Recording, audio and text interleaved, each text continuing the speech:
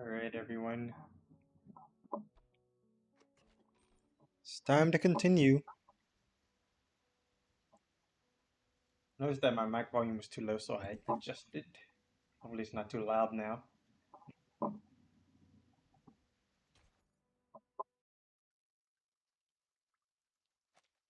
Out of this.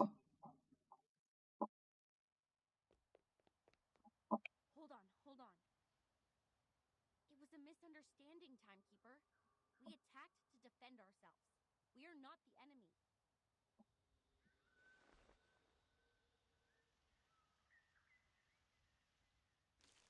We are the investigators from the Foundation. These are our IDs.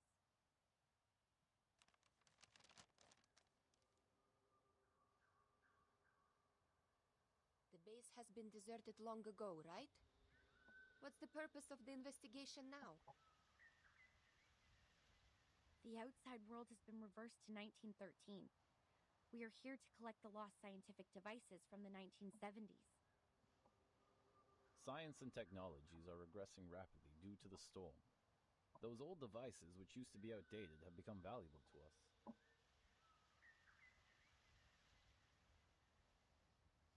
I see. Do you mind us investigating this place? It won't be Yes. long. Sure.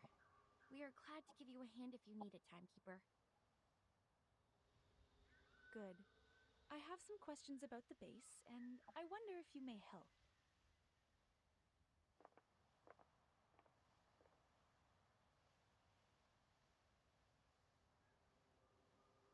So it was just a mistake. Back to treasure hunting now?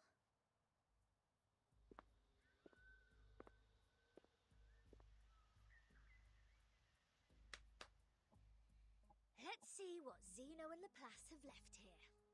Let's see. Let's see indeed. Infrared shotgun. Oh, Maglev auto feeder. Kato calibrator. Oh my god!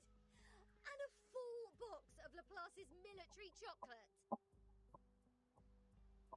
Box. Martin! Come check it out! This is all good stuff. Solid MREs. Ahem. This pirate with a heart of gold wouldn't mind tasting it for you. I don't mean to rain on your parade, but even dogs won't eat those things. It makes Alitia's excrement smell better in comparison. That being said, to the best of this apple's knowledge, canine animals shouldn't have consumed any food which contains theobromine anyhow. He is right. Then can I have it or not? There is nothing to be worried about, since the captain is not an animal of the Canidae family. Well said, as befits the first mate of mine. Regulus happily lifts the small supply box that is placed on the Wait chocolate. a second, Regulus. Show me the thing in your arms. Why? What do you want? Feel like my chocolate now? No, the supply box. It has my name on it.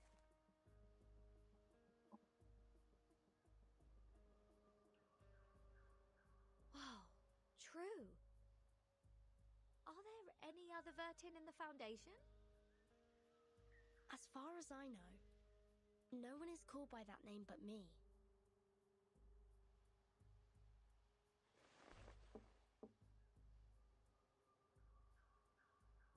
Looks like an ordinary wooden box. But these ordinary boxes are always the most dangerous.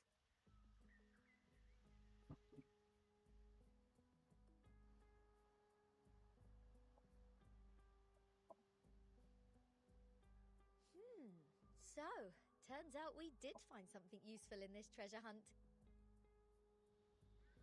It even has Vertin's name on it, like a celebrity autograph. A treasure indeed. Regulus, wait, don't. No one can stop a pirate from opening her fresh trophy.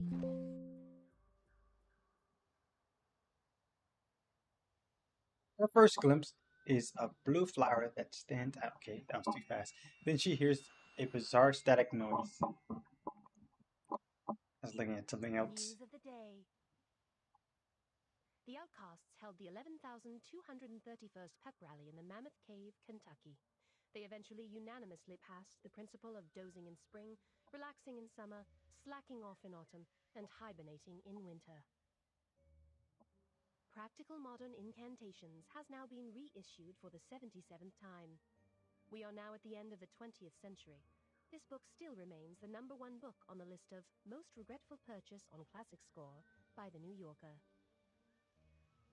Biographer Erd has recently published her latest travel notes, Roaming in a Peyron, which has started a new round of craze for traveling in the Aegean Sea region. The chief editor of The Voice of the Millennium strongly recommends this book, praising it to be the literary reproduction of the romantic, elegant, and classical dreams, a glimpse at the golden era. Hopefully we question why my radio is talking. Criticisms abound. The Anyone? Babylonian Review issued a warning that the author's observation of the Apollo star was fatally inaccurate. Self-driving tourists can easily get lost in the Gorgon Current backwash if they do not correct their direction by 3.14 degrees on the Ford Sextant Model T. Time for late night news. What? End of the 20th century? Voice of the Millennium? Is this radio broadcasting news in 1999?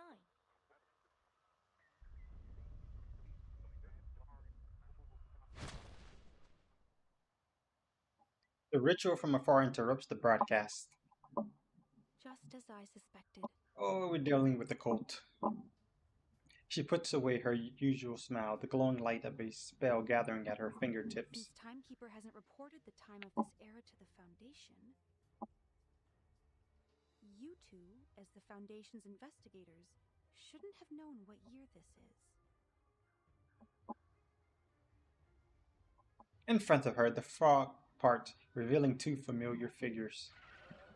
Oh, it's Manus. In such pouring rain, time is the best proof of identity. That means we're gonna fight. Huh, I get it. Not a bad plot. Miss Morzon, watch your six. Let us help you. Let us help you.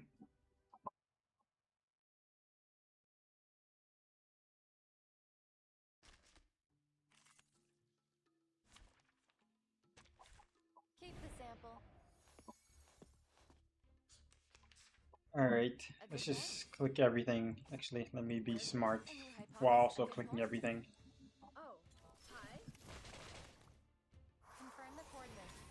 No other study could show you this. Yeah, I thought I'd absolutely destroy these guys, but okay, they're a little tanky. I get it. Their damage is trash though. Sharp blade. Do that and then And your hypothesis. My forge, my rules. Behold. Don't touch the device. Leon. first one's dead.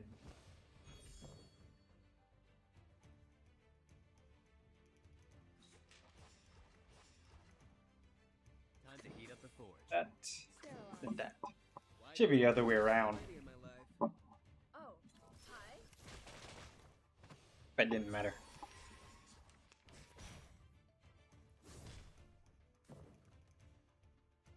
Wear gloves. A good point. I really like the puppy elf. Confirm the coordinates. Ah, we didn't see it. Oh wait, no, it's wave 2. Oh, we still didn't see it. What the heck? I got scammed. Oh wait, it's right here still. Yeah, that's You're good. on a ride to the corner of butt kicking. Sharp blade. Melt it down, forge it up. Did not get scammed out of our ult. Go! Go! Go!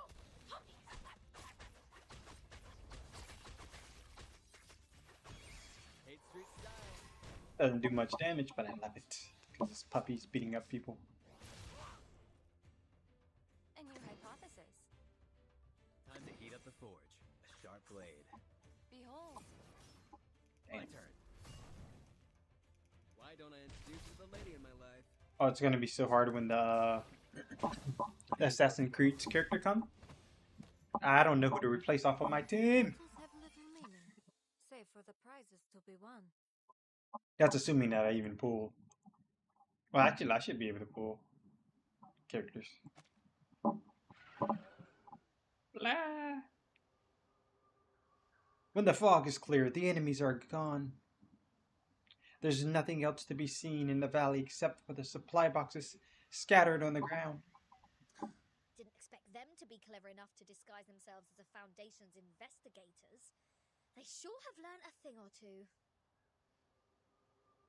The era of 1929 only lasted for 2 days.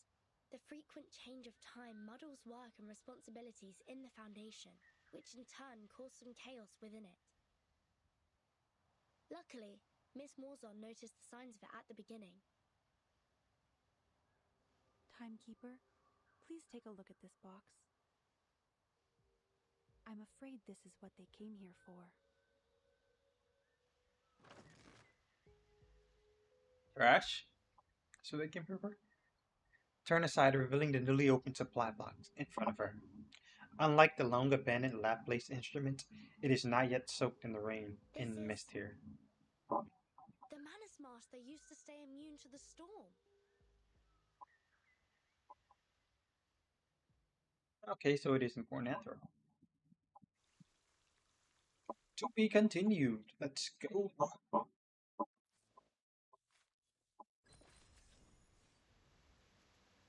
I'm gonna finish like the hard mode and stuff off stream. And there's these. Guess we'll do off stream too.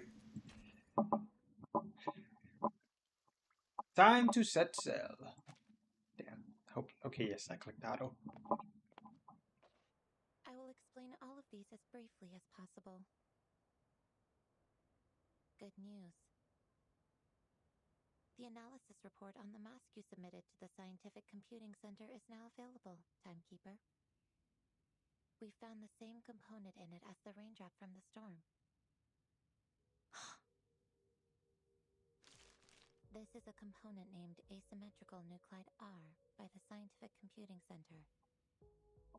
Its name comes from the bifurcation structure it presents under the Arcanum imaging. The Scientific Computing Center has also run some tests on the samples of the raindrops you previously submitted. After removing all water, mud, human hair, and dandruff within, the remaining unanalyzable component is what we called asymmetrical nuclide R. What a familiar name. Yes, as an expedient, she borrowed the first half of it to make the answers of the 3 questions. She doesn't pay attention to her memory. Right away, and we only have a photo of it. Fortunately, we Mesmer extracted the Jr., staple form that's of her it from name. the Manus Mask.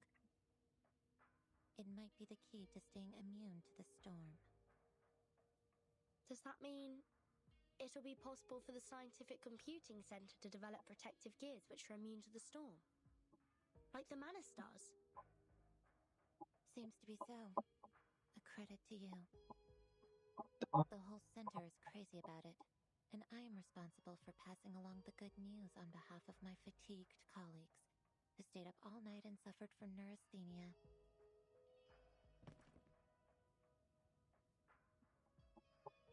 We need more samples. This is a sampling device for asymmetrical nuclide R. It's the one and only. The manual is in the interlayer. I'll be careful. Thank you, Mesmer. Be careful, Mesmer. Don't be. I'm just delivering this for someone else. This is the first time she has seen her since waking up. How do you feel now?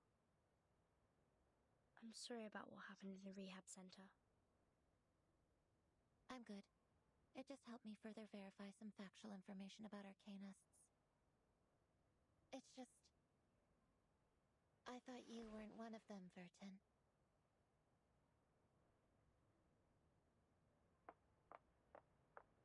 Mesmer adjusts her cufflinks and quickly walks away. At the same time, the first assistant rushes from the other side of the corridor. I just heard some spirit lifting news at the hall. Phenomenal achievement, Timekeeper. Doneto's face brightened with sheer delight.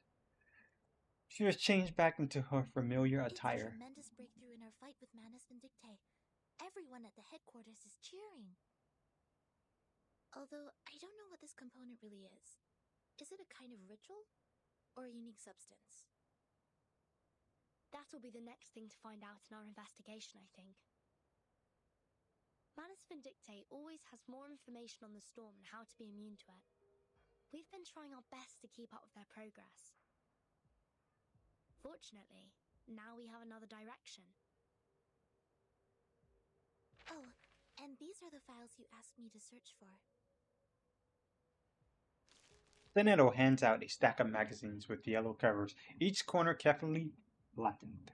Luckily, the SPDM library has every single issue of Global Arcane Geography since the 1960s. Also, Miss Sotheby accepted your request. Thank you, Senator. Sotheby. With these files and the help of Regulus, that should be enough.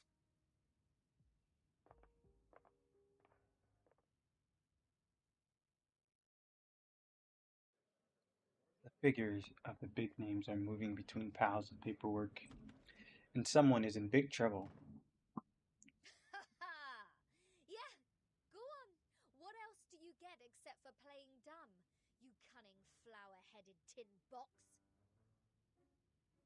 Speak! Tell us what you know! Like, what were you doing in the Elitiao's base? You talking to the radio? Are you associated with Manus Vindictae? And who put you in that box which has Vertin's name on it? I have Yes. no idea.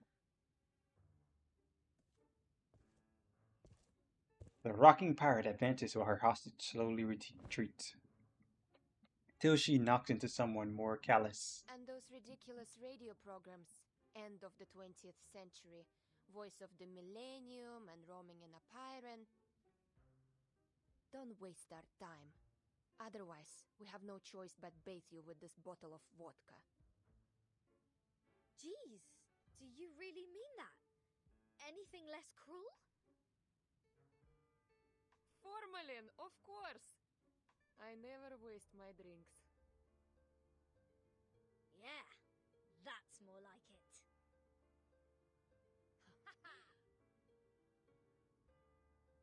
But I really don't know anything.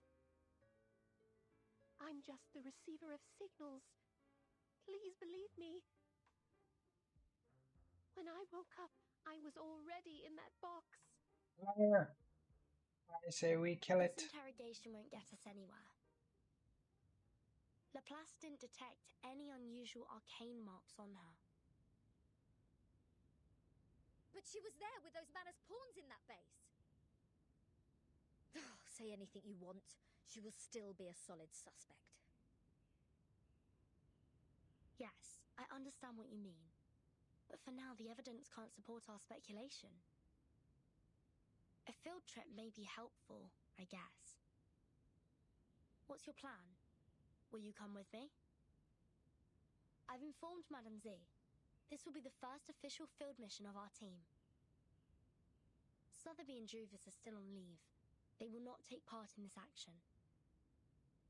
While Miss Morzon will stay put in the Foundation's headquarters as our contact. Wait, a field mission?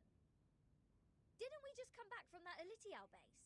Besides, where is this field?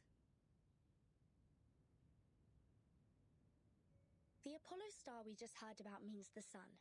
The Ford Sextant Model T is an arcane device produced in the early 19th century. The Scientific Computing Center has one of those as a part of their collection. The Gorgon current is mostly created in the Aegean Sea, near the Balkan Peninsula. I remembered an Arcanum magazine in the 1970s had a detailed article about this and introduced the circulating current. I read it in the periodical room in SPDM.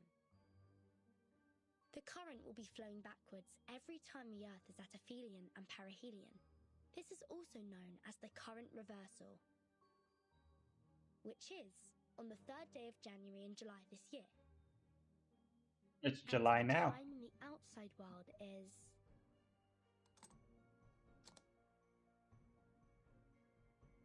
January the 1st, 1914.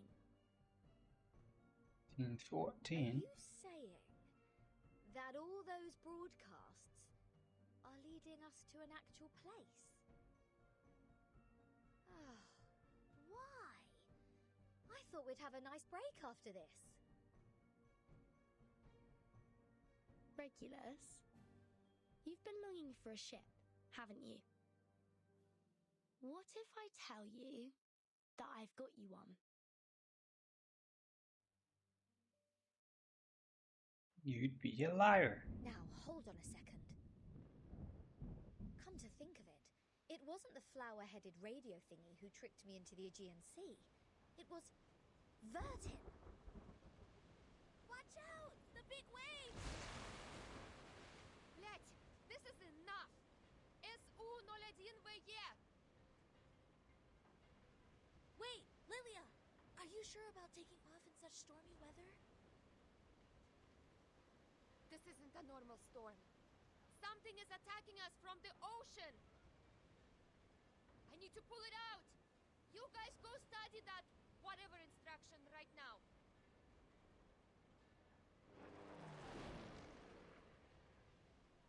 Oh, she takes off. Haha, I finally got you. Wasn't reading all that. Bastard. Oh, potty mouth. It's my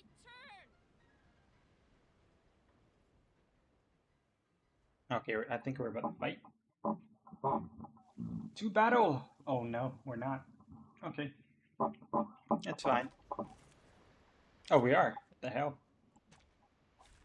Let's kill time together. A good point. Time to Do heat that. up the forge. Confirm the coordinates. My turn.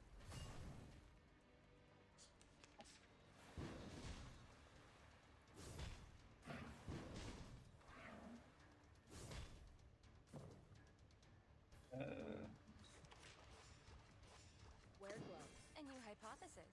Oh, hi. Taking another look.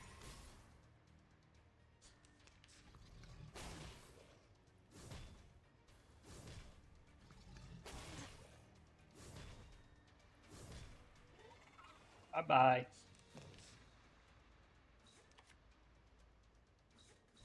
What can I do? Let's try this one. A sharp blade. A good point. Why don't I introduce you to the lady in my life? Behold. Bye-bye. Oh, 2 waves. 2 waves, never mind. Time to heat up the forge. Sharp blade. My forge, my rules. 8th Street style.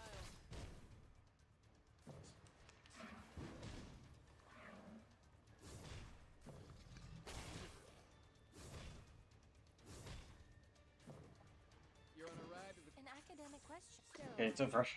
It's over. down and forge it up.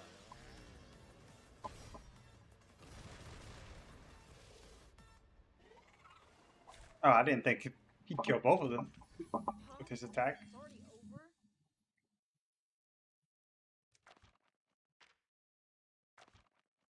That's cool. I don't know what those materials are. First time seeing them. The watch losing time.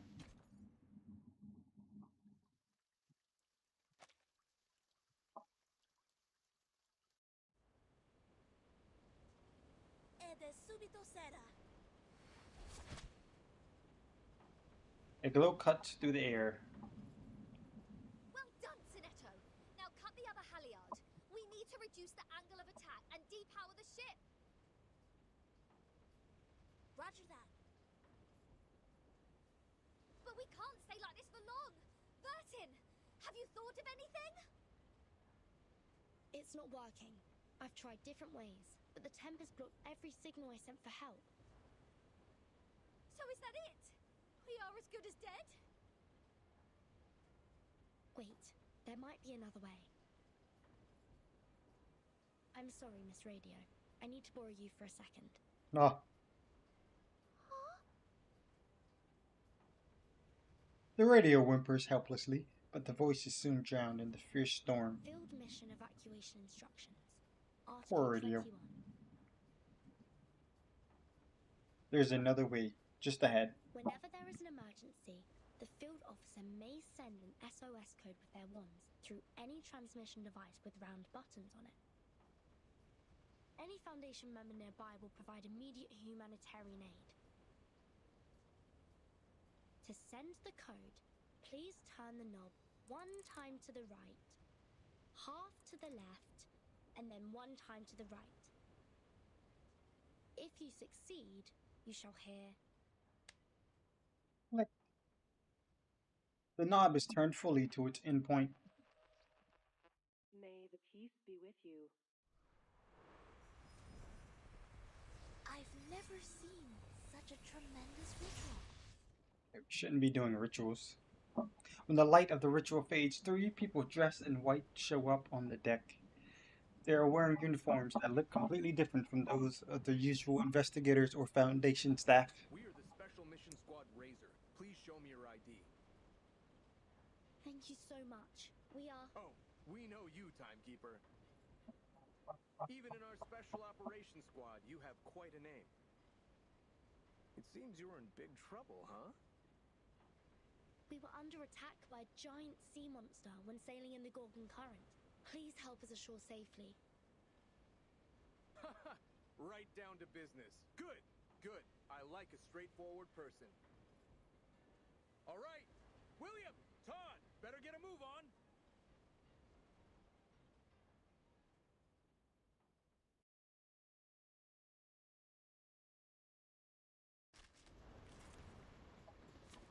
Again. Oh, shit. Greetings. My guy's doing all that screaming just to lose. The wheel of the code where the enemy purifies all stats effect at the end of each round. Oh wow. Oh, I used all 4 of my people this time. Let's send hand to you. A good point. Sterilize. No, it's buff you. We Where do a was? debuff. A new hypothesis. A good point. Huh. Very well. Get out of here. Confirm the coordinates. No other study could show you this.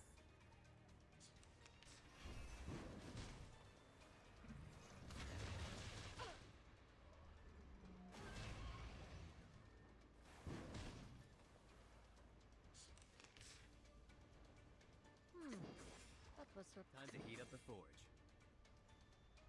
A sharp blade. And then a I new guess this. hypothesis. Have I startled you? I'm an artist with steel. Why don't I introduce you to the lady in my life? Calculating distance.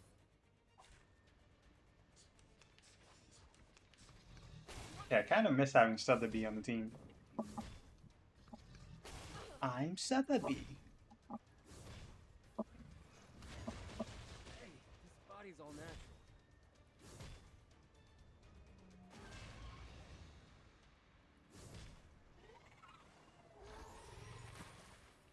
What the hell is this? I hope you like it. Shiva first. I hope you like a splash of red. That mean. Wear gloves. A good point. Guess we do an AoE. Oh, What? That didn't do anything. Well, I don't even know what this does. freaking dumbass. She's just on the team because I saw she was high up there on the tier list. Okay, I'm not doing any damage. I think I gotta kill this thing first. Okay, yeah, I think I had to kill that thing first. That thingamajigger. Sterilize. Oh, I did not mean to do that. Teal. It'd be wise of me to put up a shield, but To heat up the forge. I don't wanna. See my patient. Behold. Hate Street. Yeah, okay, that was a lot of damage.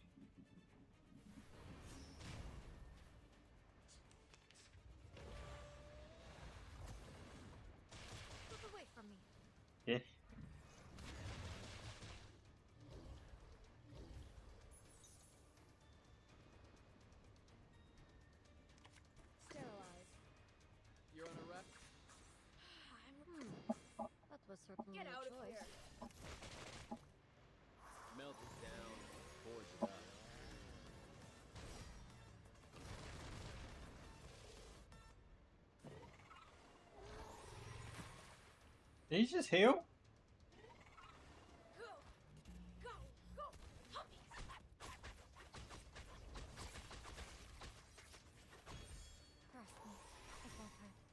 He doesn't take any damage when this thing is here.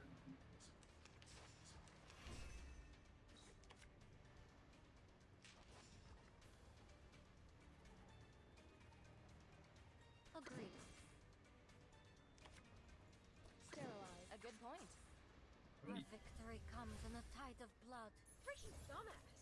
Don't want to waste my ult on this thing. Calculating distance. I didn't kill it.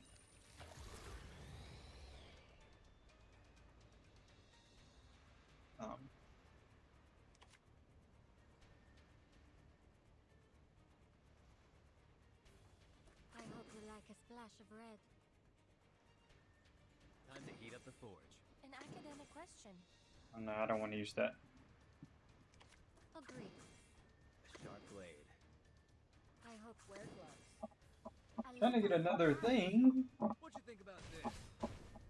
I can use like a 3-star shield. It will all be over soon.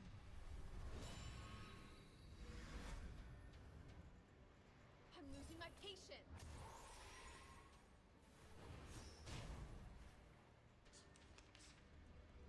There we go. Another counter. Good.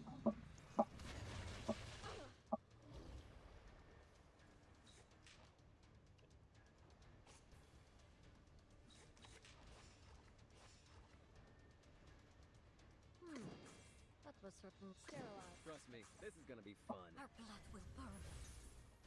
Oh, hi.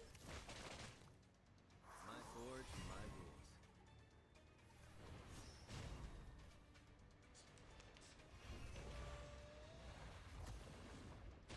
Oh, he's gonna get hit like 4 times.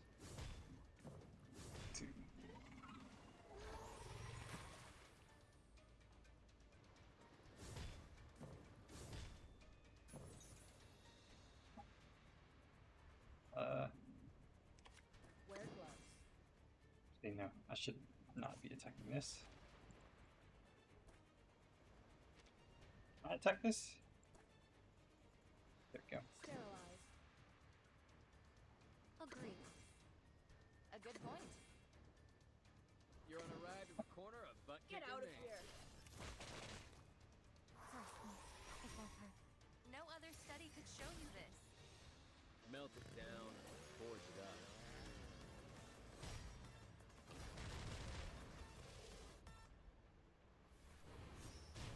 Oh, he still doesn't take damage. Long Okay, as but I he got you on dies. my side, I've got nothing to worry about. Defeat Gorgon Core. Okay, so I just have to kill that thing. Wow. Okay. The razor pierces the monster scale. Several snake heads are cut off and fall into the sea. Incredible. Is that a full-size Gorgon? I've only read about this ancient sea monster in literatures. Watch out! Its eyes will turn you into stone! There has been no witness report of a Gorgon since the 12th century. I thought the current was simply named after the mythology. Well, it's my privilege to have the chance to fight against it, huh? William, Todd, let's see who gets it down first! Entity should not be multiplied unnecessarily. Captain, I hope you still remember our founding motto. A broom passes by the ship swiftly. A playful smile comes to Want to Lilia's compete with me in speed? want. Have a try, if you dare.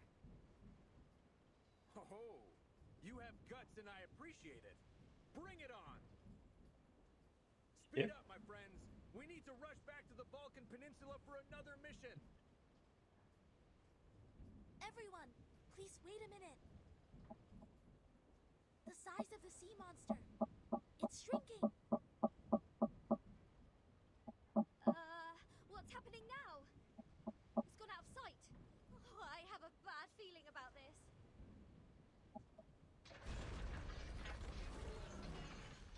Not good. It's crawling into the cabin.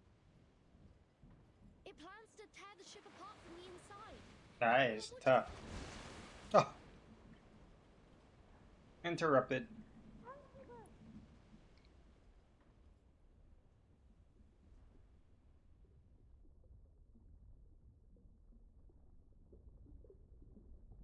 Before passing out, the only thing we can hear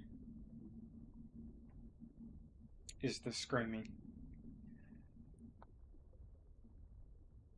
And the hands reaching out.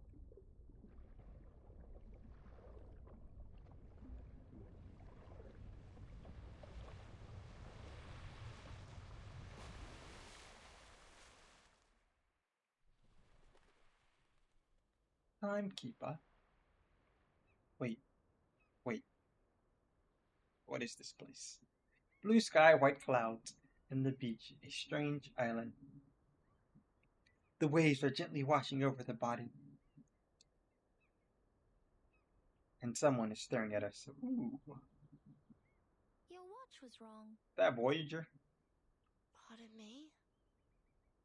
I think that's her name. Your watch was Or Star? wrong. I don't know. She repeats as if the only thing. Are you talking about my Same. pocket watch?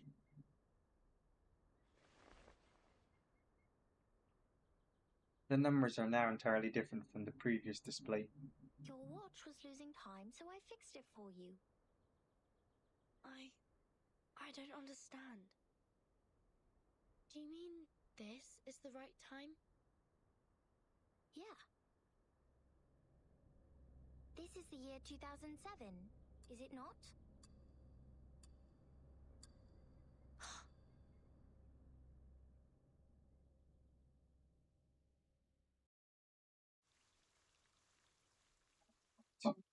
Seven, eh?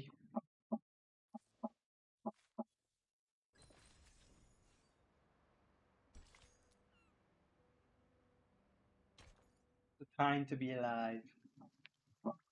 Kingdom of Numbers.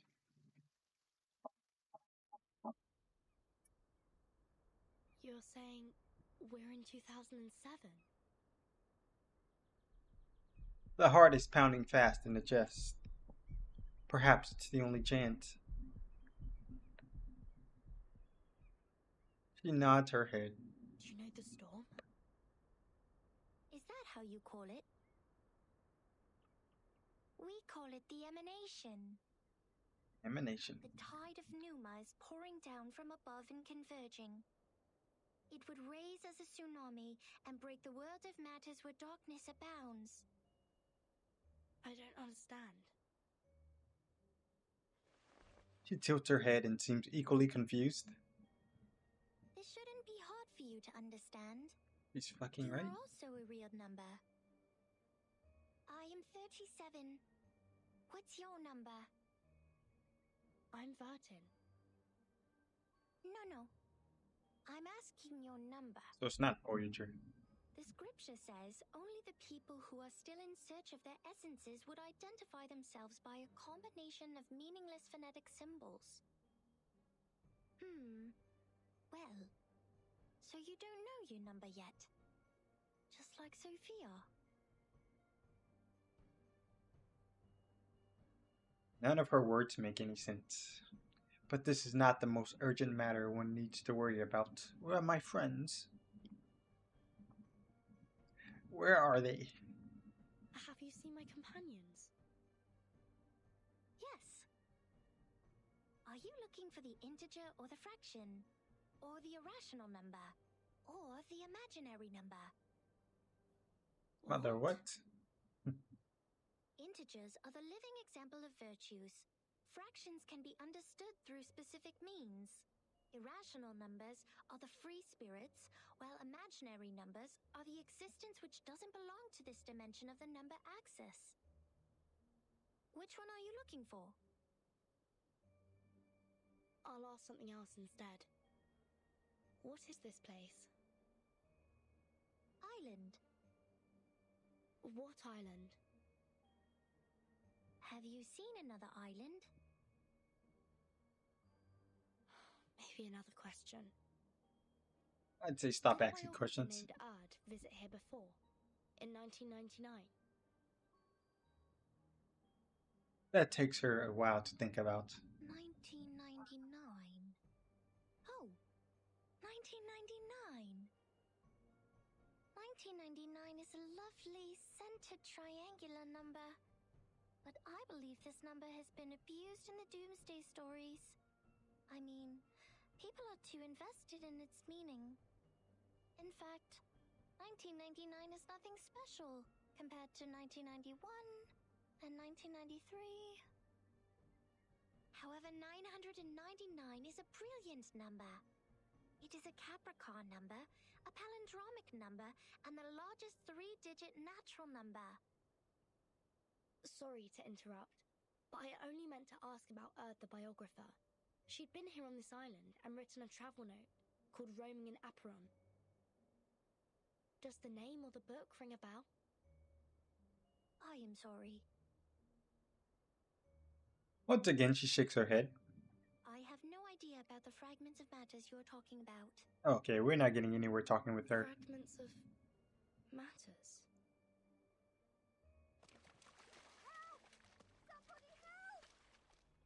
It's Regulus.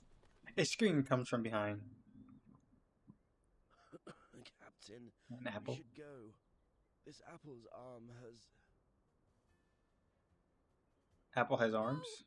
Mr. Apple, stay with me for a little longer. Question mark? Piss off! Shush! You wicked dolphins!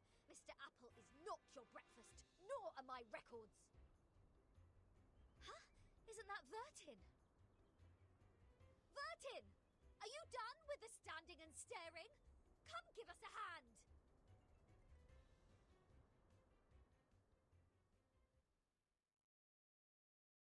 Do we have to fight dolphins? I think we're about to fight some dolphins. Oh, we're about to fight oh, they look so adorable. Can I click on them? Oh my gosh, look at it.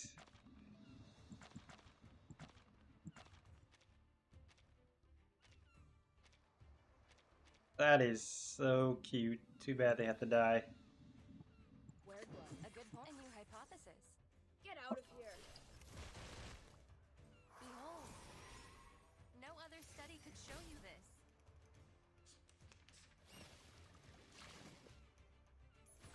Hey, this body's all natural.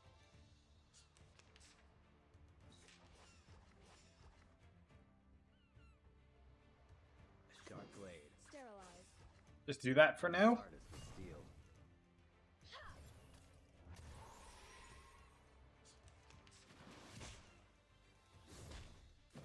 Hey, this body's all natural.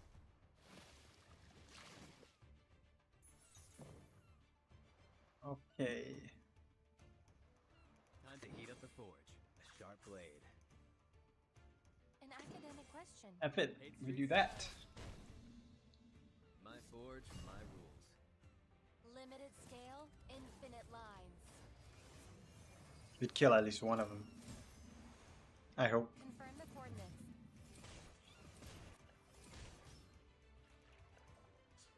Or two.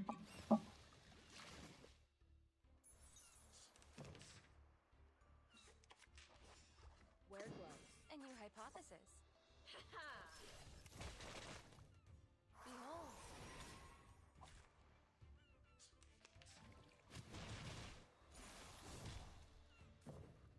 He freaking froze my person. Or he. I don't know what gender the dolphin identifies as. What'd you think about this? I'm an artist with steel. Oh, there's another wave? What the hell? You're on a ride to the corner of butt kicking Maine. A good point. Melt it down, forge it up.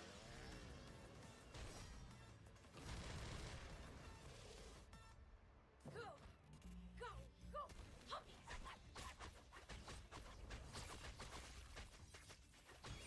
Confirm the coordinates.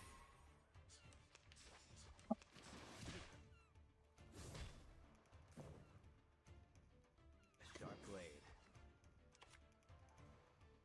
An academic question. My forge, my rules. Limited scale, infinite lines. Behold.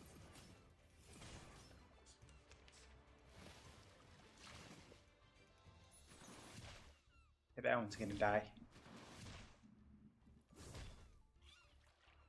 Bye bye.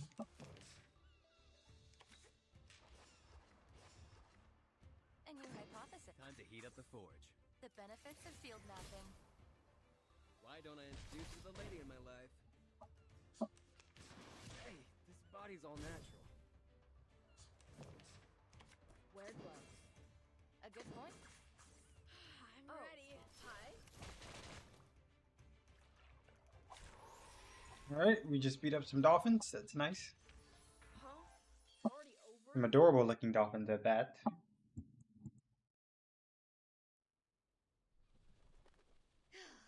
Thank God you were here, Vertin. Mr. Apple and I were this close to being made a stargazy pie by these clever bastards and served to the dinner table. You've also been incredibly helpful, Regulus. Is that so? Like how? You rebuild my confidence in communicating with people. Have you seen Sonetto and the others? No, I woke up on a dolphin's back. Thought they had saved my life at first and was quite grateful to them, but the next moment they just started all the beating and biting. They think you are an irrational number. That's why they bit you. Damn. Whoa! This little lady made me jump.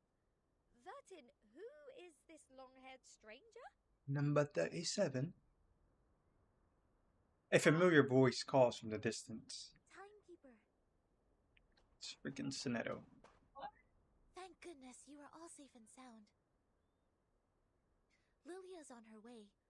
Now we only need to find the captain and his team members. Next to her stand several strangers in white garments. They look friendly. Sonetto. These people are... They are the Apuron believers. They lent us a helping hand after the ship went down. Rob the figures stand unspeaking and motionless until one steps forward to break the silence. Not at all. 6. An integer is under an obligation to help his kind. Miss Sonetto, have you found your friends? Yes, only the members of the Razor Squad are still missing. They also belong to the St. Pavlov Foundation like we do. Imaginary numbers are not of our concern. Imaginary numbers? You should not linger here if you have already found your lost friends. We will provide a boat for you to leave. Our school of thought does not accommodate uninvited guests. Wait! We have something to... What if we know about the emanation? The man halts. We are the investigators from St. Pavlov Foundation. We are glad to share the information about the storm, or the emanation. Please grant us entry to this island so that we can share them. Timekeeper? I'll explain to you later. Trust me. Please, Sonetto. White robes whisper to each other. Come this way. We will talk. However, only integers and fractions are welcomed here. Discrimination. The man puts out a finger directly pointing at Regulus. No irrational number is allowed on this island. Damn. Bye, Regulus. To the sea. Throw her into the sea. It's pretty harsh. Wait. Now, hold on a second. I said hold. Damn. That's tough.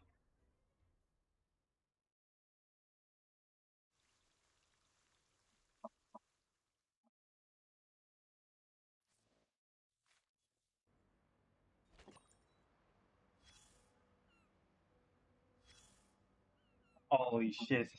Oh, there's not like a million words to read. You still look confused. I know, darling. You haven't even vomited up the mouthfuls of seawater you ingested deep into your stomach. Just relax and lie where you are. You don't have to get back on your feet right away. Usually, yes. Usually, when those drunkards and patients wake up from a coma, just like you do right now, they only have 2 questions.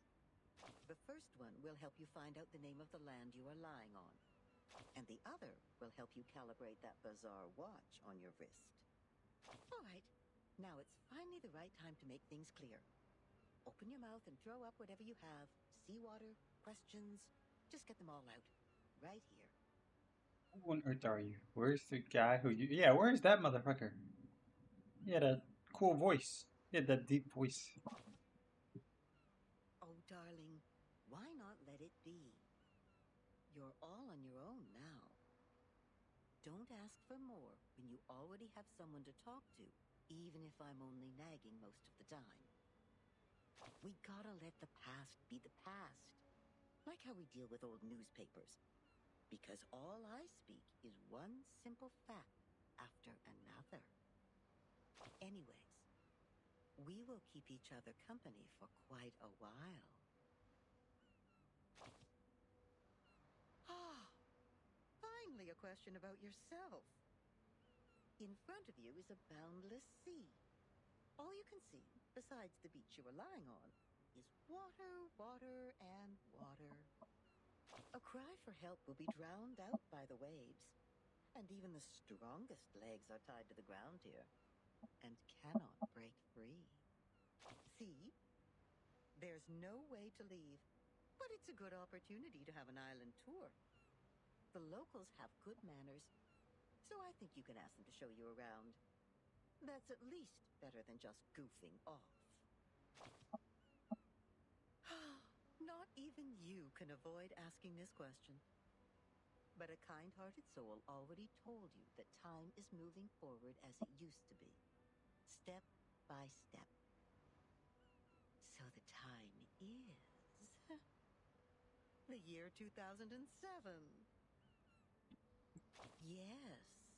Time is back on the right track, going where it's supposed to be. Raindrops literally drop again, and no one goes back to the past anymore. Well, some miss the good old days, though. Oh, you still doubt it, don't you?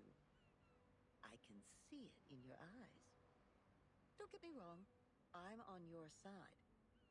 After all the hard times I've experienced, if anyone told me that my life was just a boring dream, one neither good nor bad, I would throw a shoe at them. I can tell you are being burned by anxiety. But to find the time you want, we need to comb through the situation. Like how you do with your hair. Time is like a soccer court, and now it has been divided into many pieces. On the largest piece stands the white chocolate card. Yes, the last good days of the 20th century. The gentlemen are still growing handlebar mustaches, and the ladies have not yet flattened the curves on their bodies. New money buys one art piece after another to show off their good taste. They don't even mind turning their homes into museums. A cafe named San Marco officially opens, gathering the most outstanding intellectuals and writers of the time. They talk and laugh there as if nothing could stand in their way. Then the cafe receives a neurologist whose briefcase carries the interpretation of dreams. And celluloid film and projectors become a new means of expression for artists. At this point, helmets remain intact in the warehouse. Gauze only works in hospitals. Bullets only fly in the firing range, and the flame Okay, she's been yapping. not even lit. But soon enough, the young people who swore to retrieve their homeland will take up daggers and guns to fulfill their oath. Buildings will shake like a leaf, and rocks will fall off and hit the walls. Screams will try to break free from people's throats. And at that moment, a clip will be loaded secretly in the name of supreme honor. The golden age is about to end. A vortex of blood is already swirling in the river of time, waiting to devour everything that passes by.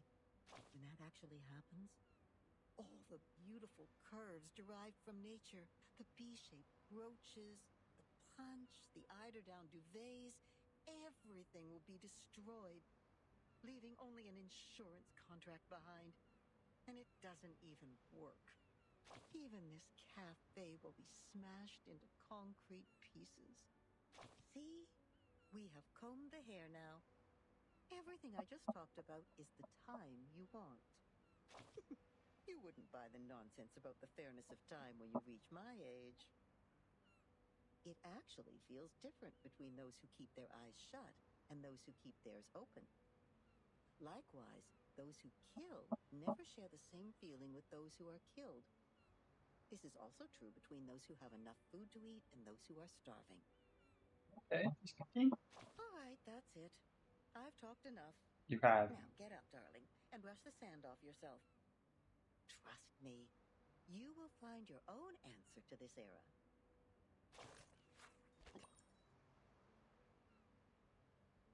Green and all that again. Dolphins, curious about the terrestrial creatures' communication, try to join the confrontation. Okay, we're about to beat up some dolphins again. I guess they don't learn. Okay, we're using this character. Number 37. Oh, I used her in that event. It could be found. Time to check my I don't have her though, I don't think.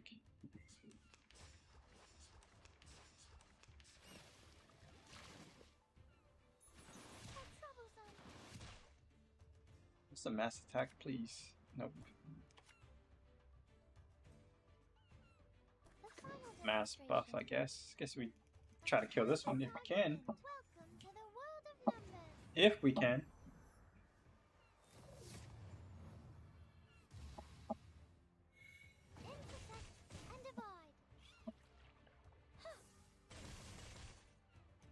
Okay. perfect argument. Intersect and divide. Aha.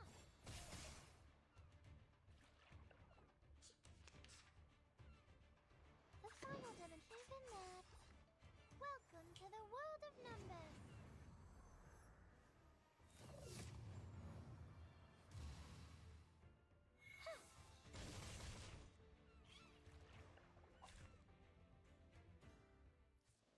Good thing there was no wave 2 there.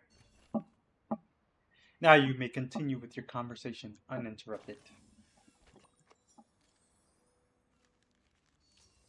About damn time.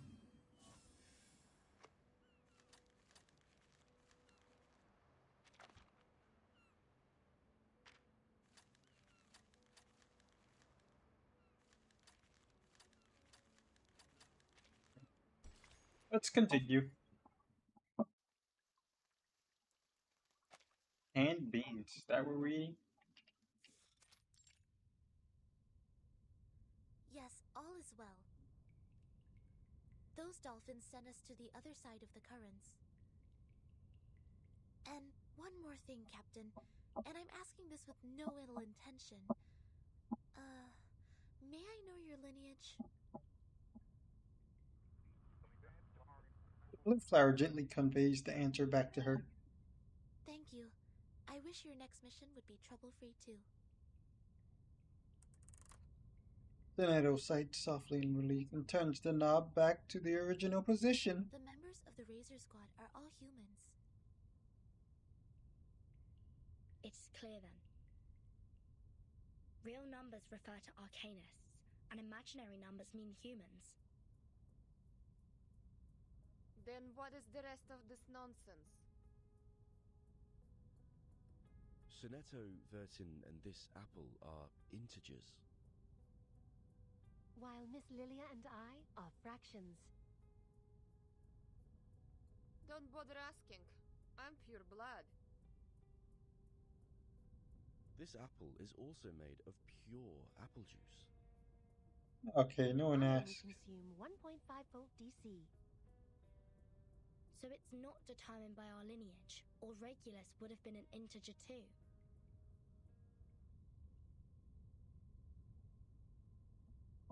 So why on earth am I the irrational number? Why only me?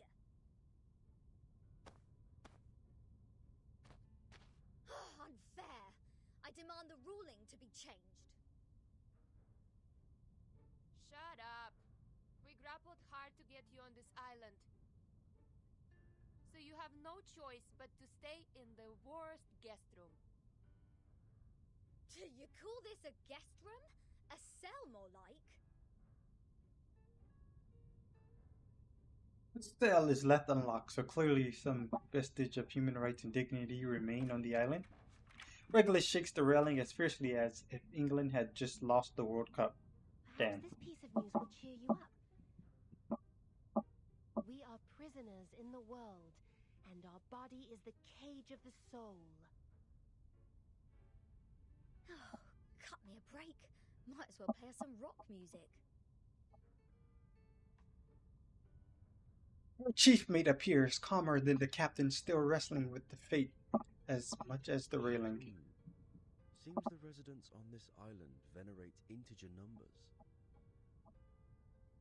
And irrational numbers, or the non-terminating, non-repeating decimals, cannot be represented as the ratio of two integers, hence they are discriminated.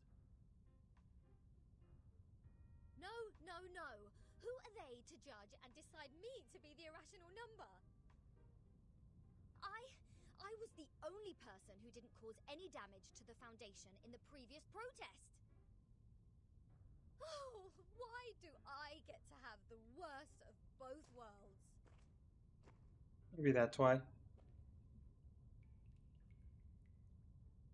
I've requested information from Miss Moisson about Apiron, but it will take some time for the files to come in. The captain of the Razor Special Operations Squad told me this might be a settlement of a group of Arcanists who have been long cut off from the world. Unlike other unregistered Arcanists, these people chose not to live alongside the humans. They still lead an ancient Arcanist way of life and follow the old customs. We must be meticulous when getting in touch with them. But they used modern mathematical terms. And that girl talked about Caprica.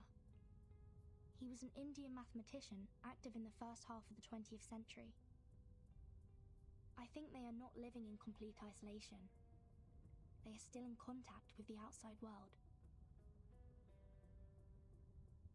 This place wouldn't be affected by the storm, just like the Elitiao base, Foundation headquarters, and my suitcase.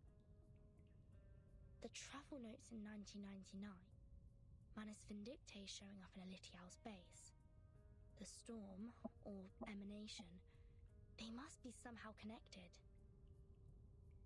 And we'll find our answer here, I think. Think? Very energetic, Capitan. By the way, how come nobody's here to welcome us? They wouldn't suddenly decide to detain us all just because we have an irrational number here, right? I'm with you all the time. A reluctant figure walks out of the shadows in the corner. Six asked me to welcome you. Oh, scared me again. What were you doing hiding in the corner? Because it seemed you were in the middle of proving a conjecture. According to the scripture, disturbing others when they are giving proof of their arguments is as sinful as eating beans. Eat. I don't want to be bound to the rocks of the Caucasus Mountain and have vultures eat my eyes after my death. Eating beans? Likely. Eating beans is the sin of sins. The biggest, worst, and ugliest crime. People eating beans will never transmigrate. They deserve nothing but eternal punishment. What? Are you serious? Is this rule only for soybeans? What about broad beans, snow peas, chickpeas? And what does it say about other bean-based products? Beans are beans. You're funny. This doesn't even make sense. By this logic, aren't the coffee drinkers going to rot in hell? I happen to have a box of coffee beans in my bag.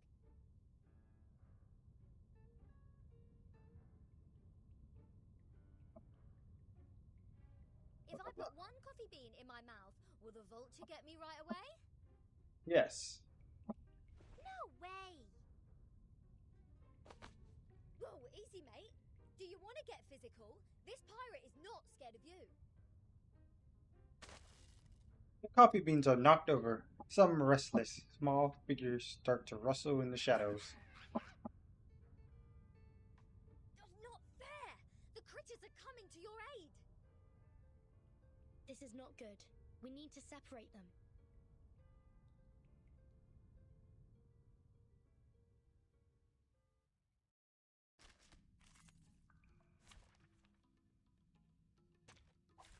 Easier to fight here than a back alley. Hey, one round is good. Okay, I don't know what the hell that was. Sterilize. Time to heat up the forge. A new hypothesis. Get out of here! What'd you think about this? Confirm the coordinates.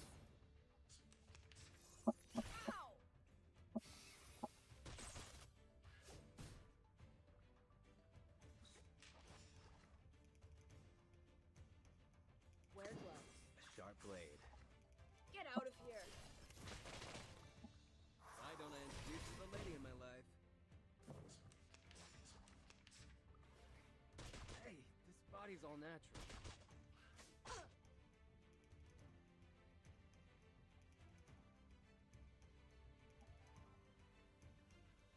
Time to heat up the forge. A good point. A new hypothesis. Oh, frick, I should have used my other attack. Behold. The benefits of field mapping. Hey, this body's all natural.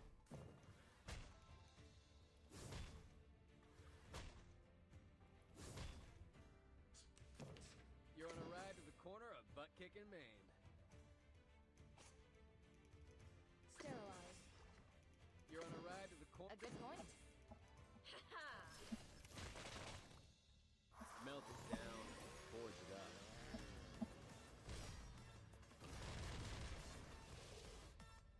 Calculating distance. Wow, he is still alive. Suicide attack. Hey, this body's all natural. As long as I've got you at my side, I've got nothing to worry about.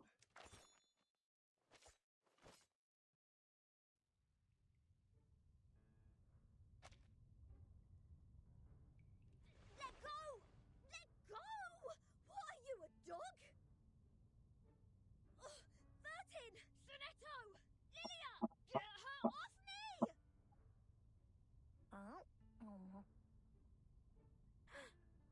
Yep. What is going on here?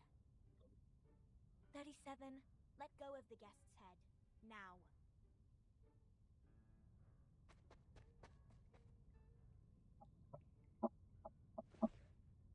37 sticks at her tongue and lets go of Regulus reluctantly. She returns to the corner, giving the floor to the rest of them. Sorry that I'm late. I'm Sophia, the corrector of Apiron. I will take over from here. Oh, finally! We have an ordinary person here. Please, let's talk on the way to the outside.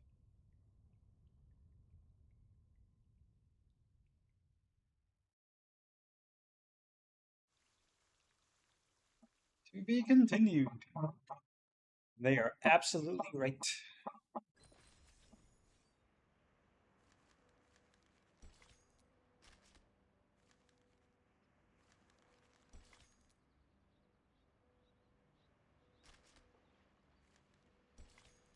Alright, let's do this. Ancient rules. Let's go.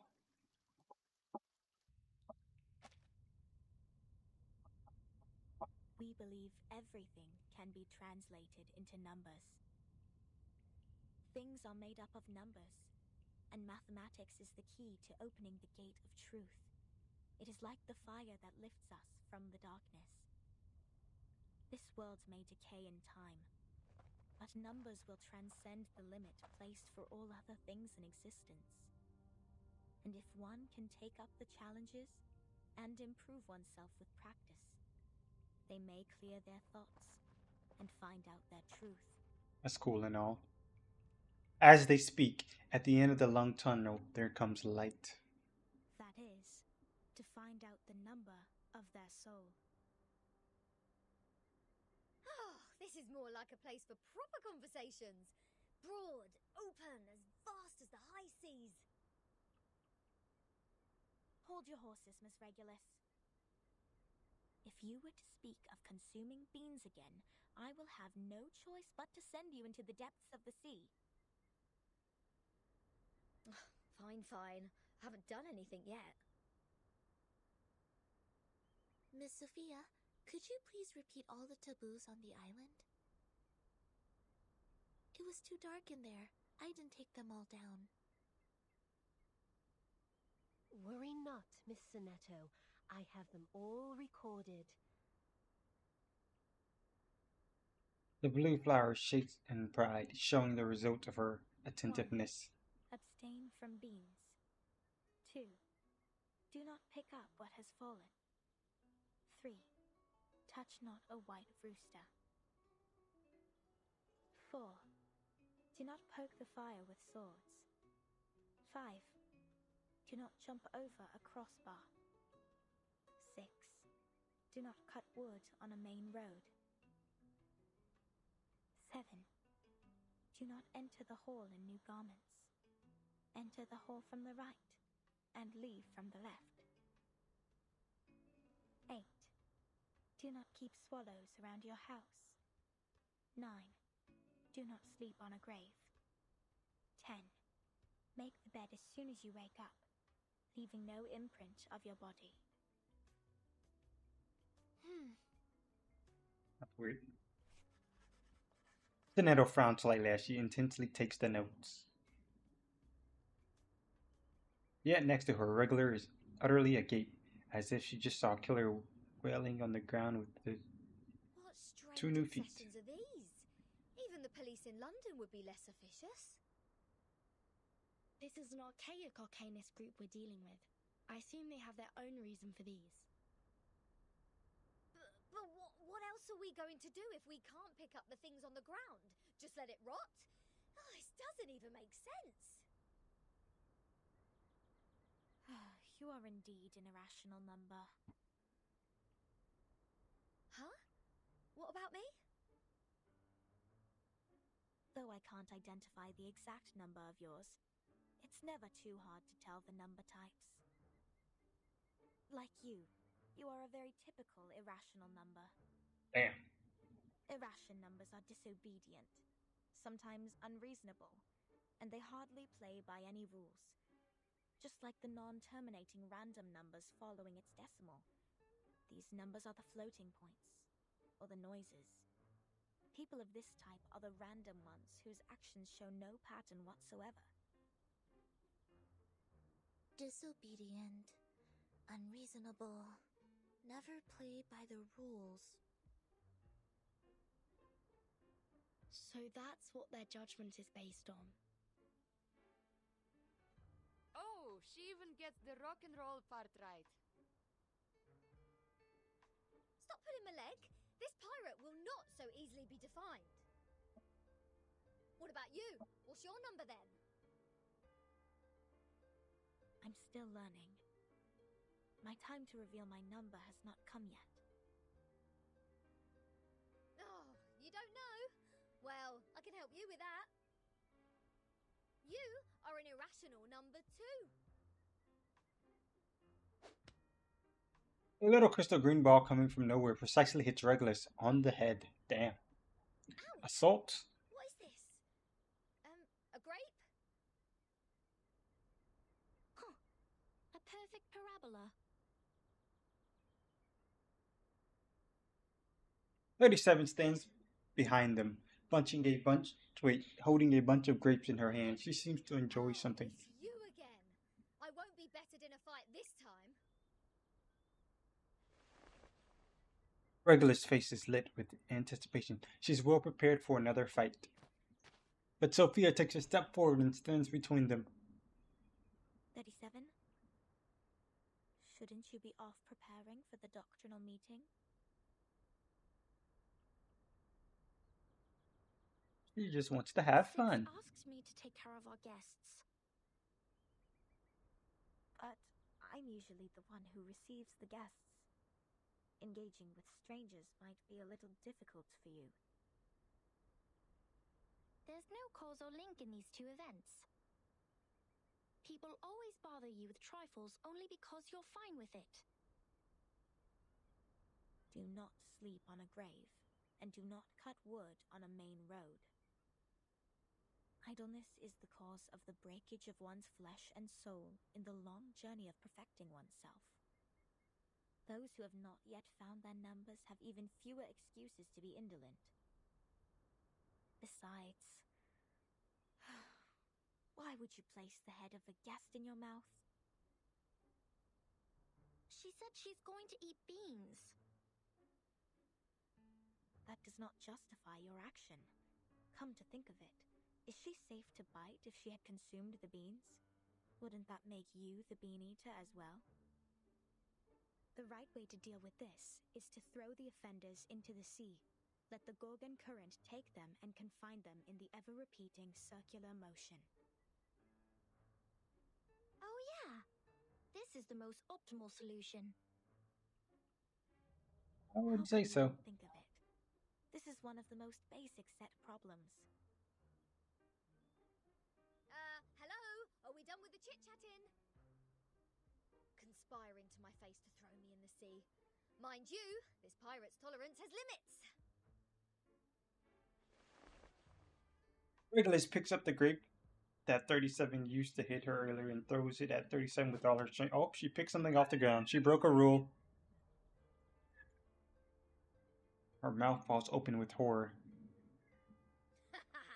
Right in the bullseye. Motherfucker, you broke a rule. What? What's that look on your faces? An eye for an eye, a tooth for a tooth. I didn't start this. Regulus, did you just pick up the grape that 37 threw at you earlier from the ground?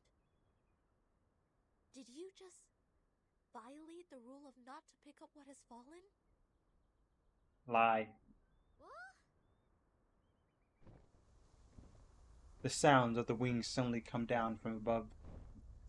Oh, a few stiff feathers with golden trim drift down like fallen leaves. Sophia's expression freezes. Get down! Abraxas incoming! Holy Abraxas! It will take the offenders with it. A chicken's head and 2 snakes as a feet. What? What on earth is that? This is not good. They seem dangerous. Regulus, come to my side. About to fight Abraxas? That name sounds like so familiar. Keep the sample.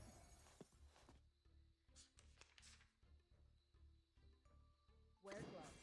A good point. Time to heat up the forge. Taking another look. Why don't I introduce you to the lady in my life? Don't touch the device.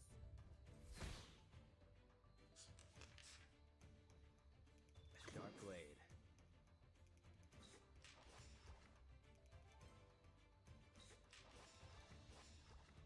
What'd you think about this?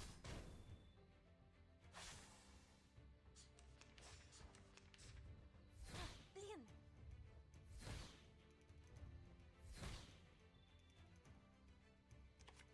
Let's try to kill that one. Sterilize. A new hypothesis. A good point. Hopefully we can kill it. Doesn't look like it. The benefits Oh. of field mapping. Got it. Ever attacking me and my friends. I'm ready. An academic question.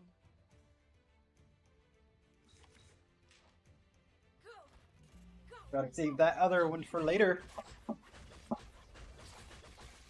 Oh, it finally killed. Limited scale, infinite lines. Confirm the coordinates.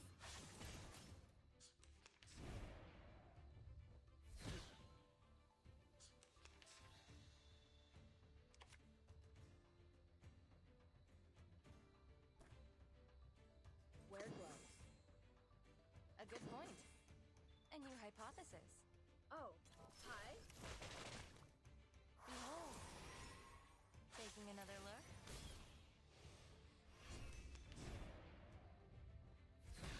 Not even close, bro.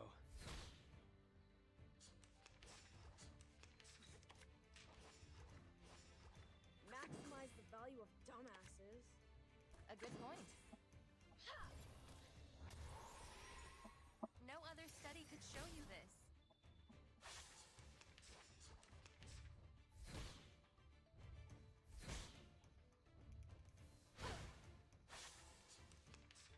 Okay.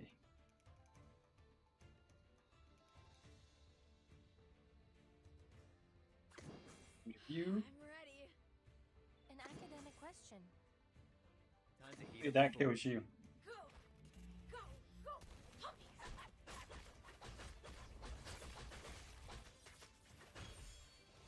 Limited scale, infinite lines. Confirm the coordinates.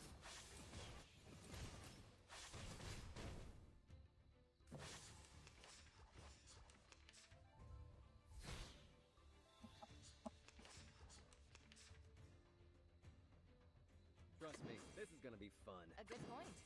You're on a ride to the corner of I'm an artist with steel. Behold. Get cut. We worked on this collaboration together. I'll write you into my paper.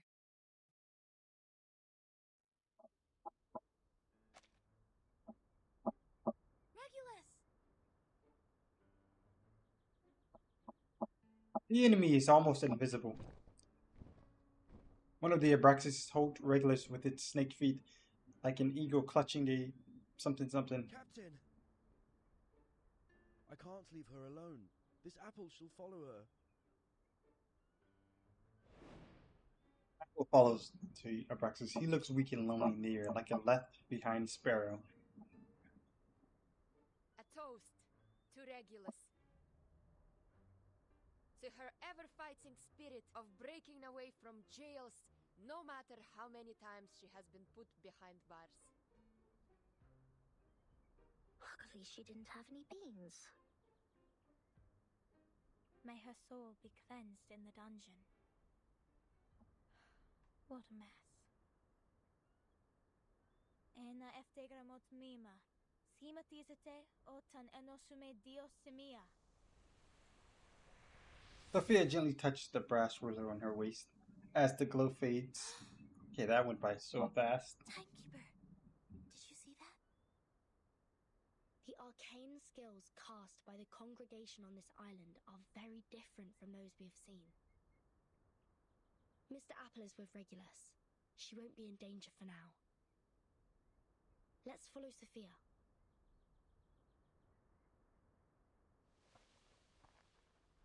As they walk, the wood becomes less dense. At the end of their path, there is a triangular statue standing among the trees. We have wasted too much time on unnecessary matters. Miss Furton, this is the place you've journeyed to visit. The Hall of Apiron. This is where we share our knowledge of Numa, which is also the storm you've been referring to.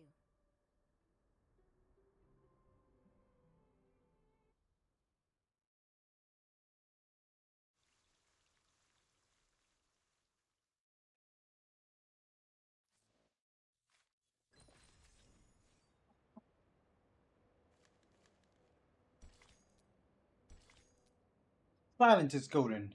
We do well to possess this virtue.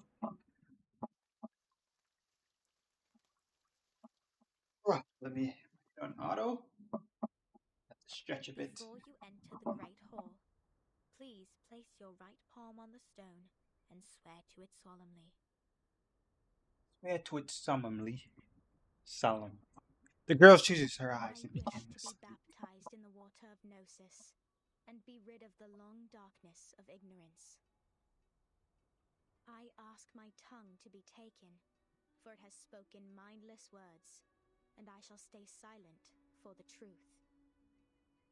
I choose to leave the fragments of matters behind me and enter the Great Hall of Forms as clean as a newborn. I swear to let matter stay in the world of matter, and a form in the world of forms. I swear to reveal no secrets, or my heart shall be taken by the vulture, my body consumed in flames, my soul trapped in the endless wheel of birth.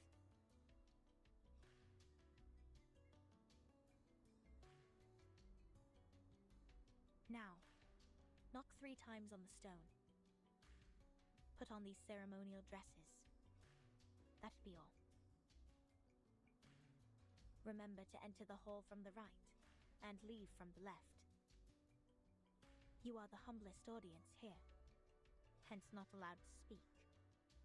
Please, stay quiet, and keep the secrets you heard at heart. I will arrange your meeting with 6 after this. No problem. Miss Sophia, could you give us some privacy? Please, enjoy. I have nothing more to say. He walks away indifferently, as if none of them actually existed before her. Vertsin, are we really going to do this?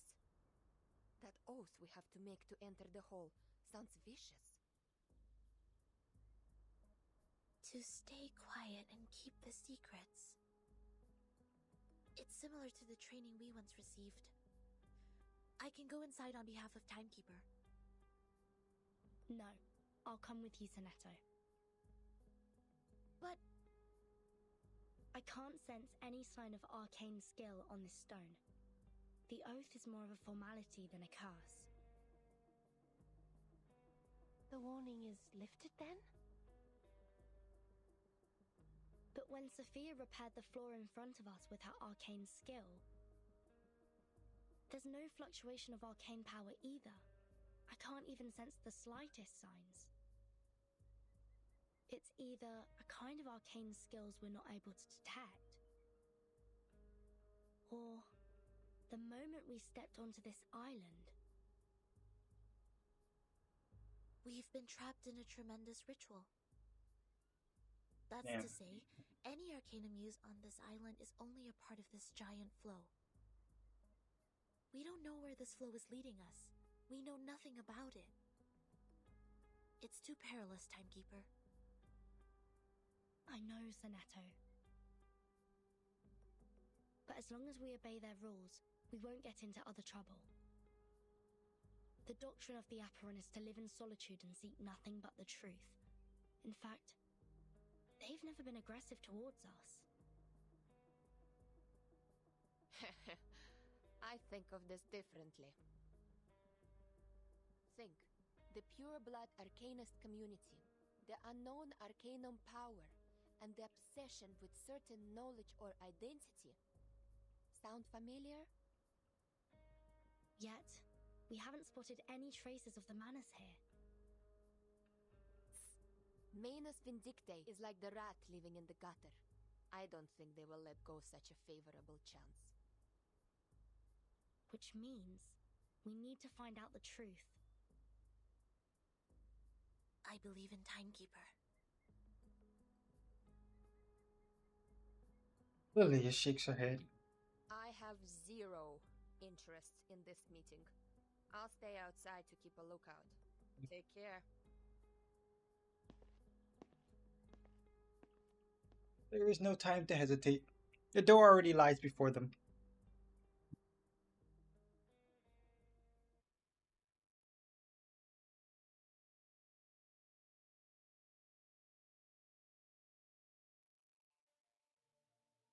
Hands on hands and recite the vows in mind. I wish to be baptized in the water of Gnosis and be rid of the long darkness of ignorance. I ask my tongue to be taken, for it has spoken mindless words, and I shall stay silent for the truth. I choose to leave the fragments of matters behind me and enter the great hall of forms as clean as a newborn. I swear to let matter stay in the world of matter, and a form in the world of forms. I swear to reveal no secrets, or my heart shall be taken by the vulture, my body consumed in flames, my soul trapped in the endless wheel of birth.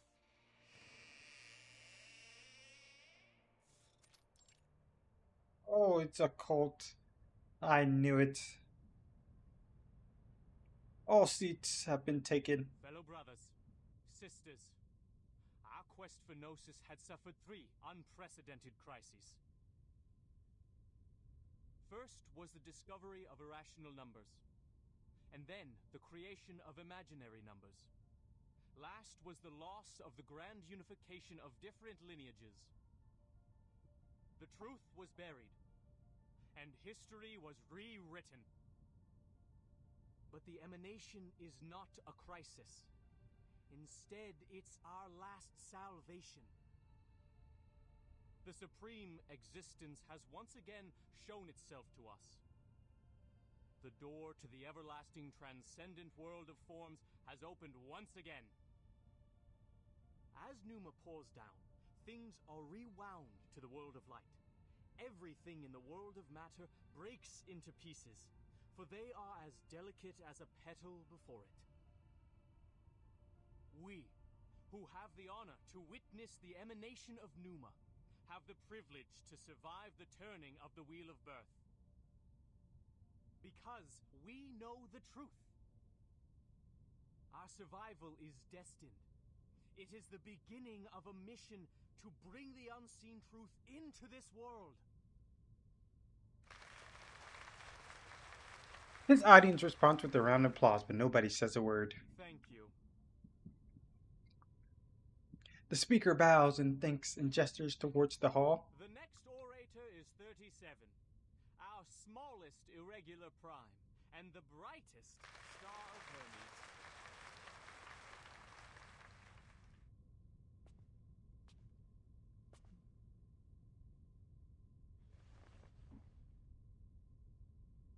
The applause stops.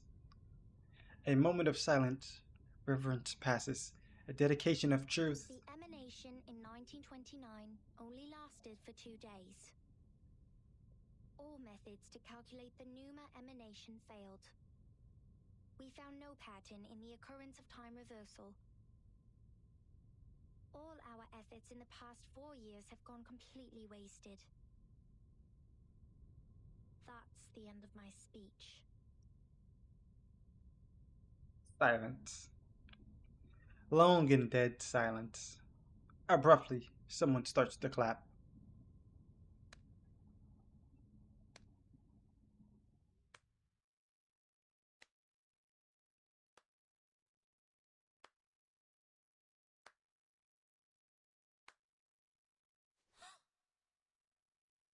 Order comes first, and your opinions come second. The mission matters the most. This is what she had been trained. Oh, damn. Who did that? Who broke the silence? Oh, damn. The silent audience all turn their heads and stare at Tsunetto.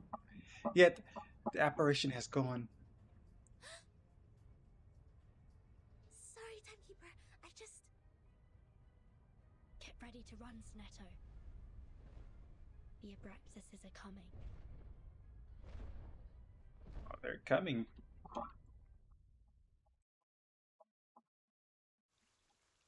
Too bad we're better. Okay, I didn't recognize that character. Was that character Voyager?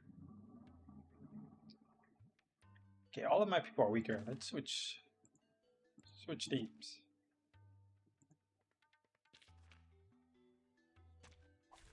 Let me do this team.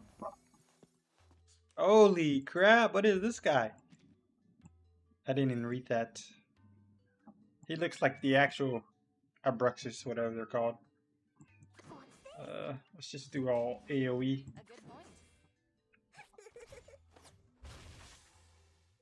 Taking another look. Don't touch the device.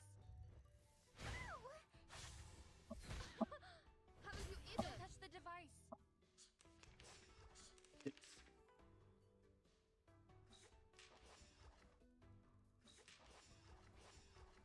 Hmm. And your I should use this one. No other study could show you this. Bro, what happened to my HP? Haven't you eaten? Oh, she's poisoned. Haven't you eaten? What's that? An academic question. Typhon won't give up his friends. Neither will Sotheby. Limited scale, infinite lines. I was not paying attention to the debuffs. Confirm the coordinates. That was a lot of damage. Oh no!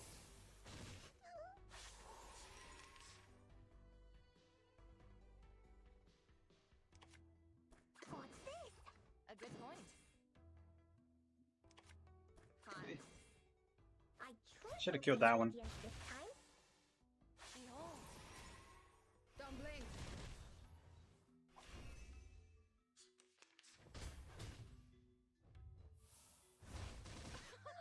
Haven't you eaten? Disarm. Okay, good. You. I know what this is. Let's heal, and then hopefully that kills you. This is the gift. Well prepared for you. Please die. What? Oh, what? Calculating distance. Greetings. Okay. Yes, let's only attack the one. That was. Wanna watch the aerial stunts? Confirm the coordinates. A little surprise. Right win. Okay, someone's dead. I knew it. Okay, she could still live.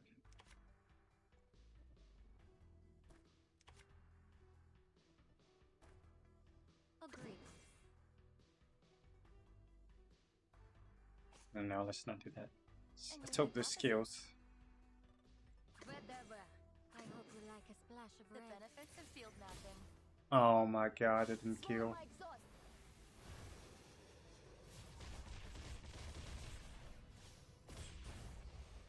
Close your eyes. It will all be over soon.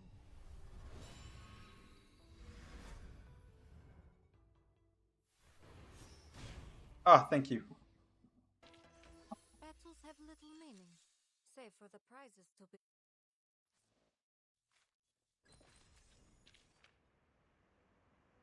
Vet contract.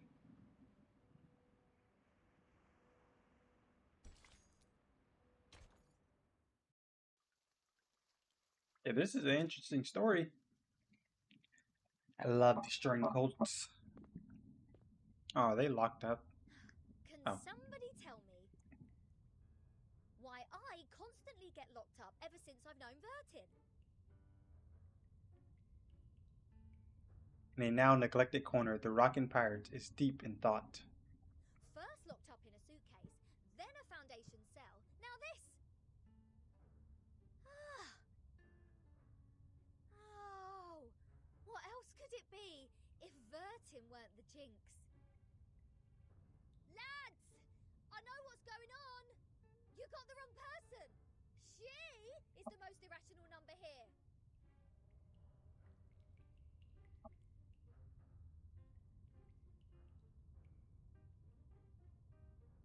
Dungeon gate remains locked. Locked. What does it say here? Freedom will be granted once the proof is completed. That's to say, I have to prove myself not an irrational number to get out of here. Which is exactly what I've been trying to do, isn't it? Rat. A fist smash against the wooden gate. He drops to crouch because of the pain. Captain, maybe That's you're in the wrong direction. very irrational. This apple presumes that the followers on this island have a close connection with Pythagoreanism. Pythagoras, that ancient Greek mathematician? The guy who said something about the opposite side of a right triangle? Isn't he the guy who lives in sometime BC? Maths is only a part of the Pythagoreans' achievement, but from a more universal perspective, they are a mysterious group of scholars. Believing things are made up of numbers, venerating integer numbers, abstaining from beans, and the religious collective lifestyle. These are all pointing to Pythagoreanism. The The earliest Pythagorean theorem? Pythagorean school perished because of the discovery of irrational numbers, which explains their odium of it.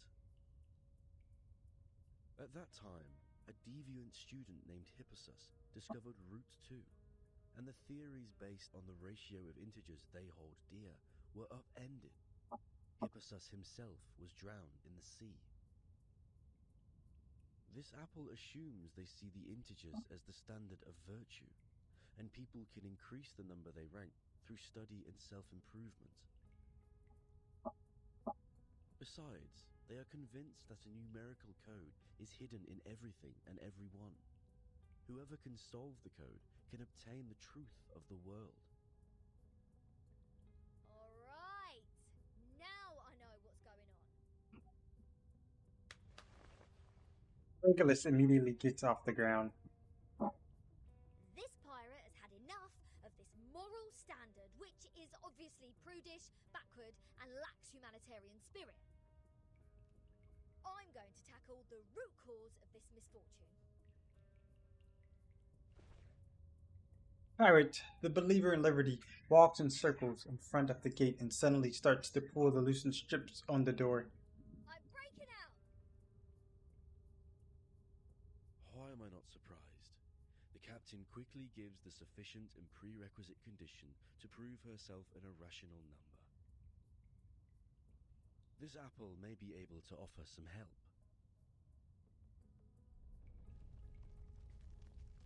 As soon as Apple puts his hand on the wall, he feels violent shakes come through it. What's happening? An earthquake?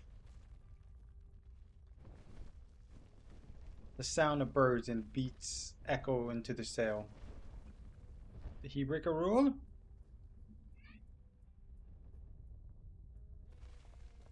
All Abraxases are flying in the same direction. Is this their habit, or... Ah! The roof is about to collapse!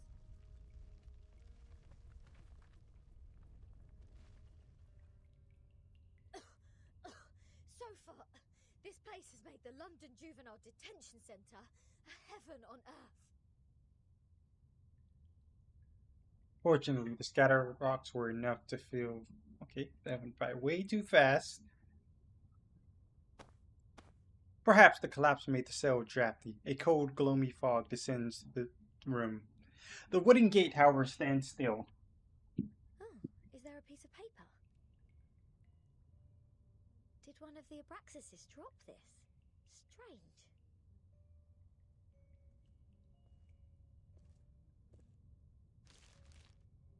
The unsolvable puzzle. Is this a math problem? Like it. 0.4, 0.7, 1, 1.6, 2.8, 5.2, 10, and 19.6. 8 numbers in total are listed in this order. There are 8 symbols below, respectively representing the Sun, Mercury, Venus, Earth, Mars, Jupiter, Saturn, and Uranus.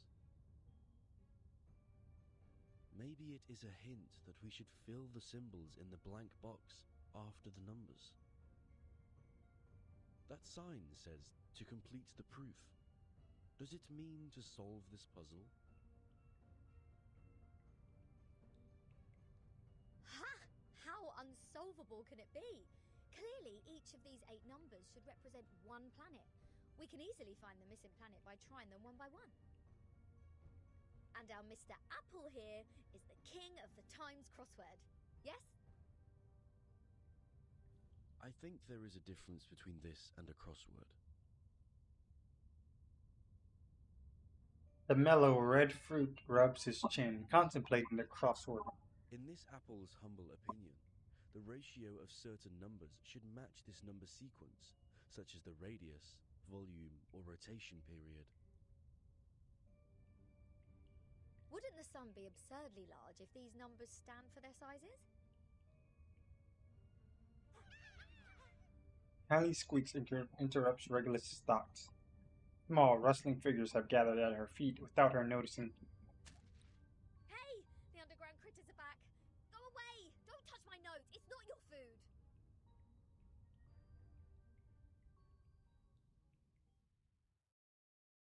Another fight, eh?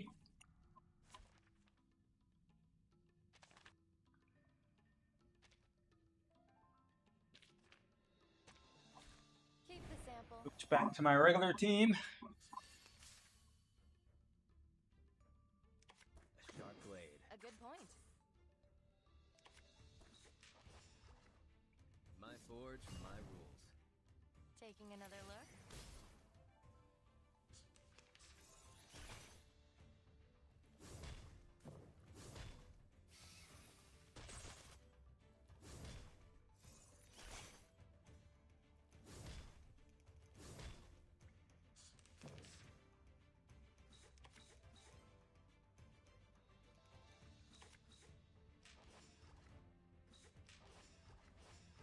Time to heat up the forge.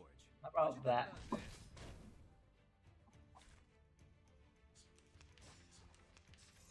Don't touch the device.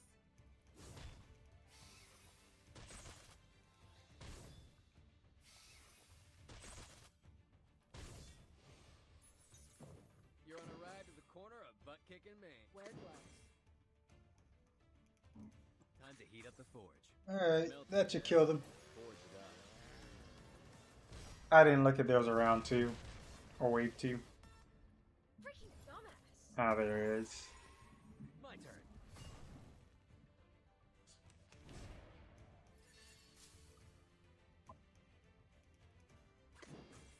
I'm ready. Wear gloves. A new hypothesis. Oh, hi. Go! Go! Go! Hurry! No other study could show you this.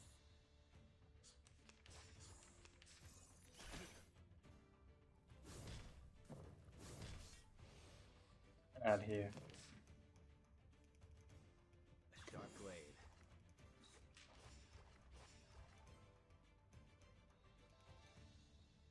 A good point. Why don't I introduce you to the lady in my life? Taking another look.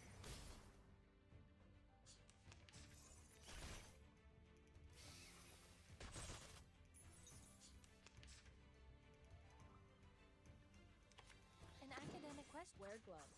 Sterilize. That should kill them. Limited scale, infinite lines. Confirm the coordinates.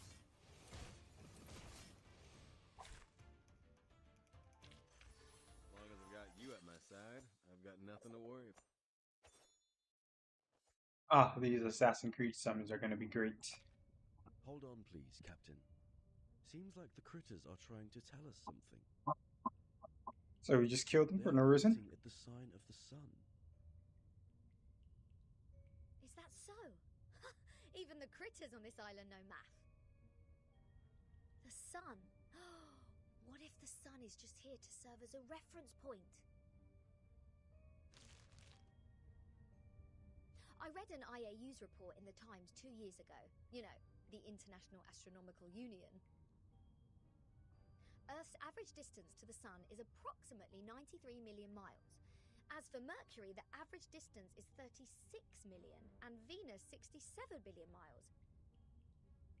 Let's say if we take the distance between Earth and the Sun as one astronomical unit, then the distance between the Sun and Mercury would be approximately 0.4 units, and Venus 0.7 units.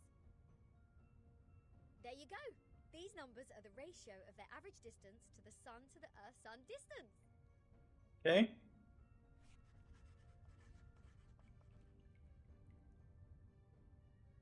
One cloudy knowledge comes back with precise clarity Everything, both logical and inevitable. The average distance from Mars to the Sun is about 142 million miles. Jupiter about 484 million miles. Saturn 886 million miles, and Uranus 1.786 billion miles. By rough calculation, and if we round the results to one decimal place, Mars would be 1.6 unit, Jupiter 5.2 unit, Saturn 10 unit, and Uranus 19.6 unit. That's weird. All these numbers one can hardly remember have become so clear in my mind. But if these numbers stand for the ratio of distance, what's the planet for 2.8? There's no planet between Mars and Jupiter. But the moon. If the Sun is the reference, we will have one planet missing here. The moon would be closer. Is it really a puzzle unsolvable? Aha! Nothing is unsolvable. You are looking at the solution. There must be one planet out there, unknown to us as of yet, located between Mars and Jupiter.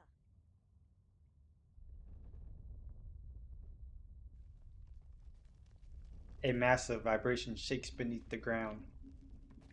What now? We get the telescope. Oh, this looks cool.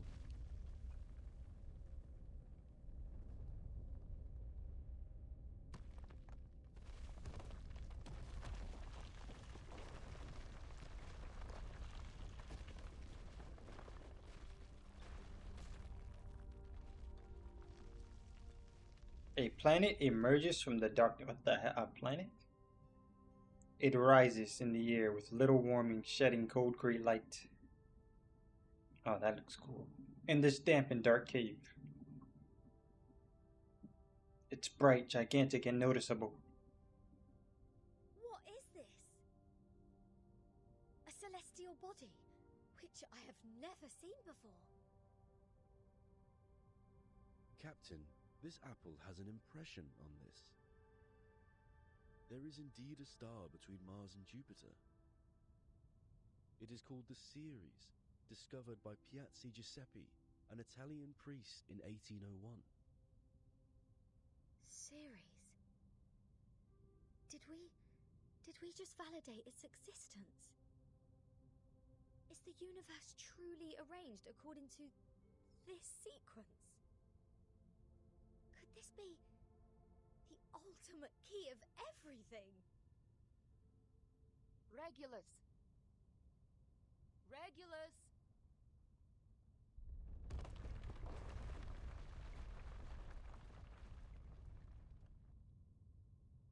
Someone is eagerly shaking her arm. What are you doing? Good food poisoning after accidentally eating one of those critters? Odd. My head hurts. What was that? All the stars have disappeared. Now there are only cold walls and damp air.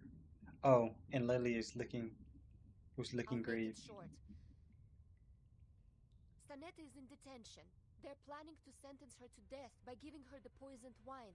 Oh, what the hell? What?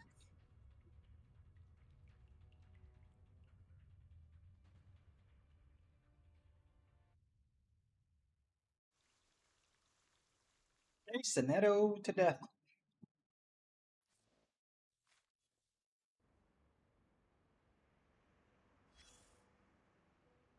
As you can see, this school on the island lives in a box made by the truth. Even if they have a donut in their hands when they are hungry, they still see a topological space.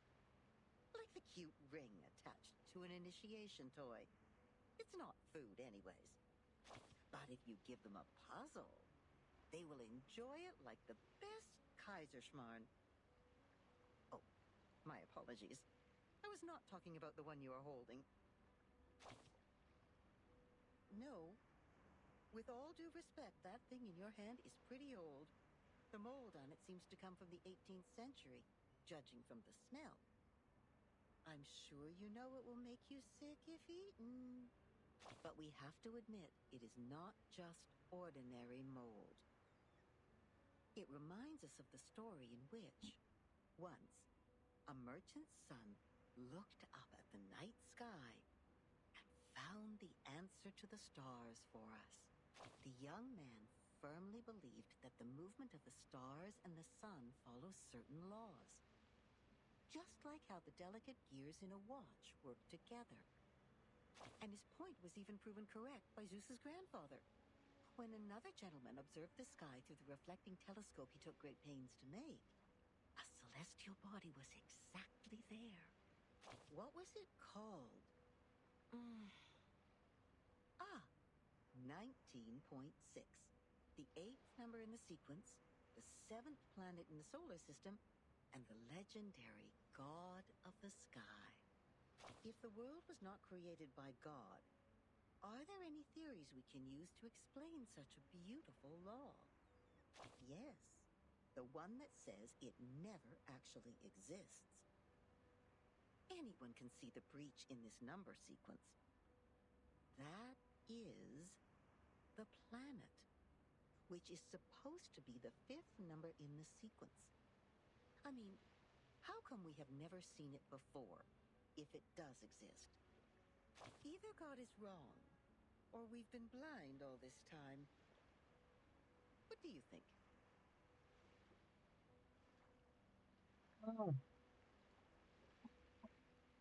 We don't know the answers yet. Yes, such a planet definitely exists, and as expected, it was discovered in the end. Yes, that's the Ceres. It only took that great mathematician an hour to find its orbit through calculation. Oh, what great astronomy! What great mathematics! What great creation! It was a beautiful dream, but it was still ended, eventually, by another discovery. The 8th planet.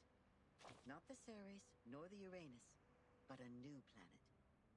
People found it through more precise astronomical data and calculation, proving that the number sequence found by the merchant's son was only a myth. Now we are clear of what we've been talking about. It's an unsolvable puzzle. It makes no sense from the very beginning.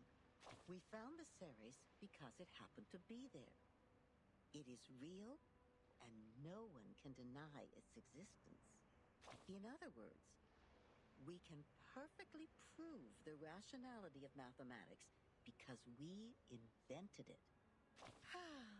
It's been a good dream, I suppose. Now, imagine that you are walking alone in the darkest valley ever, trying to drag your fragile body upward as much as possible before it is worn out. Hoarse cries squeeze their way out of your mouth to ask for a response from the gods. Suddenly, an afflatus dawns on you. The next moment, a miracle happens. You are already at the top of the mountain, witnessing the rise of a huge celestial body from the skyline. Even if it's only in your imagination, you have just witnessed the dawn of the creation, and the shock is real. That's cool.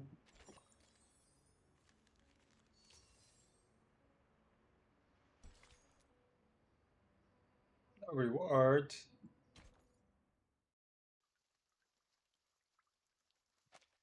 The ruler's help.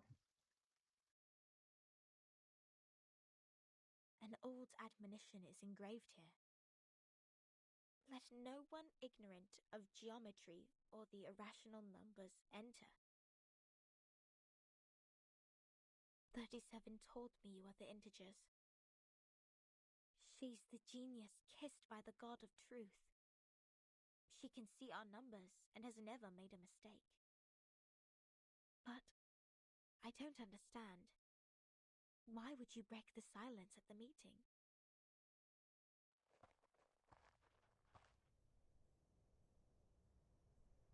I apologize, Miss Sophia. I won't defend our behavior.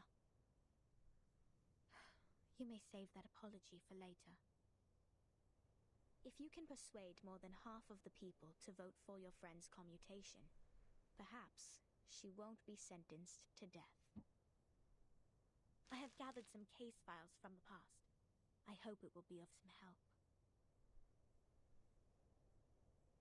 The scroll is lined with golden trim. Even without knowing what it is contained, it is a significant gift. These files are... But won't you be in trouble for helping us? I have my own reasons. Sophia closes her eyes, recalling the ancient wisdom.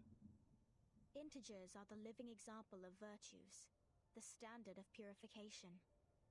It represents a soul existing in the world of forms, a true being. It is the floating points behind the decimal which dent the process of our overall purification. The evil. The ones who violate rules knowingly. The ones who turn a positive number into negatives.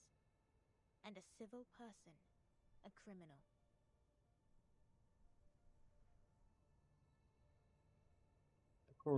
The corrector with... If Okay. integers like you I was would looking at lose something your else. life over some unintentional mistakes, wouldn't it be a great shame? Besides, I can't stand the idea of you being killed in front of me. Not rigorous.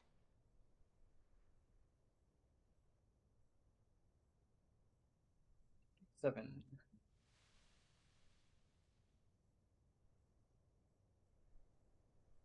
For one thing, we still don't know Vertin and Sonetto's numbers. For another, the fact that every crow we've seen is black doesn't necessarily entail that the next crow will also be black. Even if every virtuous person we met has been an integer, we can't be certain that the next one will still be an integer. Same case for irrational numbers. You're right, 37. But people always tend to believe that virtuous people are integers. That is what we call belief. Correct, but not entirely correct. Everyone can make mistakes. Numbers are just numbers. They are not associated with virtues. Unlike me, you're always right, 37. I don't know what differs us.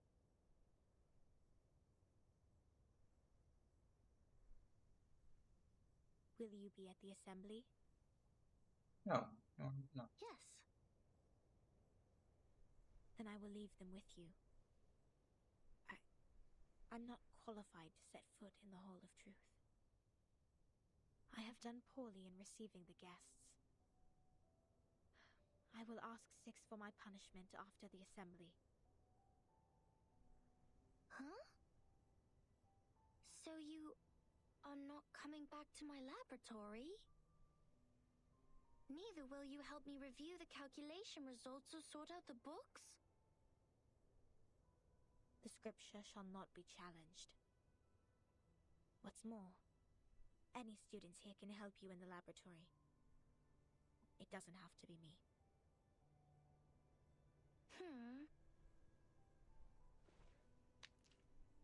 37 is disappointed. She lowers her head and kicks away a tiny piece of rock.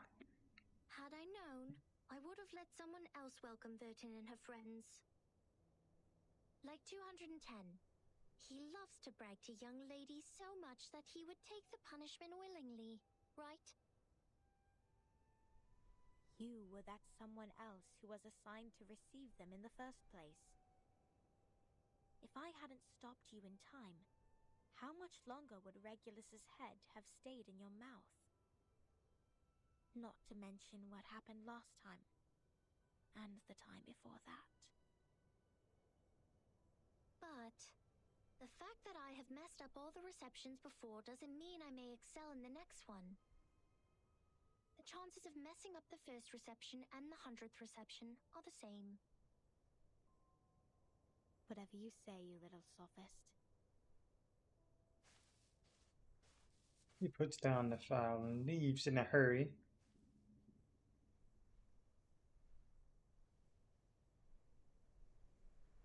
She is a nice person. Everyone says so. But compliments won't help her find her number. 37 drops her head, but soon her face is lit with an excited smile again, like a child who has found a something. Are you ready for the debate? Does that mean you will help us? Of course. I don't want to miss the chance. Another debate. What chance? The chance to see your numbers. There's no greater knowledge than the knowledge of oneself. And there's no more exciting truth than the truth of oneself. I can quickly tell which types of numbers you are, but it requires proof to know the exact number of your soul. I want to know the answer before you see your own numbers. So it's 37 who proves it, not Vertin. I'd be glad to give this chance to you. 37 turns down the corners of her lips discontinually. Whatever that word was. Let's go, Vertin. The assembly's about to start. Let's go, Vertin. I'm Sotheby. To be continued, eh? No rewards, actually. That's crazy. Between the jar and seat, it picks pebbles, one after another.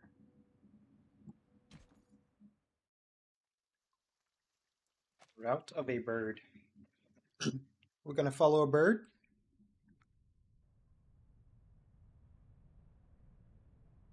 In pairs and dozens, the blah blah blah believes the venture and the plaintiff and the defendant are also seated.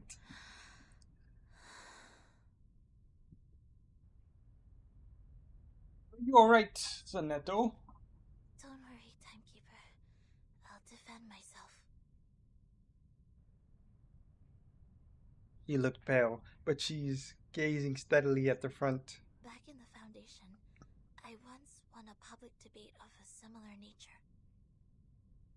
This is my duty. I won't let it get in the way of the team's investigation. Sonetto. Sonetto lowers her head in silence, then sets off resolutely to the center of the hall. This scene is all too familiar. Inside the hall, a judge sits in authority. Miss Sonetto will be given the poisoned wine, so she will be muted and stay that way forever. However, Sophia raised her objection against the decision. After giving the matter some discreet thought, I have decided it is necessary to hold an assembly and take care of it democratically. Those of you who agree to the death sentence may remain seated.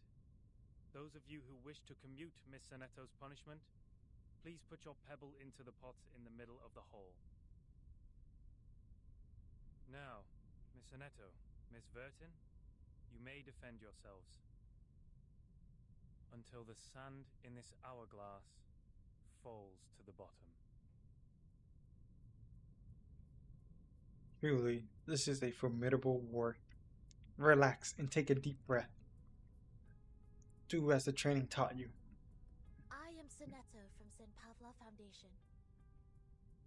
I wish all the honorable audiences here would lend me their ears to hear my defense as a humanitarian gesture. What number are you? A sharp question is thrown at them from the auditorium. Defendant, the court requires an answer.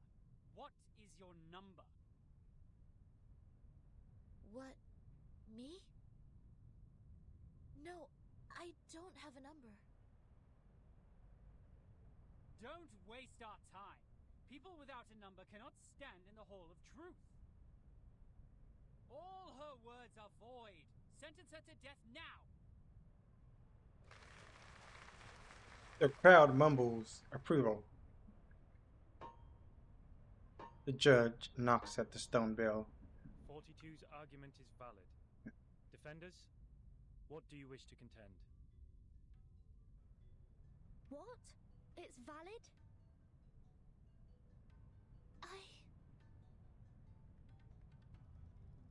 Sonetto's face has gone pale. Was she prepared? Formal justice, procedure, justice, or training? It simply has no effect. This is a new territory. Objection! A petite figure stands up from the auditorium. According to the record, the last time we inflicted severe punishment was in 1980 to a visitor who ate beans. He ate a carbuncle that feeds on beans. Then he was sentenced to death according to the set theory. In our scripture, eating beans is the most evil sin, which undoubtedly fits the most severe punishment. But if we are now executing people for breaking the silence at the assembly, how would it reflect our attitude towards the consumption of beans? Has the latter become less sinful? I suggest Sonetto's punishment to be commuted. The crowd starts to clamor. A good argument. 37's argument is deemed valid. The debate will continue.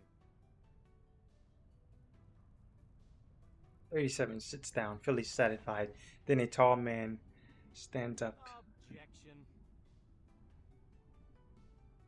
The punishment for eating beans is to throw the offenders into the Gorgon current, while the punishment for the silence breaker is to drink poisoned wine. Among all the punishments we have, there's no other punishment more dreadful than being thrown into the Gorgon current. Because eternity and infinity are the two things we have the least knowledge of, which makes them the most ghastly punishments among all. Giving her the poisoned wine doesn't make the consumption of beans less sinful. Her argument is invalid.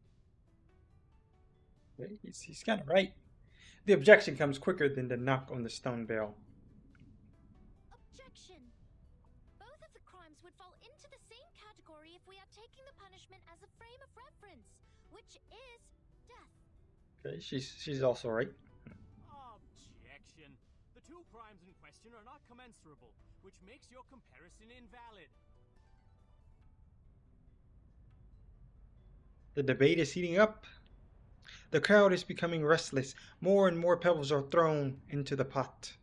What's this? I'm completely lost in this irrational debate. I see. So that's how it works. Timekeeper? Relax. I will help you. Calm down. Raise your right hand. This is just a debate. It's not about reality. It's not about justice. And it's not about reason. It's about winning. I object. The main character objects.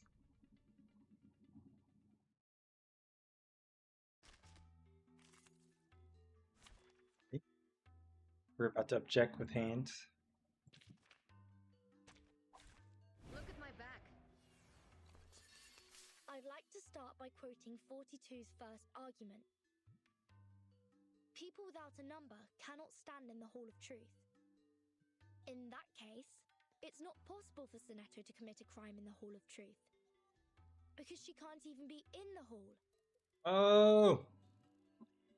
Reverse logic. What? Good point, Vertin. This is our chance to out-argue them. Oh, we argue this. His attack.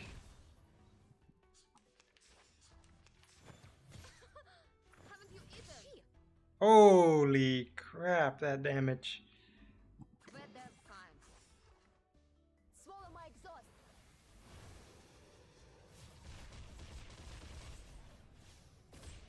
Get out of here.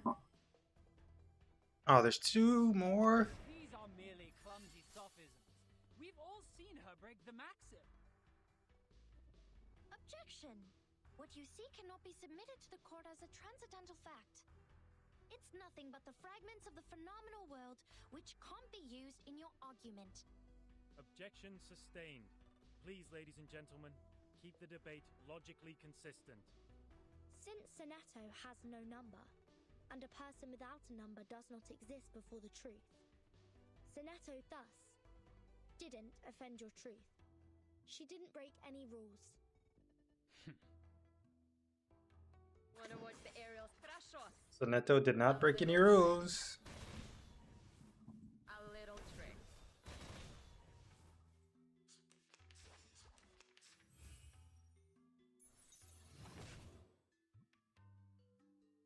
Fine. Wanna watch the aerial stunts? If I can, I want to save that. Don't blink. Okay, they should be dead. Objection! The rule breaker has a number. We can all tell that she is very likely an integer. Therefore, she should be identified as an unknown number, not void. Your sophism has failed. 42's argument is held valid. Is there anything else you'd like to add, defendant? Tell you a secret, 13? We would call criminals negative numbers. I got it! Whatever. Wanna watch the aerial stunts?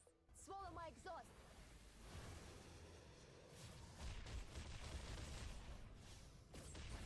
Out of here. Right win.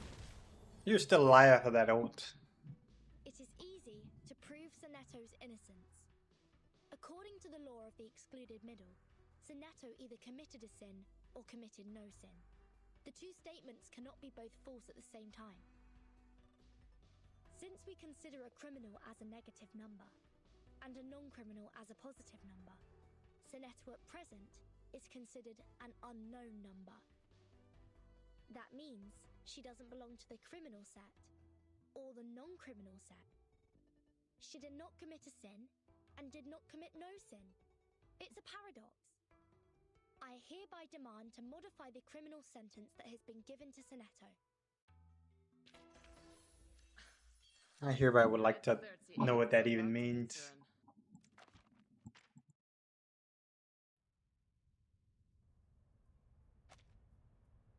The law of excluded middle.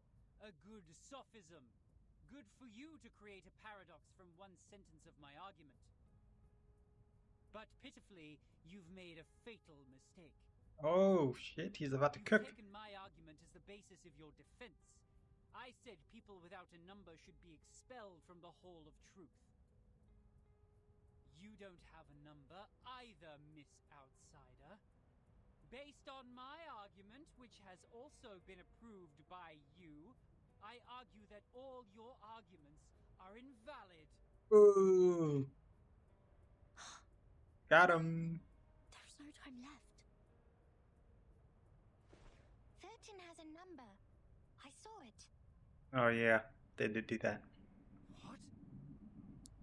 37, do you know what you're saying? Yeah. I read her number. Just now. 13's number is 0. Number 0. Okay, she said just now. I thought they did it earlier.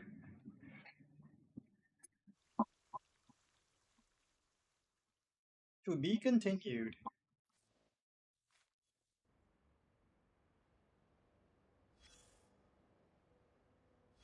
Oh, hell no. A splendid debate between numbers. Okay. Time to verify my new hypothesis.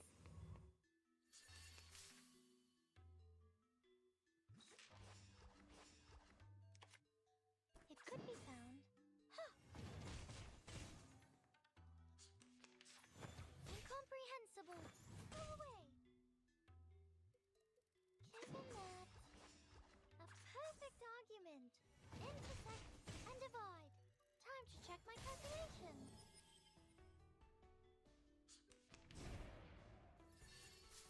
It could be found. The final demonstration. You're dead. Rational numbers. Welcome Could have to used the world of numbers. first. Crap. I should have used my ult first.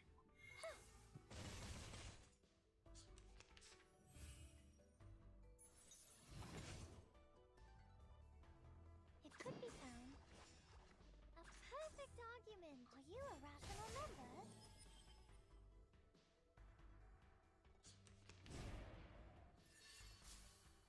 It could be found.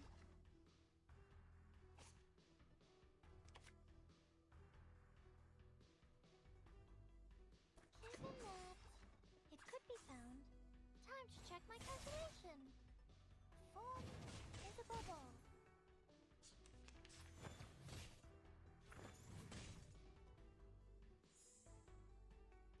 The final thing in that. Welcome to the world of numbers.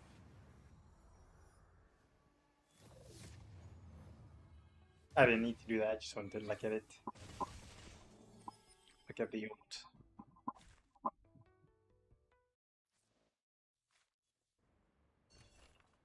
Yes, yes. The deserved victor. Come closer. That's right. Take a few more steps and immerse yourself in the shadow, including that hat. You don't want those good ears to hear this private conversation. That pad of paper from the miss? Yes, the one wielding the ruler is quite valuable. I can tell it is of a certain age and records quite a lot of anecdotes. One visitor to the island took out a baguette from his luggage. To share it with others, he made an attempt to parcel it off. Another visitor fell to the ground and happened to sit on a quart measure and break it.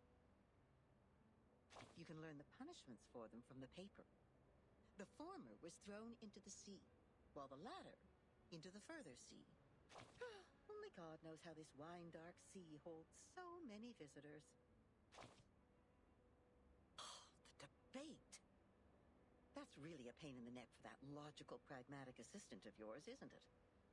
People always tend to mark what they can't figure out as arcanists' doings, as if things would make sense once they do so.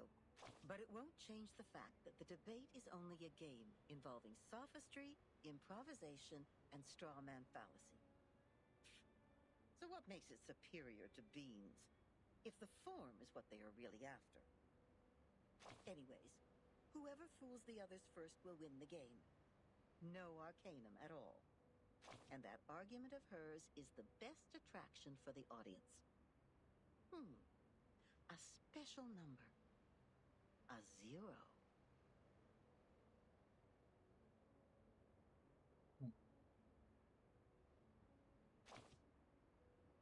That's ambitious, darling, and I love it.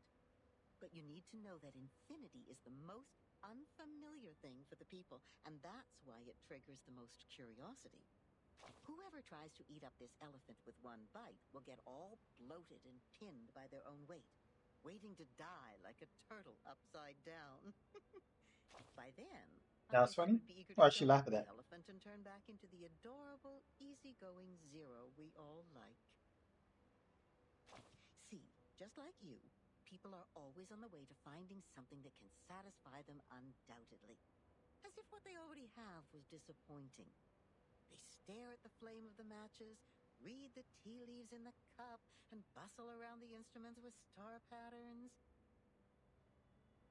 Now, back to the number we just talked about. Oh my! It's the prediction of your whole life.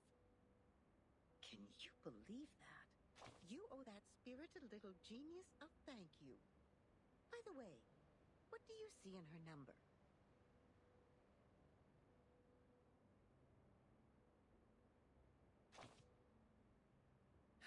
Yes, of course. 37 is larger than 0, but it's not so stable as 0. These prime numbers, they are just hard to divide because they have very few things in common with others. That's why she's always so energetic, highly and solely focused on what she takes an interest in. She has nothing like the characteristics of the ones you know in the Gray and White House. Those people are proud of themselves for having kind-hearted factors around them. As their teaching goes, it's always dangerous to be unique. But some look up at her again and again, exactly because they can sense the danger in her. You are also a good example. You've been looking up, haven't you? Yes, I had. We can continue. In the middle of the axis. No rewards. Story. No fighting involved. Okay. There is an outbreak of muttering among the white robes. Even the solemn judge stands up. 37. You just said Vertin's number is 0. Do you know what it means? She's the main character story, buddy. Very clearly.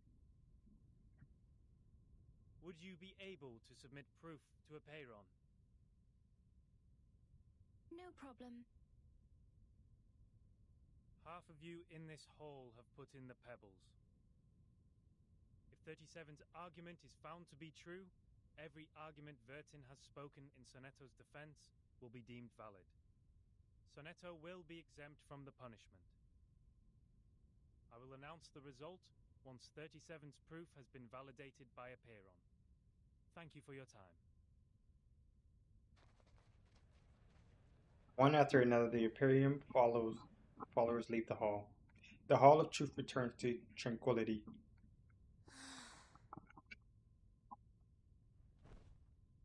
Sonetto slowly sits on the floor in a lackluster manner.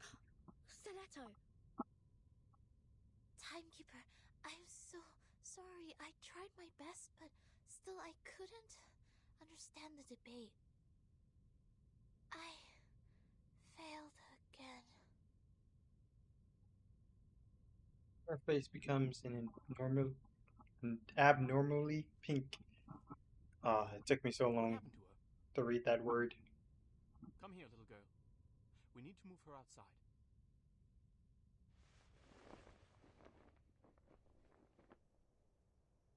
Lie her down on the ground and wipe her palm and feet with dew and peppermint oil.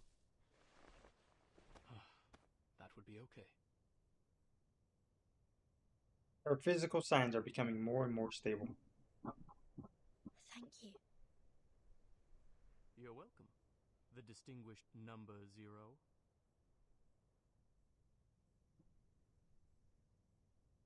The man shrugs his shoulders. I'm kidding. I'm 210. Well, instead of the number, I prefer people call me the rhetorician. I've heard your preachment. Pretty demagogic. The man nods, looking amused. That's how logic works. With logic, I can prove that you'd cease to exist in the next moment, or that there are no other people in this world except me. Achilles can never outrun a tortoise, and a flying arrow is forever motionless. This debate is nothing but meaningless wordplay. That pacifist let you off this time. 6. A perfect number indeed. For he knows the benefit of reconciliation. Who wants to have blood on their hands and be devoured by the cycle of hatred? Yet it's a torture for any intelligent mind to hear such an immature debate. Can you feel the suffering of our leader now? I'm sorry. It's a triumph No smile. apology needed, Miss Outsider. I also feel sorry for your pain. Given that 37 has revealed your number.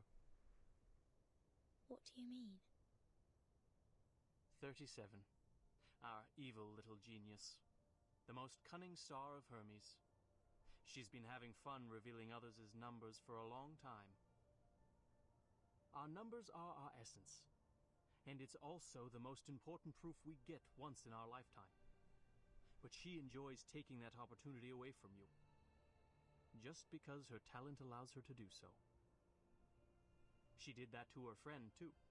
She found out Sophia's number. But without casting an eye on that paper with her number on it, Sophia threw it into the sea.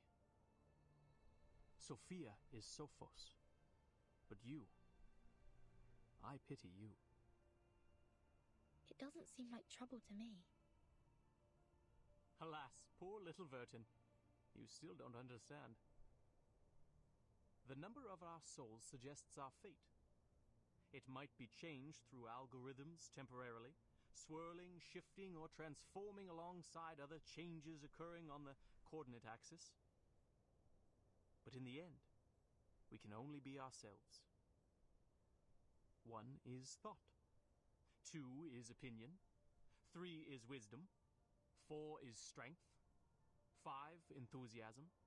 6 harmony. 7 order. 8 philanthropy. 9 is restraint, while 10 is completion. 0, however, is in the middle of the axis, the origin of the frame of reference. It's neither positive nor negative, neither prime nor composite. Things are ever changing, but you stay the same. Your loneliness also lasts forever. This is your fate. Being exposed in full view of the crowd, yet you know nothing about it. 37 was acting on impulse, yet she opened Pandora's box. She leisurely reveals your fate. That carefree behavior makes no difference to picking up a shell on a beach. How could I not pity you?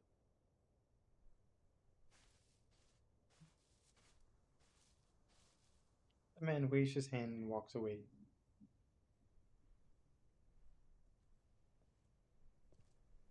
Miss Vertin. The leader stands in the dark. 37's proof has passed the review. Your friend will now be exempt from the punishment for violating the rules. However, she has to take some catch-up lessons on the scripture.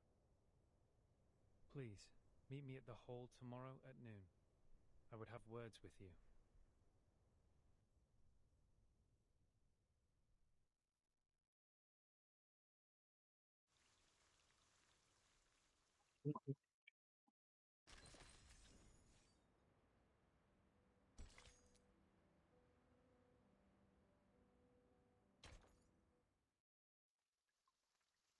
Moment of peace.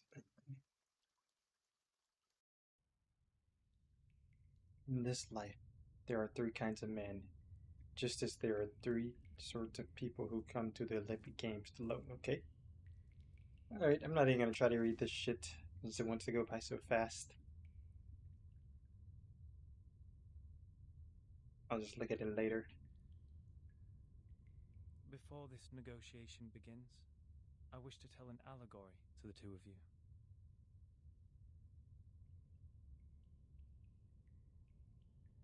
A group of people were imprisoned in a cave.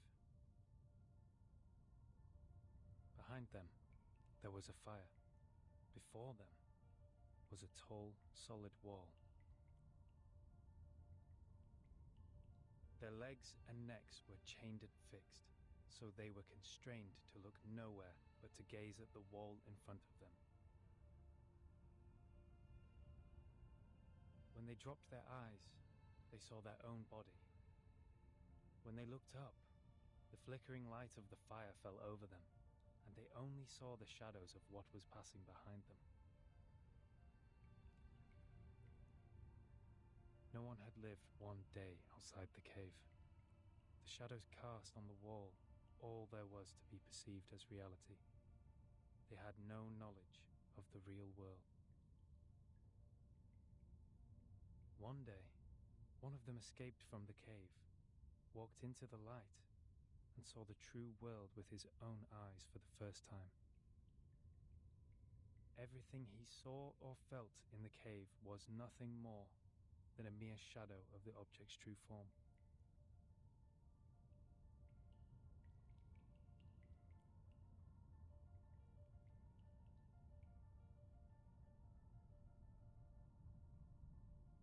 Our world is a poor one, Miss Vertin. The phenomenal world is the cave in this allegory, where we are surrounded by shadows or some humble fractions of the truth. It is ugly, frivolous, filthy, perishable, subject to decay, and filled with hollow desires and meaningless struggles. Only the wise can walk out of that cave and see the world as it truly is. In that eternal, transcendent world, everything is in its most perfect form. I pray that you, Miss Vertin, the representative of St. Pavlov Foundation, and you, Miss Arcana, her counterpart of Manus Vindicte, would pay heed to my words.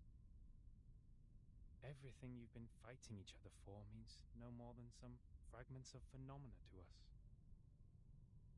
There's only one thing worth doing. That is, to seek higher wisdom, develop one's virtue, and achieve greatness in life.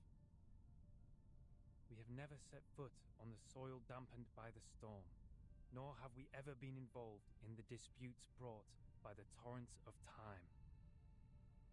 I beg you, do not take your conflict in the phenomenal world into the realm of truth.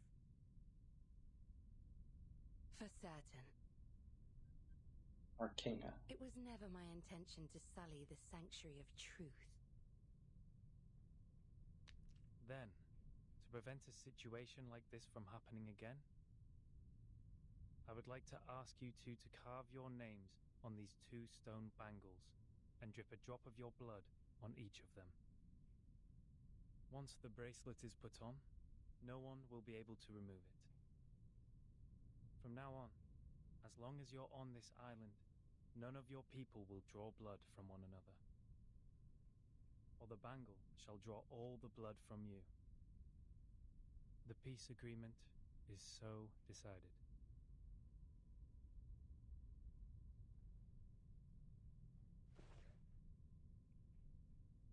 They put it on now. Or they're going to put it I on. appreciate that. I'll sign it.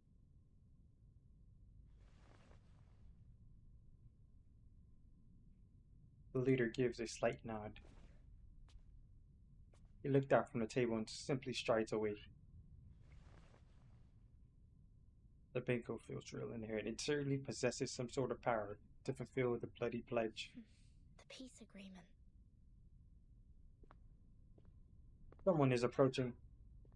Yes, she is still there from the beginning to the end. Lady Vertin, we meet again. I wish the best to thy friend. She's doing well, thanks to you. You're most welcome. Thou shalt quench, for times hath changed. I would not wish to shed even a drop of Arcanist's blood in vain. But Schneider should be the victim of a merciless bullet?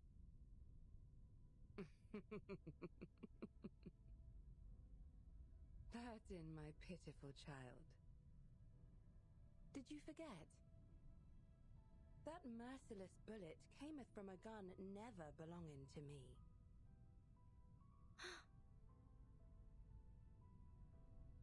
What's Manus Vindicte's purpose to be here? Hearken the archaic wisdom. Just as thou doest. The stone bangle is hot, almost scalding. I am not surprised.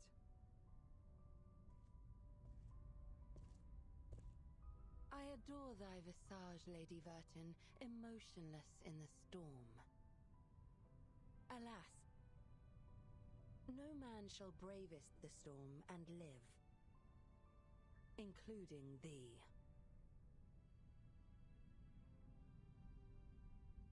Her words sound as harsh as the winter gale.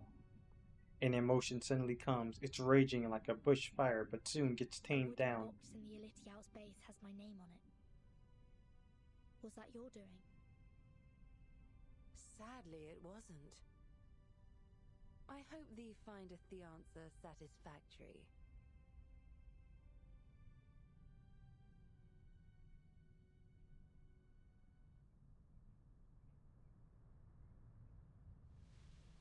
The figure of Arcana disappeared in the night.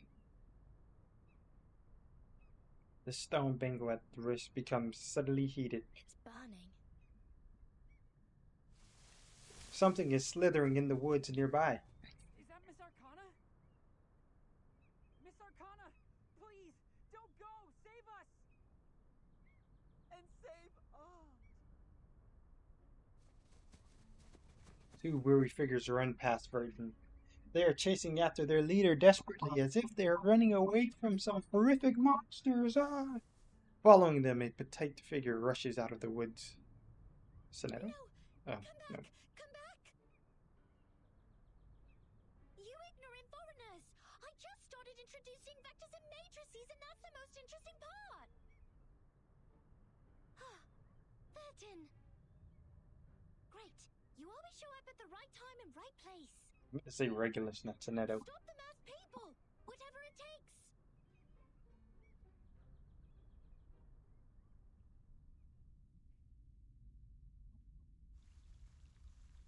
To be continued.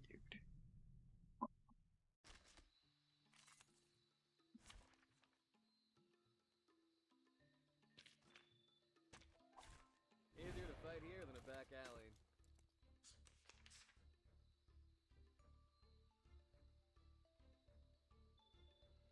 Sterilize. Sharp blade. A new hypothesis. Get out of here. What'd you think about this? No other study could show you this.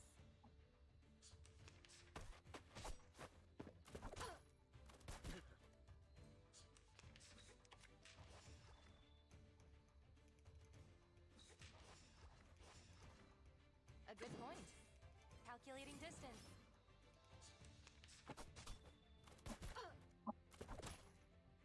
Stop throwing stuff at me.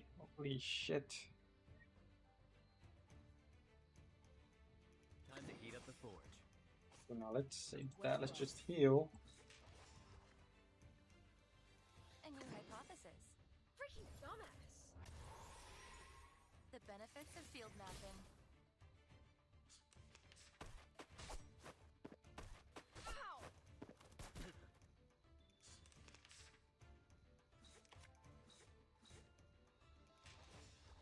Sterilize. Hopefully that kills you. I don't think it will. This ult doesn't do much. Okay, but I think it'll stop his attack at least. Yeah, it does. Gonna save his ult for later.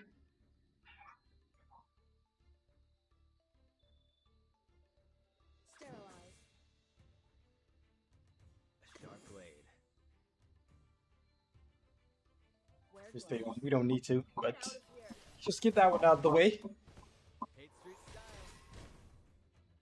Freaking dumbass!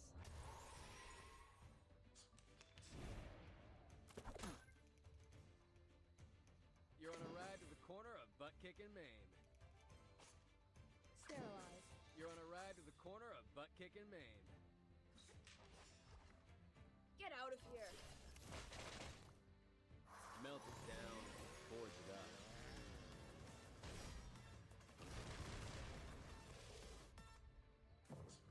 I didn't kill any of them. Okay, they still live. Trust me, this is gonna be fun. Wear gloves. My turn. Freaking dumbass!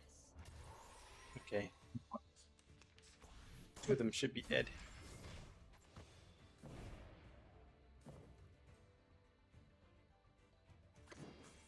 I'm ready.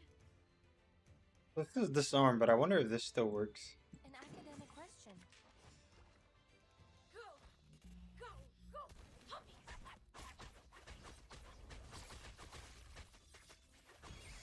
Limited scale, infinite lines.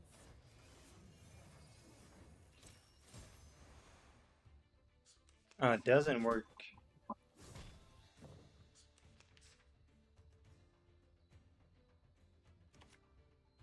Time to heat up the forge. You're on a ride to the corner of butt sharp blade. My forge, my rules. Melt it down, forge it up.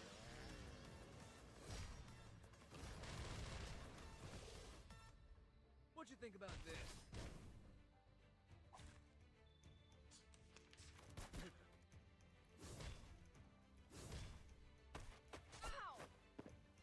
Bro, why does he have a knife? Wear gloves. A perfect demonstration. A new hypothesis. Oh, hi. Behold. Huh? It's already over?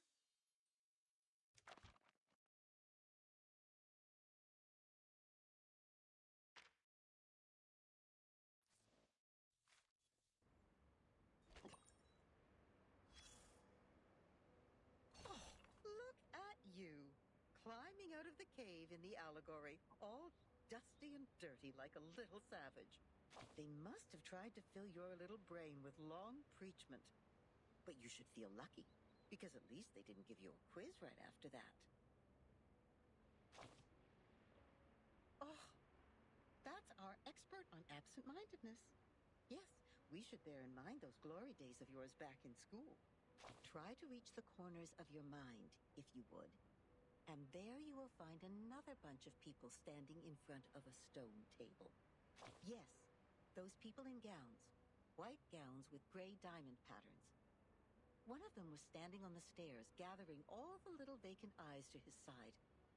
What was he called? Give me a second. Teacher, instructor, tutor, the educator. Just titles like that. No names at all. No one gets to write down their names on that banner, after all. But they have nothing to complain about. You know what they say? What is reasonable is real. That which is real is reasonable. They showed you a broad avenue in their teachings where you could enjoy a sense of security with all the solid ground, convenient automobiles, and warm sunshine. And at the end of the avenue even lies an inspiring mission, to which you are expected to devote your whole life. There is a distinction between good and bad here, and it's as clear as our innate sense of right and wrong, like a floor of black and white tiles. Any stains on it will be noticed immediately. But in fact, there exists another path in the woods. It's much less traveled, leading to the unknown darkness which cannot be seen with eyes or proved false. You may even experience indescribable chaos and madness there. This path, however, has an excellent view, and it's one of a kind. The plants are thriving with bursting energy, and the flowers are blooming in a delightful atmosphere. So, which will you take?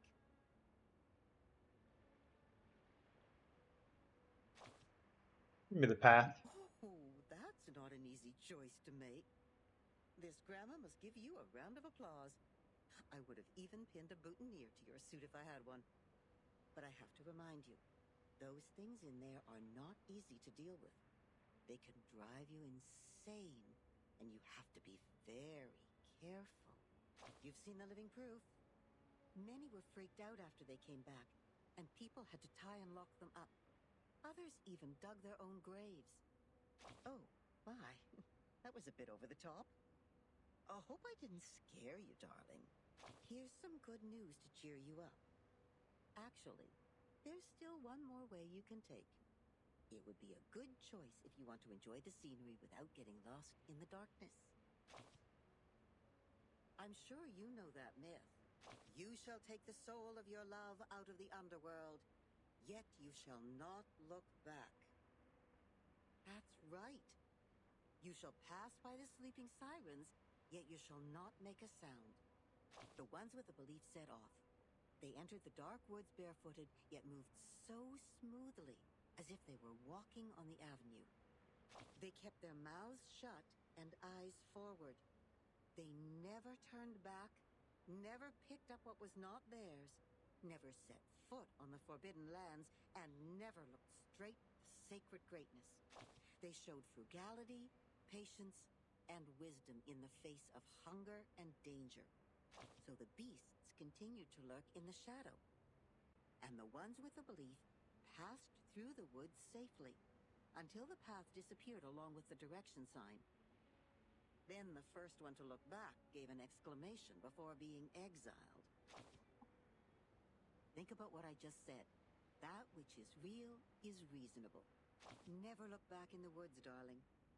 If you don't want to be turned into a pillar of salt which can do nothing but wail, then never, ever look back. Yes, we'd better stay awake, stay calm, stay cautious all the time. But then there comes the problem. How can you ignore your love for those thriving plants and blooming flowers? How are you supposed to deal with the unstoppable feeling that overflows like a melody when it is stirred up by the beauty of the scenery? I won't look back, that's how. Of course. You will cry the loudest No, I will not. dance the wildest dance, drink the strongest drink, and vomit all the filth inside you. After all, there is no need to enter the woods if the soul-stirring scenery is not what you are after. No. So you'd better let it slip your mind, darling. Just let it go and hurry forward. Remember to keep your eyes shut and hold your breath. When you do so, the scenery will no longer mean anything to you, nor will the fragrance of the flowers. You will get out of the woods and reach where the truth lies. Is that what you want? Don't worry. We have plenty of time. You may come back at any time and pick another way.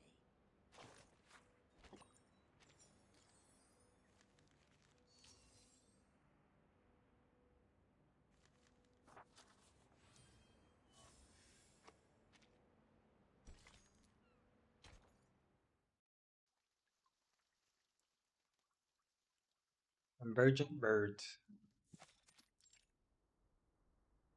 Congratulations, Miss Sonetto.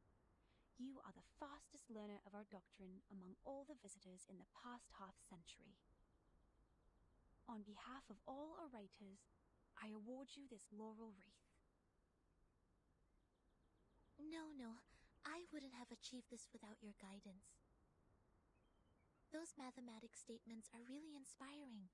I've learned a lot. But there's still something confusing me, such as Pythagoras and his golden thigh, his memory of the previous lifetimes as the son of Hermes, and the transmigration for every 216 years.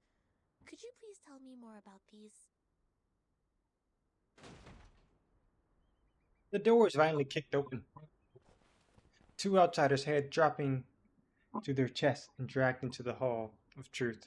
Why would people fail to see the charm of the matrices? This is not right.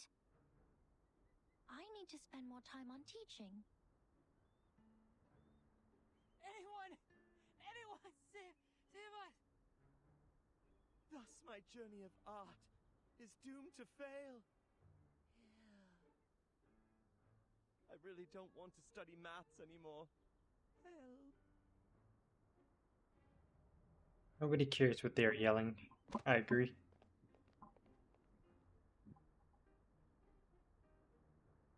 Timekeeper, you are here. I heard that you completed all the lessons on the scripture. This laurel wreath suits you well. Yes, Sonetto keeps her head. Timekeeper, I'm sorry. Hello? At the assembly, I failed to understand Or the now? Arcanist logic. It was totally different to the debates I have participated in. But now I have... That was not your fault, Sonetto. It is now behind us. I need to tell you something more important. I've signed a peace agreement with Arcana, and the price of breaking it is... death. What?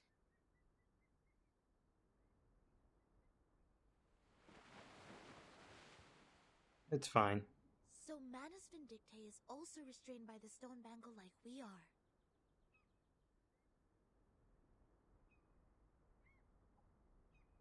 Having removed her laurel crown. She put it on without hesitation. But I don't think her purpose would be as simple as hearkening the ancient wisdom.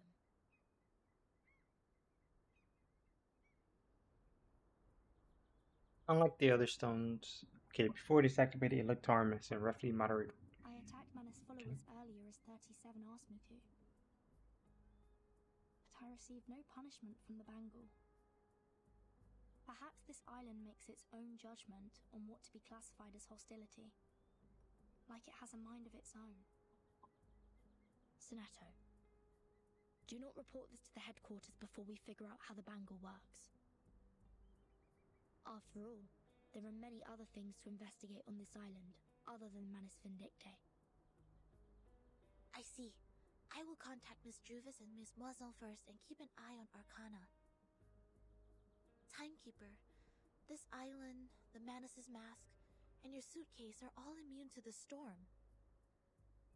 Does this mean we could collect more asymmetrical nuclide R samples? I tried to collect some samples last night in the outer region of the island. But the detecting device showed nothing. If we were to find out more, we have to go to the center area. What are you conspiring now? Do not poke the fire with swords, and do not jump over a crossbar. The assembly will not be held every time when there's a crime. Please take heed of my warning, and do not overstep the line. Learn a lesson from them. Behind Sophia, two gray hooded figures appear. One disheveled and the other covered in suits as if they'd survived an explosion. Lilia, didn't you say you have Regulus with you safely? Apologies, Vertin. I was going to rescue Sonetto through a very creative underground tunnel. But things didn't quite go as planned.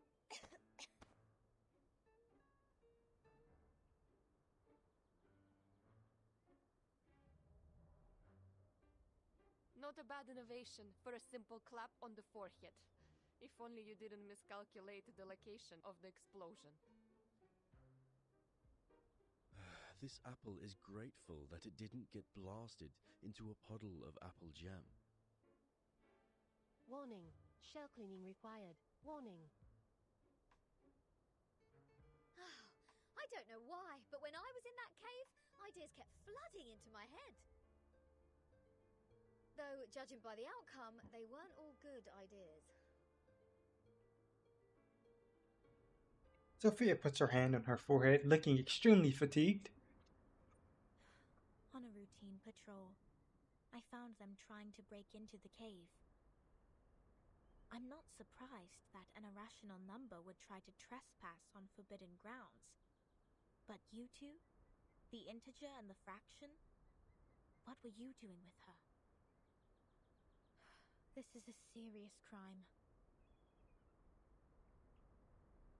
Life has suddenly become a lot more difficult. Do we have to go through this debate again? It's okay, Timekeeper. I will defend Regulus. I've thoroughly studied the scripture, and this time I'm sure I can do better. Forget it. Mia mutters to herself. Forget it. It is unwise to waste time trying to understand an irrational number's motive. Besides, we should let the reckless take care of the least important matters. She gives him a smirky smile. That's it. Regulus, you will come with me to clean the beach. Huh? Me? Again? Since you have too many floating points, words of discipline would not work on you. We would have suggested you study with the rest of the students here. Abstain from eating meat, bathe in cold water, rise with the Apollo star, study our doctrine, read the scripture aloud on the beach, so as to remove your floating points and purify your soul. What? I won't do any of that. But taking your peculiar character into consideration, I decided that some compulsory labor would be the better option.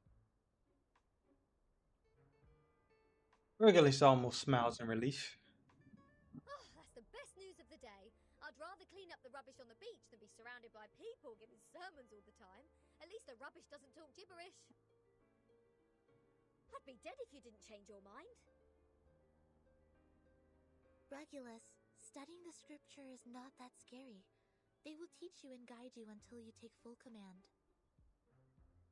Just like taking lessons at school. Huh? Is that what schools are like? Haven't you been to a school, Regulus? Haha! A great pirate would not remember trivial matters as such. So, where were we? Which part of the beach needs to be taken care of by the great captain? My laboratory. Whoa! Where did you pop up from? 37 blinks her eyes emotionlessly and entirely ignores Regulus' complaint. 37. Compliment. Supposed to preach to the visitors. Blank? Oh, I didn't see that word. I've seen the numbers. A group of negative repeating infinite decimals. They will achieve nothing but to repeatedly step in the river of mistakes. I gave up on them. Fine.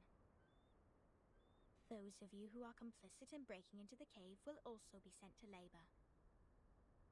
Sonetto and Lilia will come with me to patrol. Regulus, you can go clean the lab. As for Verton, you will assist 37 with her study of the emanation. Don't waste more time on the trivial matters of the phenomenal world. Integers. That was the sole reason you were on this island, was it not? Sophia turns around and leaves. She stops a few steps away from them, silently urging the patrol team to move. Don't let down your guard. The arcanists on this island are not as easy to deal with as you imagined. Down in the cave, I heard some pretty alluring and intriguing anecdotes. Miss Lilia, this way. You will cover this area. Stay on the radio.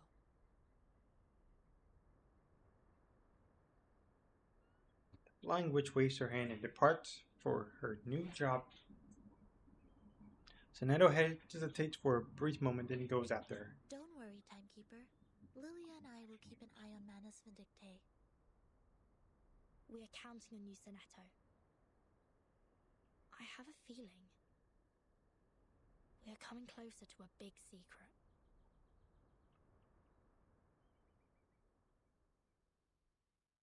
I have a feeling.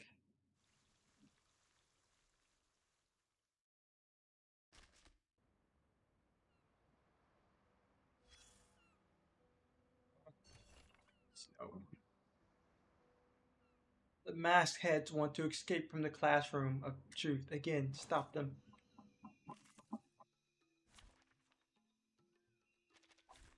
Let's kill time together.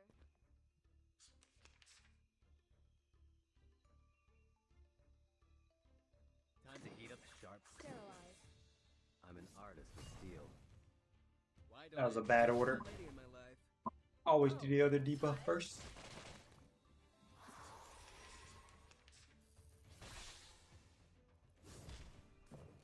That's the device.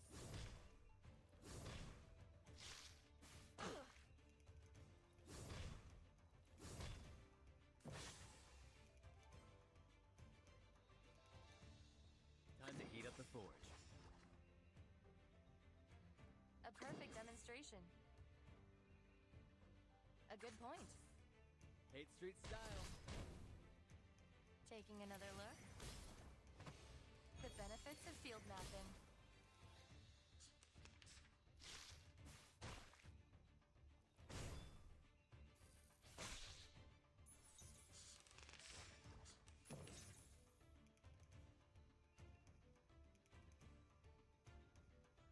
Yeah, I don't think I need to.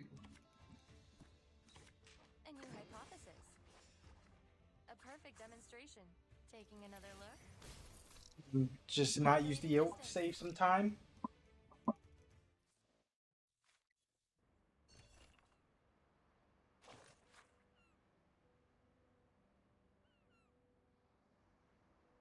They expect me to read all of this. The Great Revolution, transforming the prisoner numbers into artistic utopia.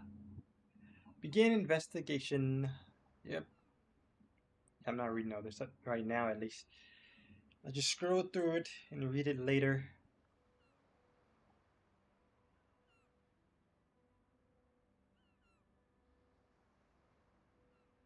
Talking about food. No food left over on the plate. What's for dinner?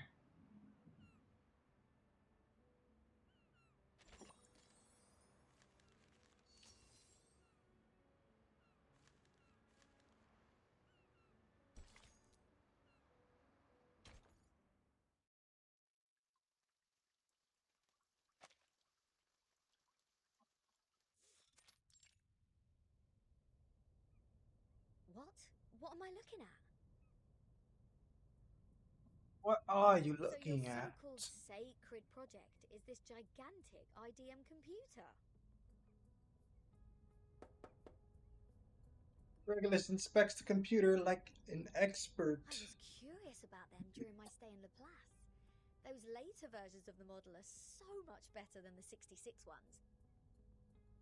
But this one doesn't seem that far advanced to those. This is not a junk piece the man has sold you, is it? Items of the phenomenal world are all a waste. This one is long broken. After the emanation, we couldn't find anyone to repair it. Why do you keep referring to the storm as the emanation? What does the emanation mean? It is the waves of Numa. We are the expellees of the world of forms. We were banished to this damp and dark cave. Everyone here is obsessed with the fake light on the wall, but forgets to look for the truth. Numa, however, will lead us to escape the cave and return to a more supreme realm. Eh? You make it sound like we're living in piles of rubbish. Aren't we? Of course not. If you ask me, I'd say you have absolutely no idea how wonderful the outside world is, because you have never left here to try it yourself. Dr. Pepper, the music festivals, Rory Storm, the Hollies, and the Rolling Stones. Oh, there are too many to count.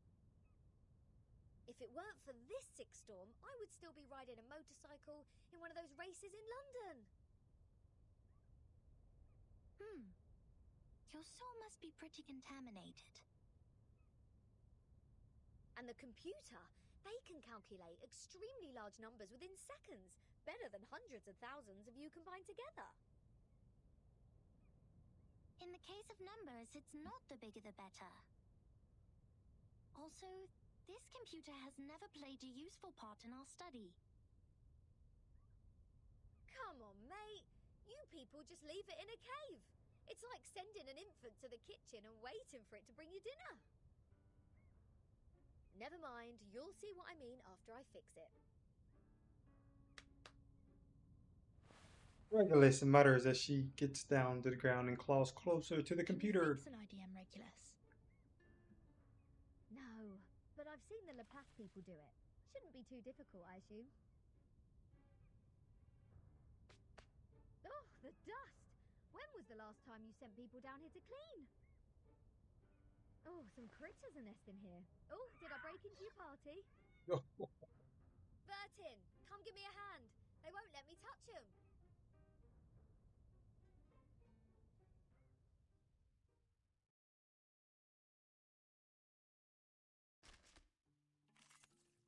I'm gonna put this on auto. And I'm gonna go grab something. Time together. Time to... A good point. My turn. Oh, hi. No other study could show you this.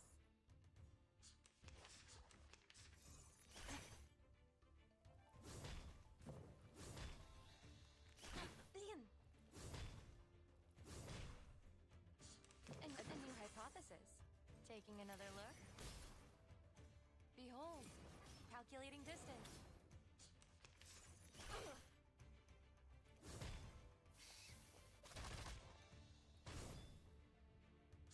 A new hypothesis. The benefits of field mapping. Oh, hi. Behold.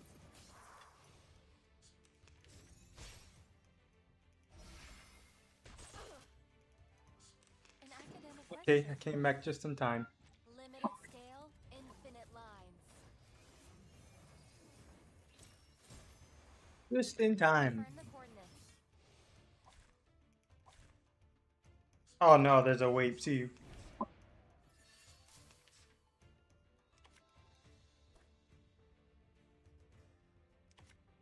Wear glove. A new hypothesis. A sharp blade. Get out of here. Calculating distance. What'd you think about this?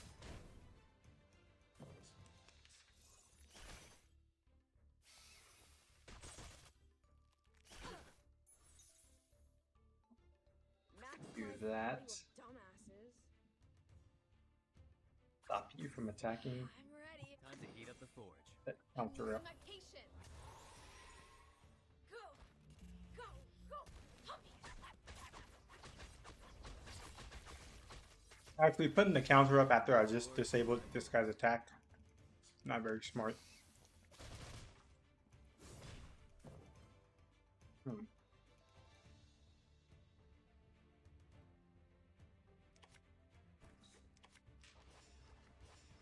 perfect demonstration. A good point. Confirm the coordinates. Taking another look. Thought that was gonna kill. Ow! Toes.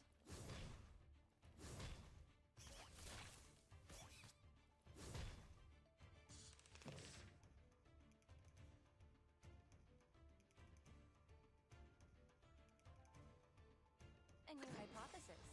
An academic question. Sterilize. The benefits of field mapping. Limited scale, infinite lines. Behold. Get out of here. Still alive, eh?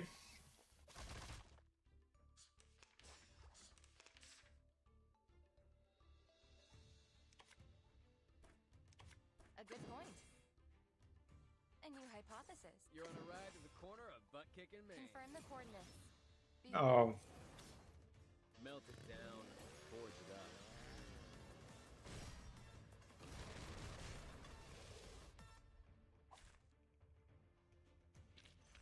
We worked on this collaboration together.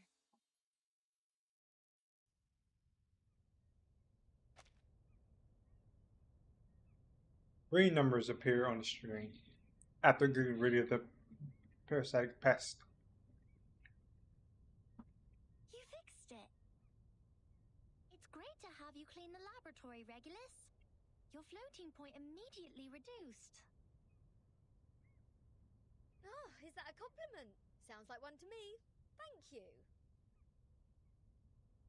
It's a wordplay, Captain. Infinity minus any numbers still equals to infinity.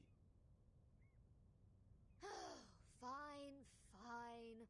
I should have given up the idea of changing your eccentric sorting system a long time ago.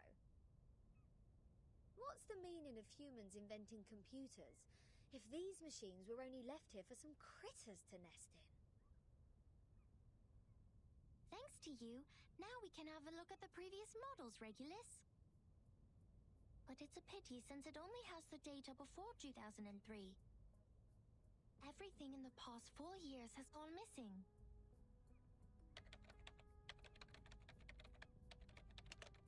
Dancing over the keyboard, she seems surprisingly familiar with operating the computer. From 1999 to 2007, the emanation has taken place 7 times. In the initial 4 years, the emanation has a pattern. First, it brought us back to the 90s, then the 80s, and then the 70s. After that, it suddenly leaped to the 30s. In the subsequent 3 years, it took place twice. Every record here can perfectly match what is in the Foundation's files. Wait. These are the records before 2003, you say? But this one refers to the storm in 1966, which happened recently. These are indeed the records before 2003. What's following the records is our forecast. That's to say, you prophesied the 1966 storm 4 years prior to its occurrence. How is this possible? That you are clever enough to develop such a precise mathematical model, while at the same time you just let the IDM become the home of these critters. We just worked out the patterns in the number sequences. You made such precise prediction even without leaving the island. That's incredible. Unhappily. You don't need to go into a river to find out the pattern of its flow. Moreover, we would send people to observe in the phenomenal world. My mother was one of them. She is the co-author of this model. Nobody knows this computer better than her. So you have a mother too? Two? 37. Where is your mother now? Probably dead. Like many people, she was restored to her true form. Since then, I took over this laboratory. The form, you said? 37? What is it? Death. What kind of question is this? She tilts her head, looking genuinely confused. Or the essence is what's left of you after all the fakeness has been peeled off.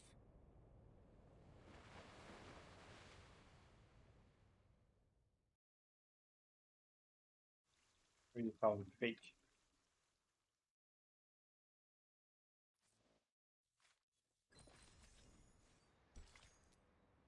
"17. This one is just story.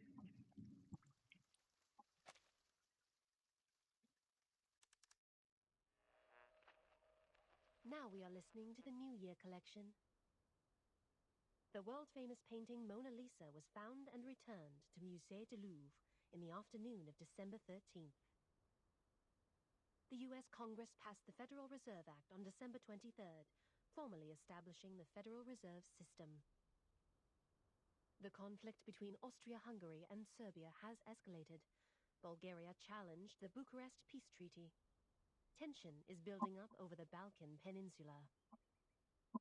In London, futurists gathered under Big Ben, celebrating the upcoming 1914. This is news of the outside world? Lonetto puts Miss Radio to her ear, paying full attention to the unfamiliar news. After the snatches of the news. Okay. That's fine. I'll just not read that part. Well, I am with Sophia. Arcana's still in the hall. She hasn't taken any action so far. Got it. Please keep an eye on the Manus followers. Be mindful of the restrictions set by the Bangle. Who are you talking to? Sonette immediately hides Miss Radio behind her. Just checking up on Lilia. Please stay vigilant during the patrol. This is the last place we need to check. On the white, soft beach, there are several geometrical bodies in different shapes. Some have sunk deep in the sand, while others are standing unyieldingly. Just like a minimalist art expedition. Keep this graveyard clean.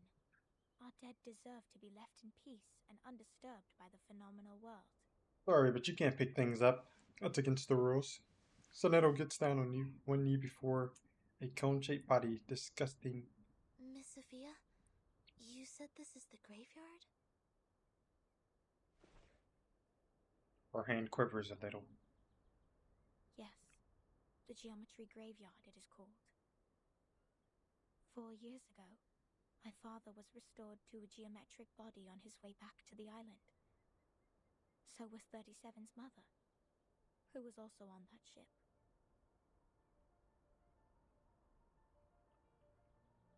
Yeah.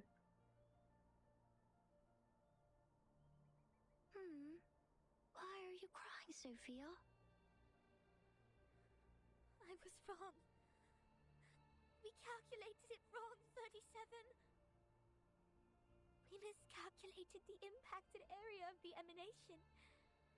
We thought the ships would be safe in the Gorgon current, but the safe area is in fact 5 degrees away. When the emanation happened, the bow of their ship had just entered the safe area. But it was too late. My dad is gone. So is your mom. I know, but why are you crying? My mom and your dad have come back to us, right? Have come back? Do you call this coming back? Like this? In the form of geometric bodies, cold and silent, being pushed to the shore? 37 frowned, looking confused. But then the corner of her lips missed that part. As usual, she works out the answer within seconds, swift and precise. No, they have gone somewhere further. Look at them. These geometric bodies. How pure and how elegant. I've never seen such perfect geometric bodies before. If they are not from the eternal and transcendental world of forms, how should we explain this? 37? I'm going to study the emanation, Sophia. This is the best chance ever. The transcendental world finally opens its door to us. We will reach our hands to the forms and explore the oldest and eternal laws. Will you help me, Sophia? Next time I will definitely make a better calculation. I promise.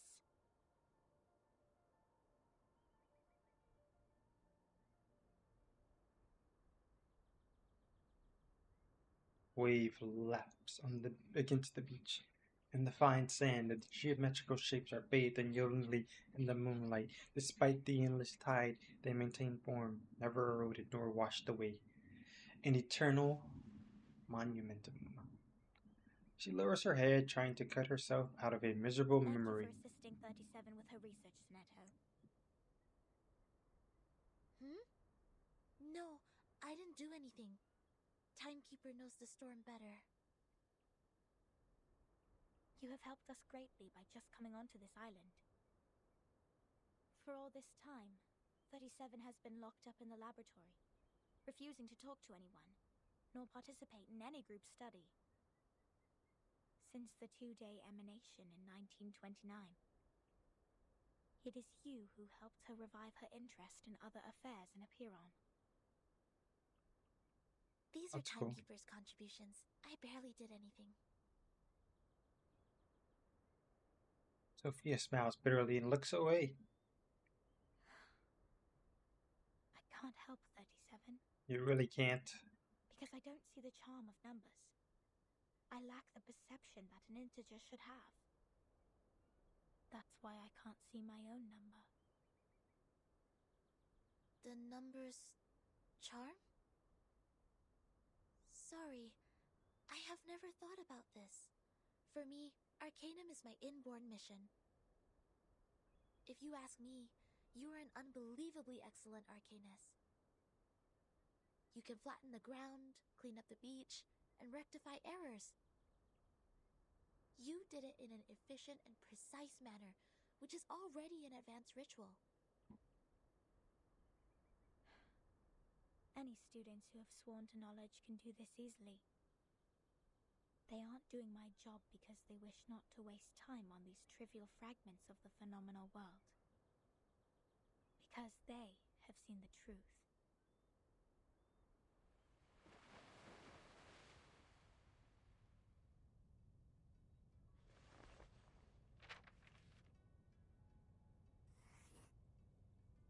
phenomenal world is never complete. Like you can never draw a perfect circle there. No matter how much time you spend on it or how sophisticated your device is, it is impossible to draw a perfect circle in the phenomenal world. Arrows always exist. The floating points after the decimal can be reduced, but not destroyed. The perfect circle only exists in the abstract transcendental world. Of course, anyone in the world can find out the value of pi through the most primitive method. Egyptians, Greeks, Chinese, and Babylonians, they have all tried. They made circles with twine, painted on the ground with twigs, or measured the land with cubit rods, but none of them actually drew a perfect circle. However different their practices were, they found out the sole truth, the approximate value of pi. Because the essence of the circle is hiding in the imperfect manifestation of it.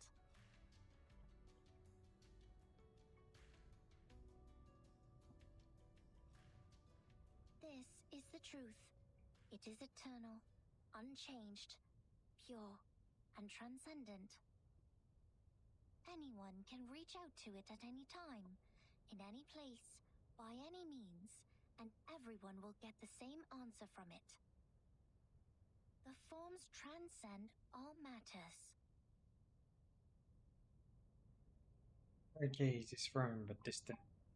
The world of matters we live in is being flooded and destroyed by the tides of Numa. When the tides recede, what is left on the beach is the essence. This doesn't sound right. Let me think. How come your theory reminds me of the Manus Doctrine? 37. We see the storm very differently. Among all the other things, we saw it first of all as a disaster. But earthquakes, floods, volcanic eruptions, these are also disasters. These catastrophic events happen not because they have a reason to destroy. They just happen in this world, like we do. This is what my mother taught me. She must be proud that she's a perfect geometric body now. I'm sorry for mentioning your mother. Why do you apologize, Furton? Are you feeling guilty?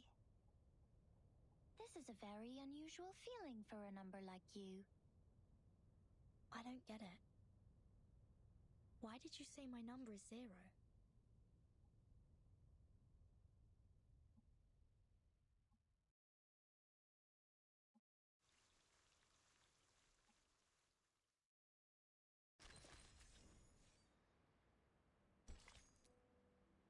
Another story. Outside the cave.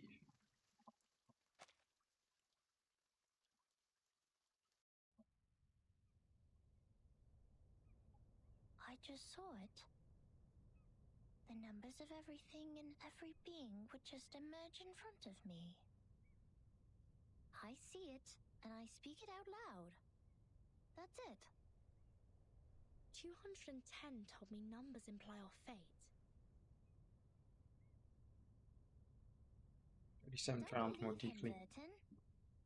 Numbers are just numbers. I know nothing about fate. Fine. I don't think I like 210. And the feeling goes both ways for us. Because I once said he is a poor number. 210 equals 2 times 3 times 5 times 7. He is the product of all prime numbers between 1 and 10. Looks like he has it all, but he doesn't have any real forte. He likes to sugarcoat himself with metaphors. Only those with a flawed essence would adore the trickery of words. This is indeed an extreme comment. And 6 is no better. Every leader of a Pyrrhon has been a 6. 6 is the perfect number since it equals the sum of all its proper divisors. 1 plus 2 plus 3 equals 6. But this number has been overrated. He's not that special. Damn. What about Savage. your number? What does 37 mean? I don't know. Versus her I am lips. 37. I've known it since I was born. So does everyone else. People told me what it means. But I have never tried to prove their theory. I know very little of fate. So I always think, even if I find out their essences, does it mean I have known them better?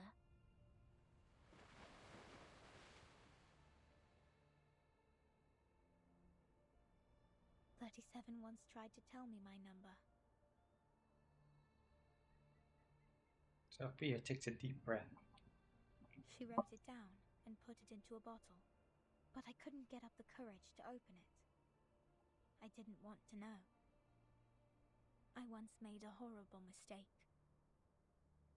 An unforgivable miscalculation. It makes me worried that I may also be a mistake. So I threw the bottle into the sea. She stops her patrol and turns back. This is how 37 is different from us. We are all prisoners of that cave. Only the wise one can find her way out of the cave and return to rescue the rest of us. I'm the ignorant prisoner who sits, and she's the wise one who returns. I will be crushed into dust by the truth, while she will be the star shining above it.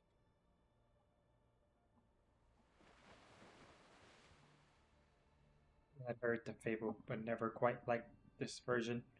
The red-headed girl lets out a sigh, raising her gaze out above the sea at the twinkling night sky. Truth is like the stars in the night sky.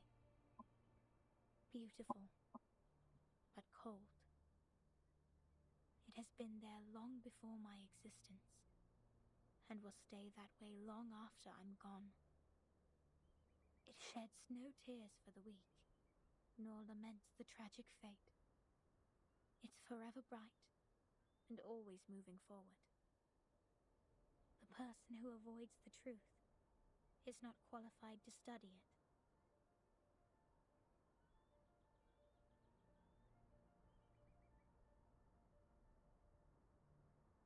I'm sorry. My interpretation has been emotional. No. I think I kind of know how you feel, Miss Sophia. However unworthy you think you are, there must be something we can do. Maybe we can't reach the core of the truth, but we can clean up the path to it for the future explorers. This is our fate. Interesting insight. I have come to understand why 37 likes you so much. Let us go back to work then. Start from dusting the tombstones.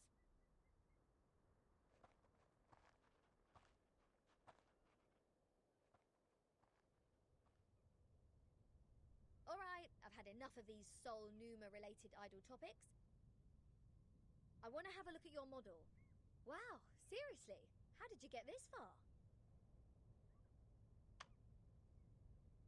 Regulus eagerly pokes her head out, but 37 is fast and she switched off the computer. This model has been proven wrong. For 4 whole years we had been optimizing it. But the emanation in 1929 only lasted for 2 days, which means our calculation was entirely a failure. That model is just like this computer. It's a piece of junk. And this is all I can present to you. 37 drops her head, looking sad. No, it's not junk. I think I know why your model didn't work. What? Manus Vindicte has changed history. They accelerated history, forcing historical events to happen earlier than they were supposed to. Thus, the storm in 1929 occurred sooner than it should. No way. Stares at her in astonishment. Her shoulders shiver. The emanation.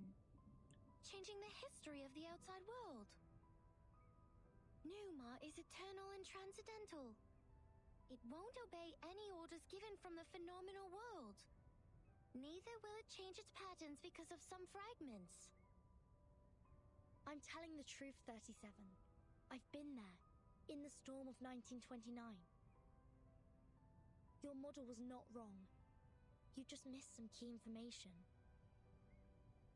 You've never been to the place where the storm falls, and thus know nothing about the symptoms of the storm syndrome and the true purposes of Manus Vindictae. No! That's impossible! Even if there are means to control the emanation, it wouldn't be like this. If this is true, does it mean the phenomenal world, this insignificant phenomenal world, is more transcendental? Mother's model was defeated by this? She holds herself with a pale face as if making a tough decision. Eventually, she speaks up again with great difficulty. Vertin, could you give us proof? The proof that Manus Vindictae accelerated history and triggered the emanation. I swear I wasn't lying. No, not like this. To prove it in front of Apiron. Go to our sacred place. To the Hall of Truth. In the depths of the cave. There, everyone can see the essence of the world. I beg you, give them your proof, just like how we submit the proof of our soul number.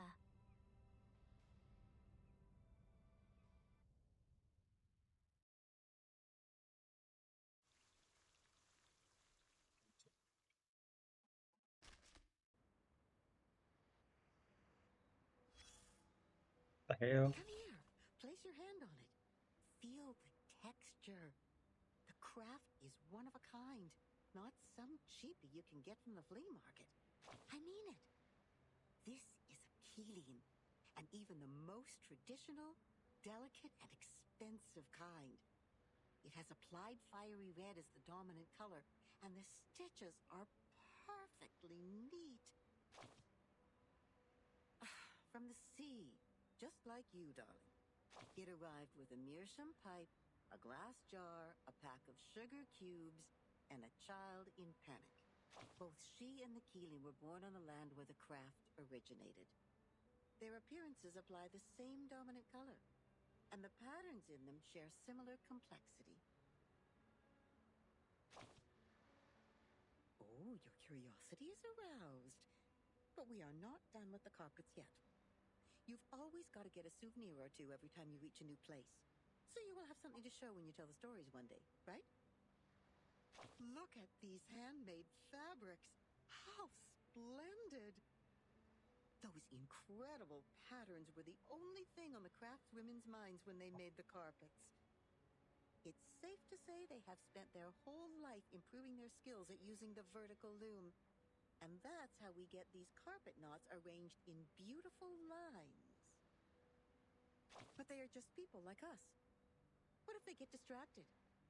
What if the carpet knots go off the right track and get tied to the wrong threads? Then you will be in trouble. Could do with me. Big trouble. All the problems in the universe will come at you, and the situation will be even worse than the bureaucratic system of a millennial empire. Damn it, damn it. I like the pragmatic quality in you. I'm sure it will make your life even more wonderful. The people will be impressed and line up to tackle the problems for you. Oh, don't be mad. Some make troubles and others deal with the troubles. That happens. You know, every question has a questioner when they are raised. Likewise, every error has a corrector when they are corrected. That's how we get to know them. The correctors, an ancient profession. Their duty is to remove the loose threads and iron out the wrinkles on the carpets. In the language of this island, that is to check the calculations on the papyri and even the holes on the punched tapes. No one is capable of doing this job except the altruists, because it is similar to unraveling a ball of wool. Besides finding the end of the threads, you must always pay attention to the cats. Yes, the cats. They may jump on the ball and make things even worse. And she, the red-haired little girl with the carpet in her arms, was overwhelmed at the beginning. Not yet familiar with the ruler, she tried her best to find the end of the threads. So the cats took the opportunity to jump on her together and left countless scratches on that little forehead. Poor girl. See, that's the problem every corrector has to deal with. Their job is to correct errors. But what if their own existence is also part of the errors? Oh, it's no big deal. There is more than one loom in this world. She left the complicated patterns behind and came to this simple kingdom featuring numbers only. There she made the first contact with a spinning loom named Geometry. She had never seen anything like that before, and it was almost impossible for her to comprehend how it worked. She could hardly convert the numbers on the books into an actual diagram in her brain. Without a whole picture of what she was working on, she resorted to her hard work and more hard work. Then a long time passed, leaving one wound after another on her fingers.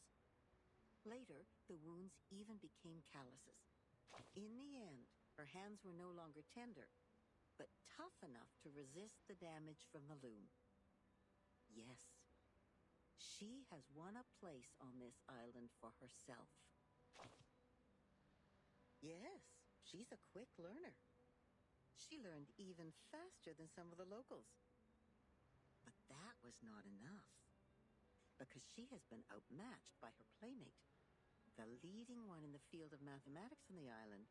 That girl is like a perfect piece of satin born by nature. It is decorated by the beauty of mathematics and geometry. No manual work involved. In order to reach the showcase where that perfect piece lies, and to stay on the right track and fit into the school, she has done everything she could. But she is still the most distinctive carpet there.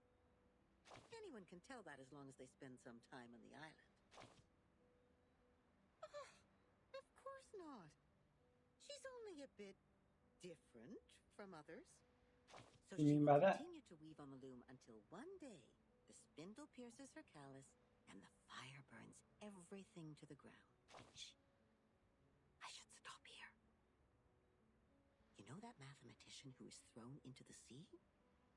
He died because he said something he shouldn't have. Cut not wood on a public road. Open not an unwanted bottle. I don't know what to say next. I guess the best line for this circumstance is, see you later. Oh, she's finally done.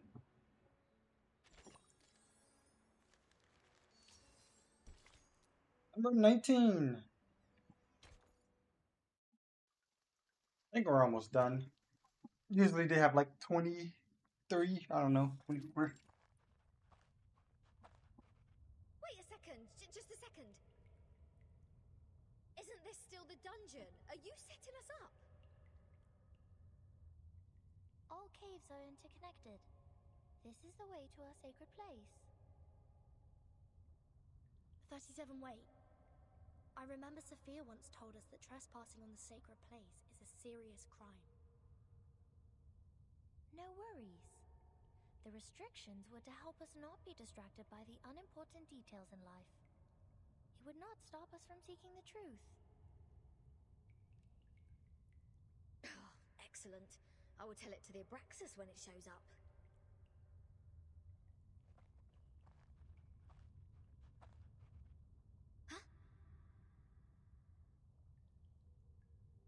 Regulus suddenly stops. 37. Are you sure this is the right way? My heart just sank as if I took a bite of those overnight potato chips. Are you scared? Oh, you wish. But when I was exploring underground with Lilia earlier, we ran into some fog like this one. Oh, it doesn't bring you any wanted guests, mind you.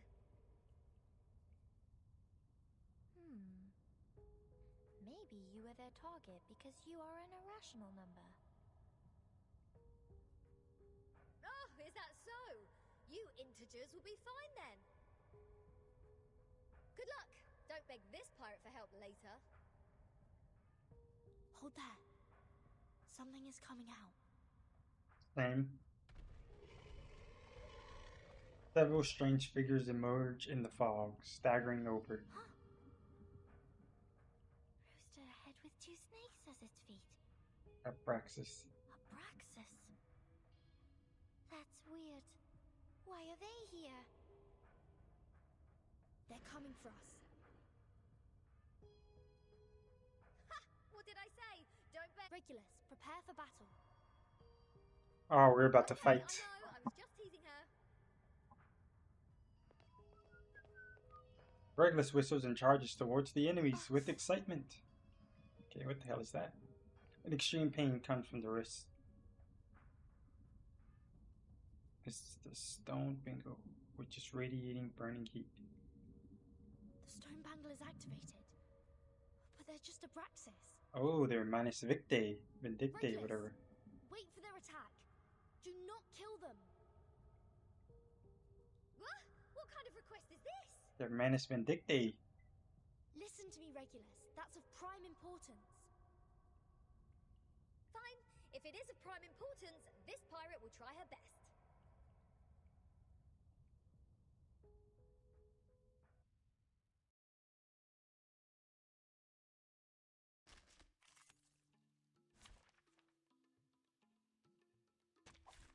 Let's kill time together. I mean, can't the Ink Girl create stuff like this? Pacts, once formed, cannot be broken. Each round, the first character to actively cast an incantation cannot act again until the start of the next round. Oh, that's weird. Sterilize. A good point. Get out of here. The benefits of field mapping.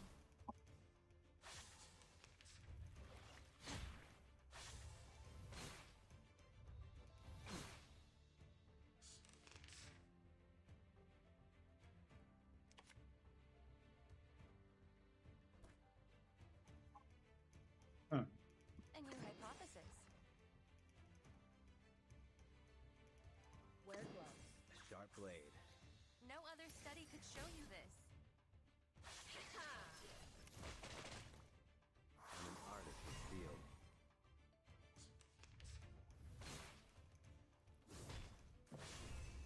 Hey, this body's all natural.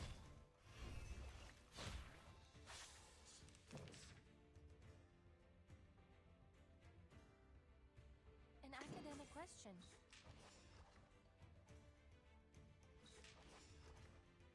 Limited scale, infinite lines. Just die.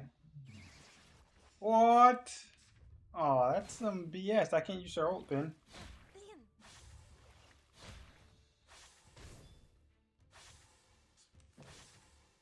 Can't use her ult with this thing. A perfect demonstration. Time to heat up the forge.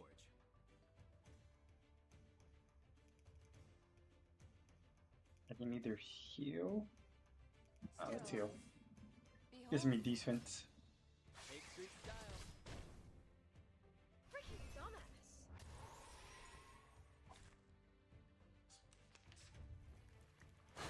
Not even close, bro.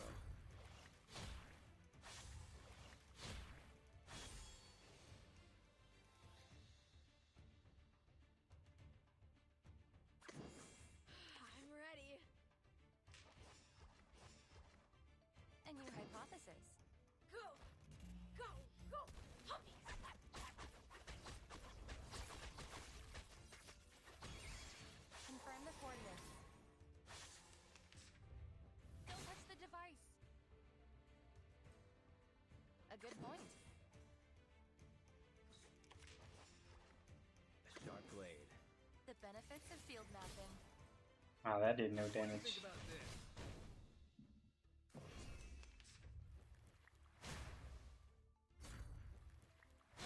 She's dead. Greetings.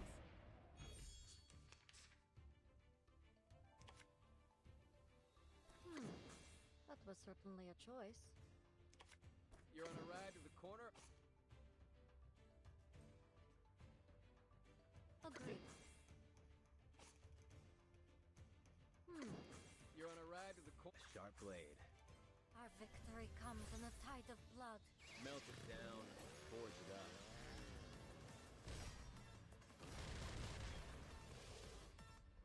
Eighth Street style.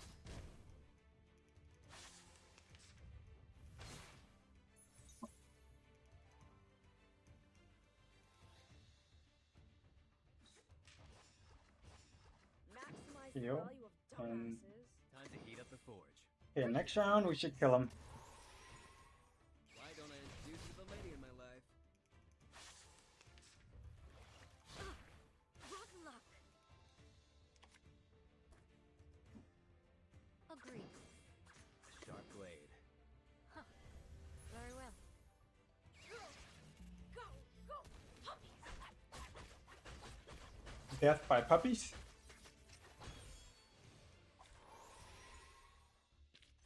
Easy. Huh? It's already over?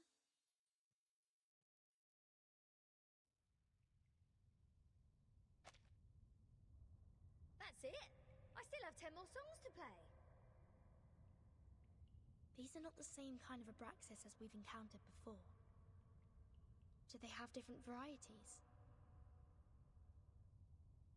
Wait, where is Miss 37?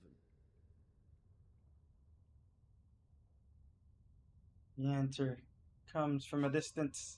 Come on, keep up. Did she just take off like that while we fought? Sneaky little. We should leave too, Vertin. Wait a second, Regulus. Do you sense anything familiar in the fog? Uh-huh, you bet. This is the first guest room we were put in when we first entered the island. No, Captain. This apple has the same strange feeling. We saw the rise of Ceres in the same kind of fog. And before that... That's the same fog as in the Elitiao space. That is to say... This fog is the cause of our illusion to see the Ceres and the Abraxas' attack. Don't rush to conclusions. Follow 37 first. Oh, and what's that series you were talking about?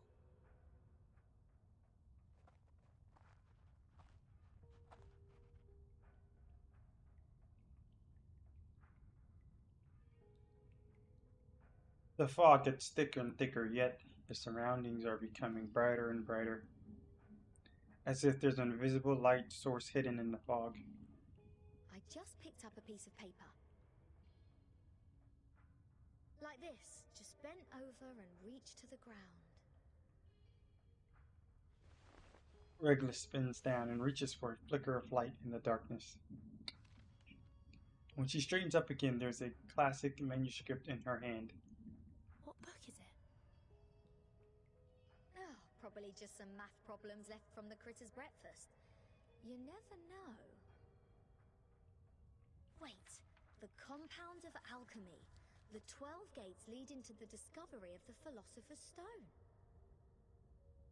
This is that alchemy handbook given to Edward IV by George Ripley. Why is it here?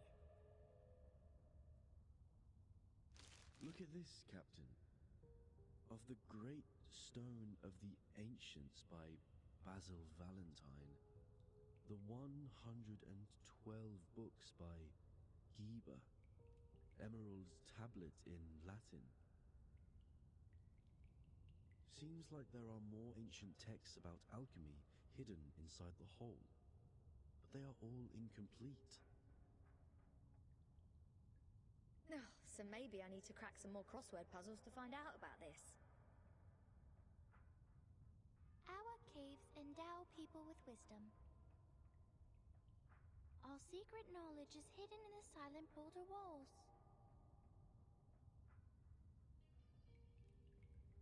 Without getting anyone's attention, 37 has gone to the other side of the cave. The knowledge in those books is just a drop in the ocean. Follow me, Regulus.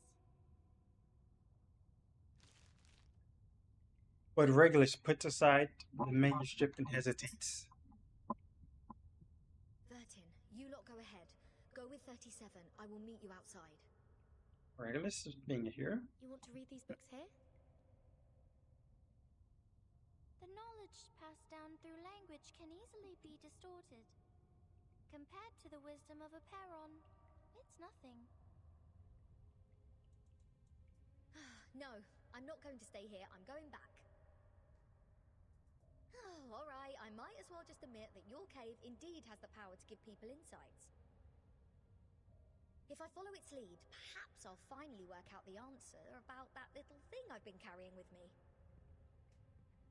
Never thought that I'd find the answer here. Easy as picking up a shell on a beach. 37 stops and tilts her head in confusion. What? You don't want to get closer to the truth? Oh, of course I do. And that's precisely why I don't want to get to it so easily. I don't want it to be fed into my brain.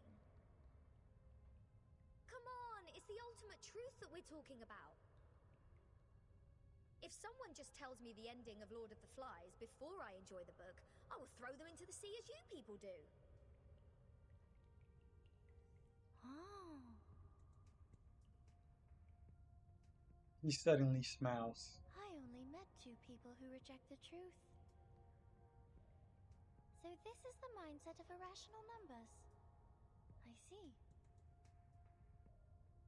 Thank you for being my subject of observation, Regulus.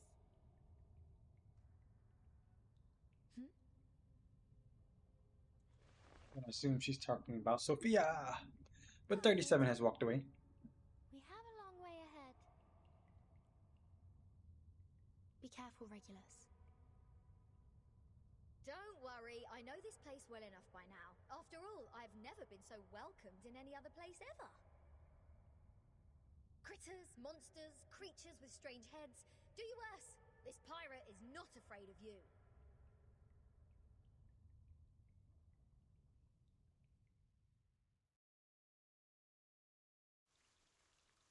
Be continued.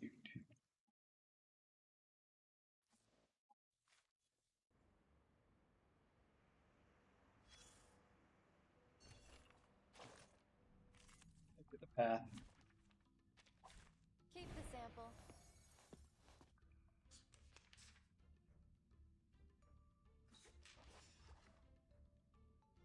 And your hypothesis? Sterilize. Yeah, that's just hail for no reason. Another look? I'm losing my patience.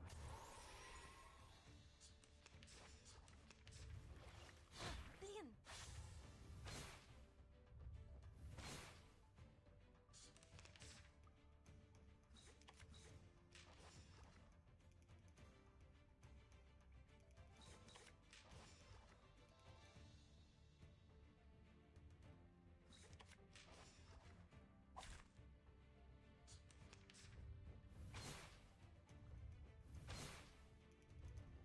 Hey, this body's all natural. Wear gloves. An academic question.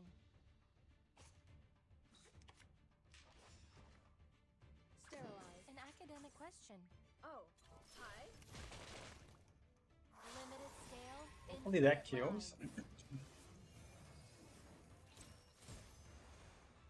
Confirm the coordinates. Okay, did not.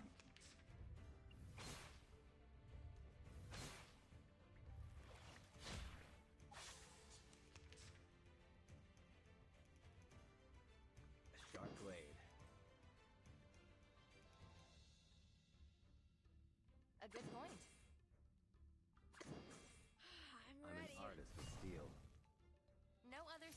show you this. Go! Go! Go! Puppies!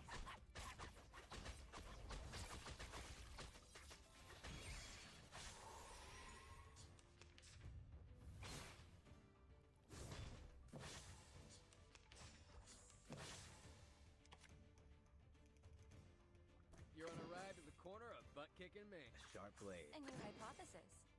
Melt it down, forge it up.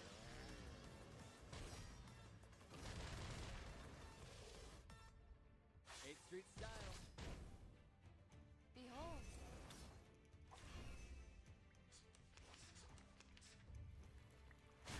Not even close, bro.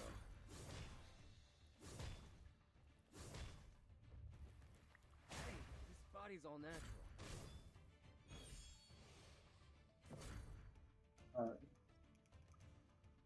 Wear gloves. Time to heat up the forge. A good point. Why don't I introduce you to the lady in my life? Confirm the coordinates. Dead.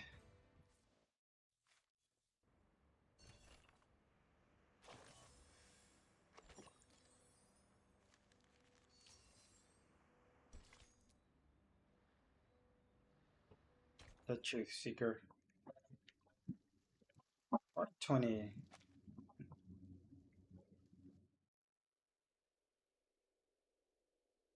Apiron, the boundless, the beginning of all things. Everything originates from it and returns to it. Infinity has no start and no end. But nothing would come into existence if there's only infinity. Look up there, Vertin. Now they are presenting in their true forms. In their purest and newest forms.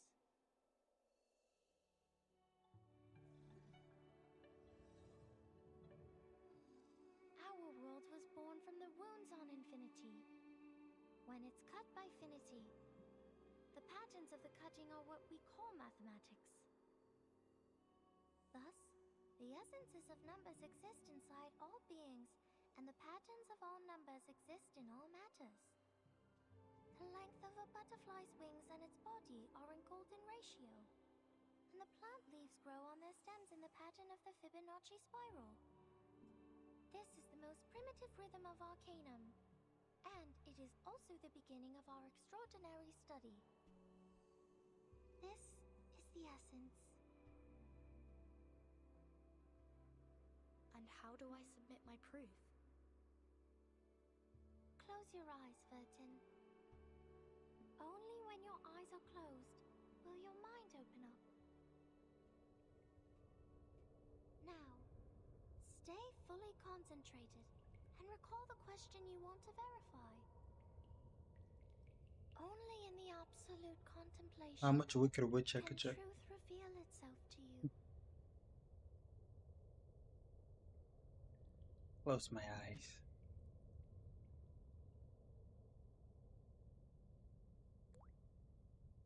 The body is tossed up and falls into the eternal something, yet the soul is thrilled, celebrating its hard-earned liberty. As it rises higher, it sees farther. It transcends the eternal wheel of birth and rises beyond the continuously running wheel of time. From the void to the first existence, from first to second to third, from points to lines, then to planes. The emanation, the storm syndrome. Where are they from? Foundation, Manus Vindictae, Aperon. What roles do they play? Why does the storm fall when history trembles? Why doesn't the storm fall into the misty land? What is the ingredient of asymmetrical nuclide R? All the clues from the past are gathering here. Points make lines, lines make planes, blah blah. Huge net of history. Underground labyrinth. But Numa can guide us to go beyond all things and reach the exit. Vertin, can you see it? I can see it.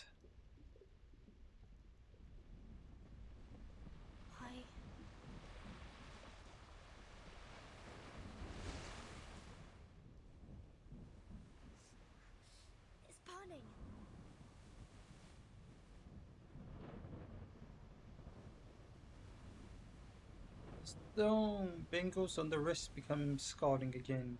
The tranquil kingdom of the truth disappears, replaced with endless chaos. What's going on? Is somebody fighting with a Manus now?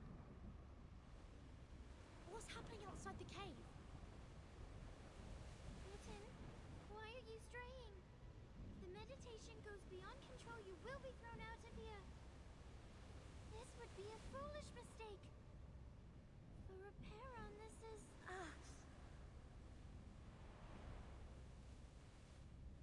Suddenly, a voice comes into the mind, like a strong wind blowing off the candle. No man shall bravest the storm and live, including thee.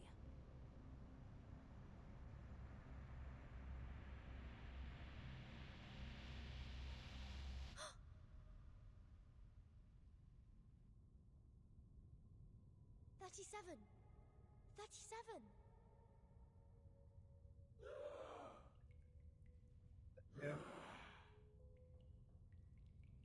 All the heavenly images have gone. In the depths of the freezing cave, the Manus pawns are violently knocking their heads against the walls. By their feet, 37 is lying unconsciously, yet muttering incomprehensible. Whatever. What happened? I missed it. All those illusions? That big word took me by surprise. If it weren't for the heat of the stone bangle that wakes me up, would I go as crazy as they did? This stone reminds me of the spinning wheel. Summoning wheel, you mean? Luckily, the leather box is still here. The collector of asymmetric nuclei R. If the reagent turns gold after reacting with the fog here, that means the fog contains elements that can be immune to the storm. It's of gold. It's in the glass tube. This has never happened before. Faster than I thought. The concentration of R is hundreds of times, no, thousands of times higher than in the Manus' masks. In other words, whoever owns this cave can produce the protective equipment of the storm in big numbers. Is that the reason why Arcana is here? 37 rolls over in her sleep. Oh, Mother, our model. Has it failed? Has it failed? I need to take 37 out of here.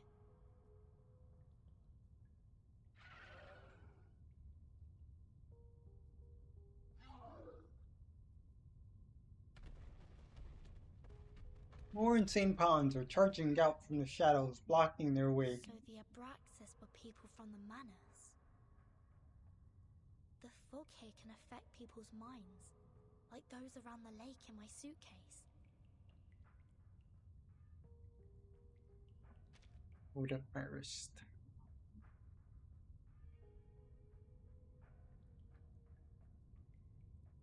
Have the Manus found a way to launch attacks without being punished by the bangle?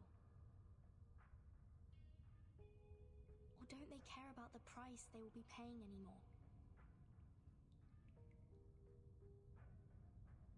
Danger is close. One must act now. I hope Regulus didn't throw my words to the wind. I have to get rid of them first, and go out to join the others.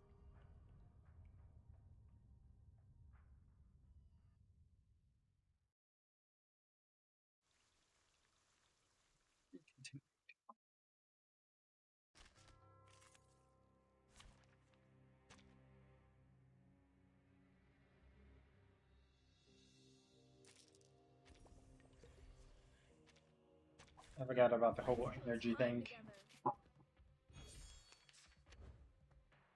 Each round, the first character to...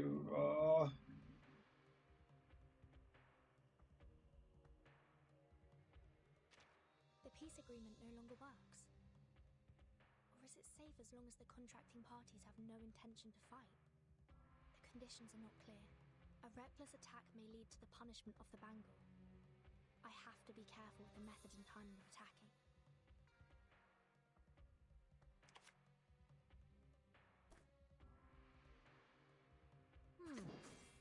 A new hypothesis. A good point.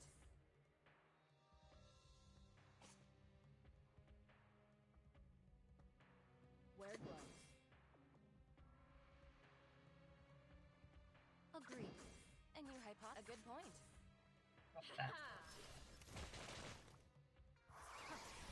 Very well. No other study could show you this. Confirm the coordinates.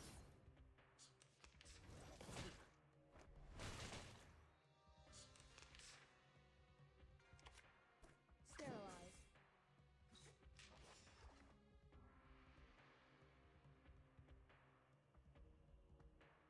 A sharp blade.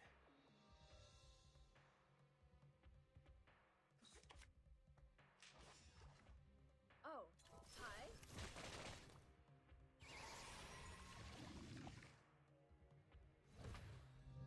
Heal. Wait. The body is melting. It turns into. So, this is how the Manners fight against the restrictions. They sacrifice one man to feed another.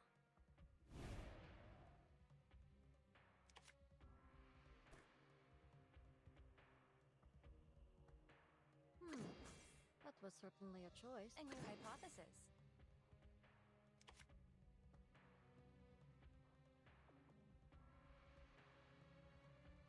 Time to heat up the forge. Agreed. Oh, I shouldn't have did that. Victory comes in the tide of blood. Calculating distance. Why don't I introduce you to the lady in my life?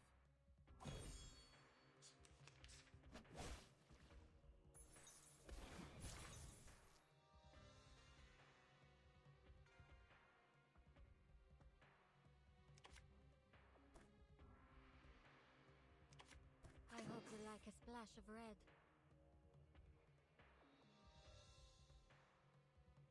Wear gloves. Sterilize. Close your eyes. It will all be over soon.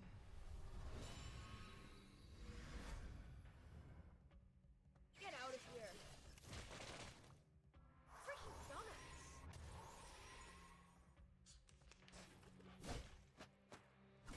Ow! You're on a ride to the corner of butt-kicking Maine. I'm ready. That was certainly a choice.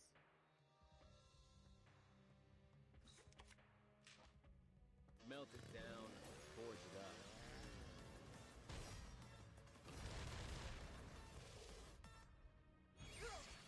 Go! Go! Puppies! I shouldn't have used that on that guy.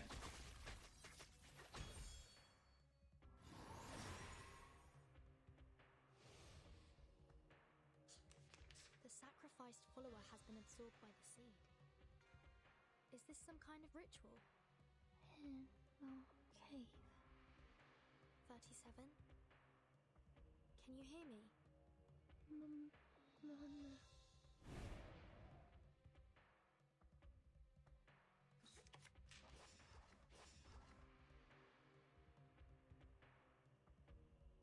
Sterilize.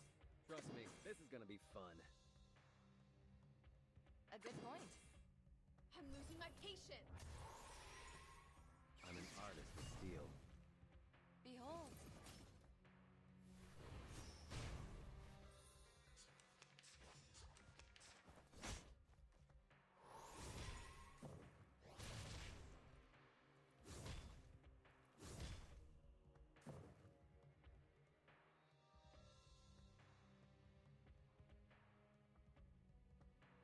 Agreed.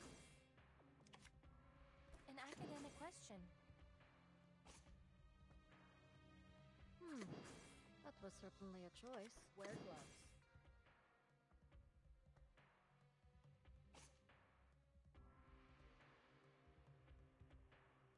A sharp blade.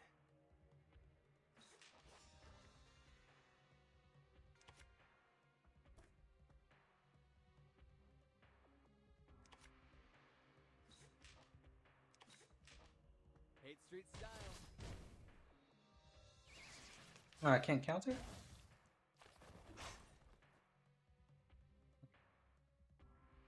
You're on a ride to the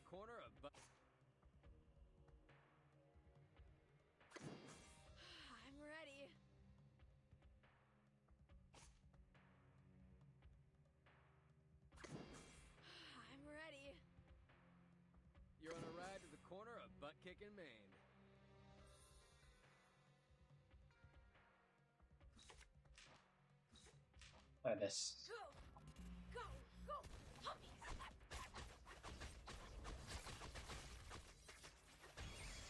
Melt it down, forge it up.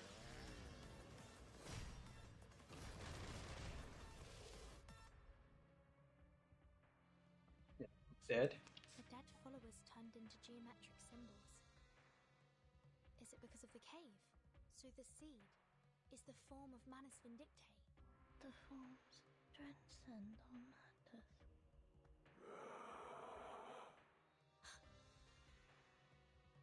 A fruit has been born from their Things are not as flesh. simple as I thought.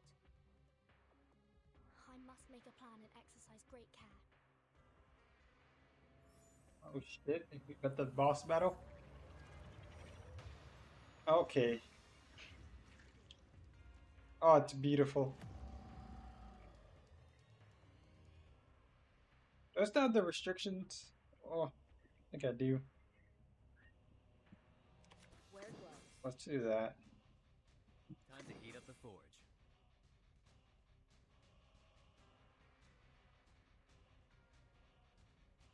An academic question. Get out of here! Limited scale, infinite lines. Calculating distance.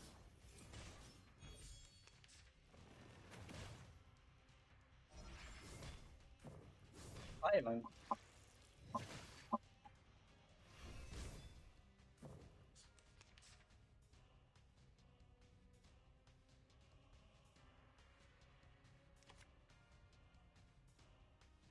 A new hypothesis.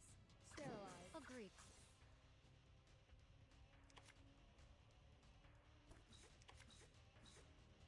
Sharp blade. Behold. Freaking dumbass!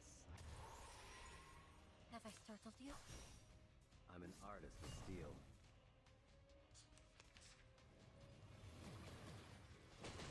Fucking toes!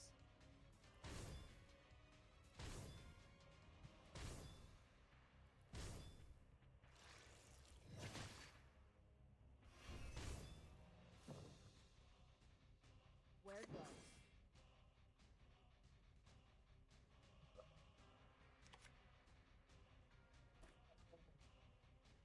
Use the heal. A good point. I hope you like Time to heat up the forge. Trying to get another buff. They're not getting it to me, so I can get a another lure. 3-star buff. Close your eyes. They don't want to give it to me. Over soon.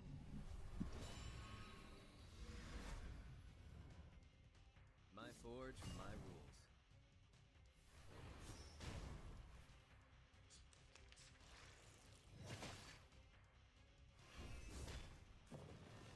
Hey, this body's all natural. A new hypothesis.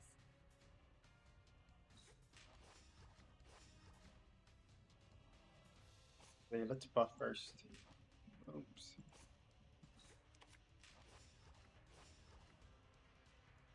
This is no ordinary thing. Actually, no, we can't buff first. A good point. Still has her ult. This is no ordinary. We can, but Confirm the coordinates. want her to attack with her ult thingy. Go! Go! Go! Puppies!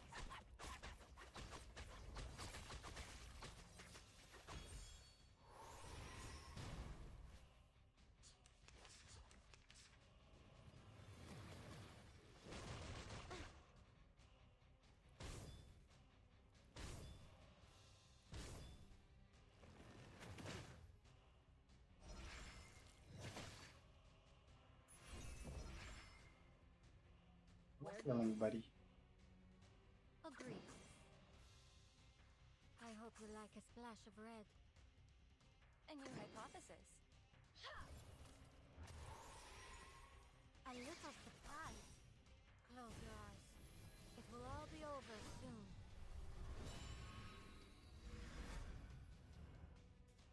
Behold.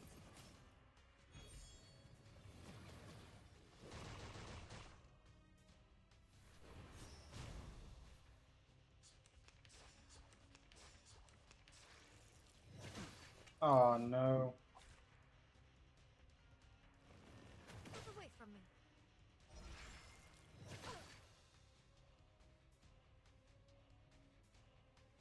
Okay, so it's more wise to use this protect her from damage. Sterilize, wear gloves. The benefits of field mapping. Get out of here! I'm losing my patience!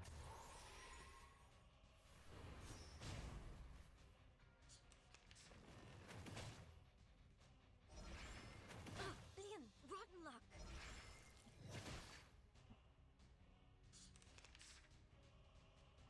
Damn. Have to use that. An academic. That was certainly a choice. Go, go, Tommy.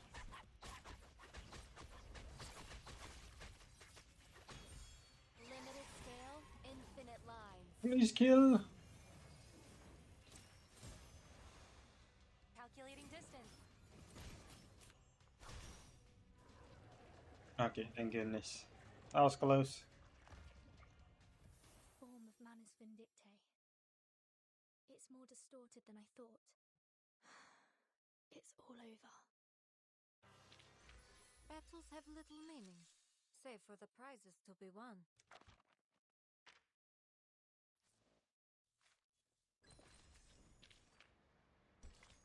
Invaders in black.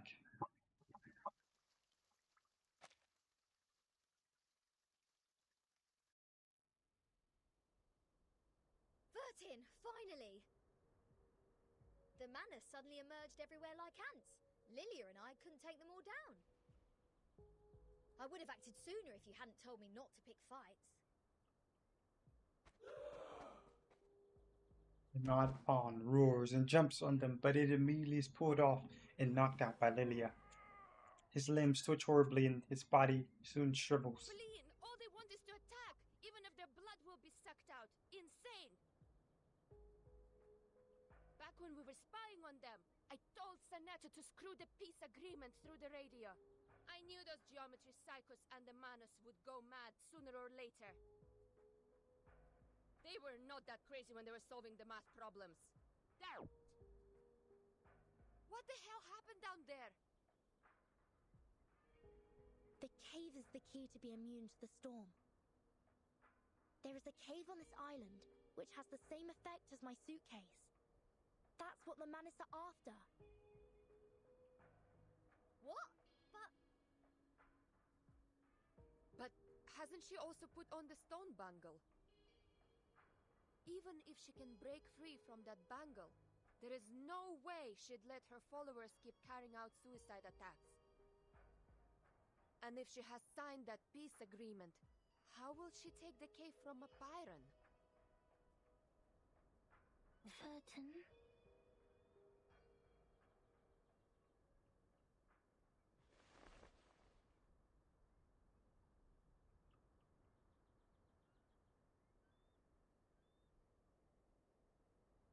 I'm not reading all that. I was searching something up, baby. I was looking something up. He said that Vertin's suitcase was immune. I was like, what? Isn't Vertin immune? Also? Like, just naturally? Because she's experimented on? You have overstayed your welcome. That's what I Miss searched up. Arcana. I have to regrettably remind you not to overstep the boundaries, despite the great help you've given to us. I take not thought for needless disputes. But to ask a simple question. She gently closes the book. The great philosophers. Ye seek the ancient wisdom, follow the sage's teaching, and pursue the noble virtues. You are separated from the world for thousands of years. And you have not gained the human's understanding, nor have you sought for it. I find pleasure in this allegory of the cave. However, hath this been unto thee? That too led us to the exile in this cave.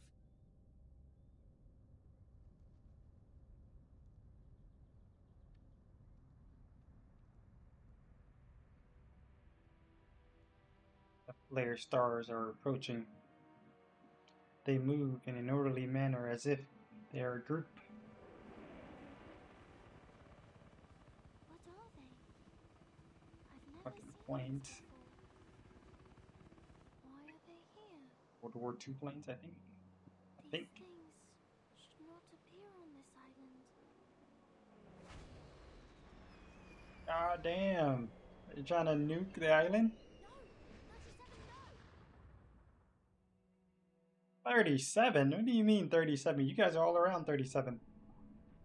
The Eternal will never circulate weeks. Okay, upon this silent sea, a fleet in the back, breaking the waves, sailing towards... Okay, this is going by way too fast. Sinetto, did you bring the humans' army here?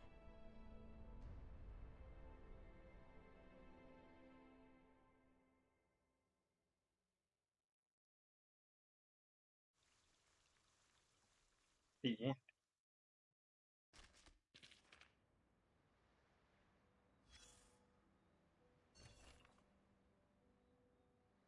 Okay, drive them away.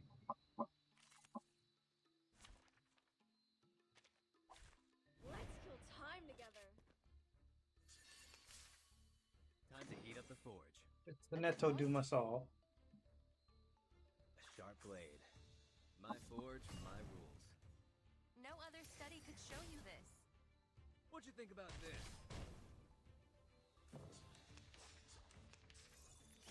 Toes. Toes.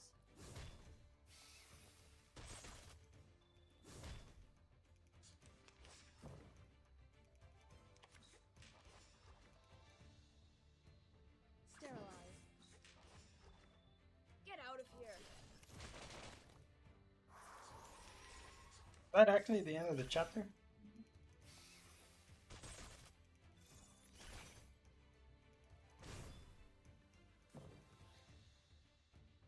Yeah, I don't want you double attacking me. I'm ready. Sterilize. I'm ready. Wear gloves. Heal. Oh, hi. Go! Go! Go! Humpy!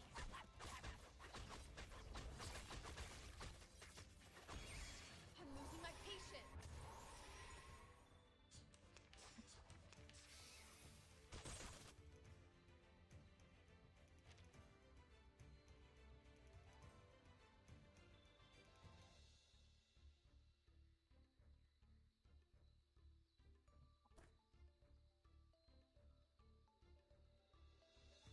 Oh, they're all attacking.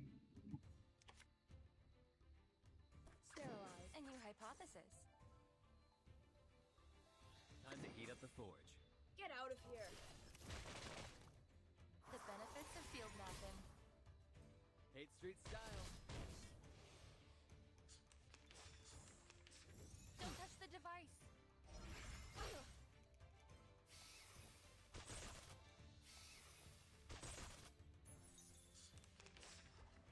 It literally silenced all of my attacks except these.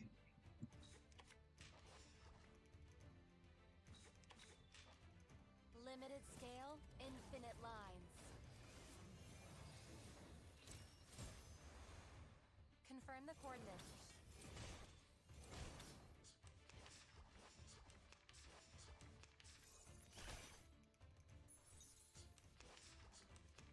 A good point. A new hypothesis.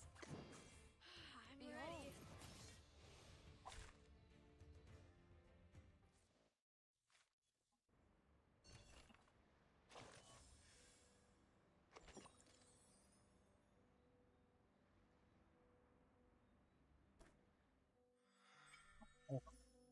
That was actually the end of the chapter. Then special enter chapter. Oh, how long is this? I don't think I have it in me.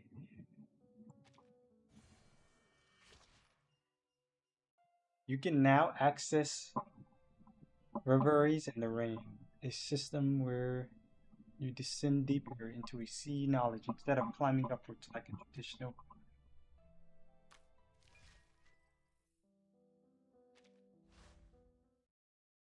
This place is filled with forgotten knowledge and wisdom, ideas from different eras and people intertwined here, some lost to the passage of time, while others yet to take form. Blah blah blah, gateway to something.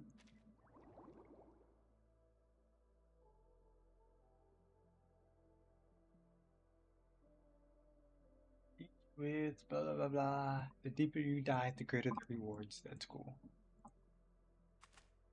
Yeah, we're not gonna do this now.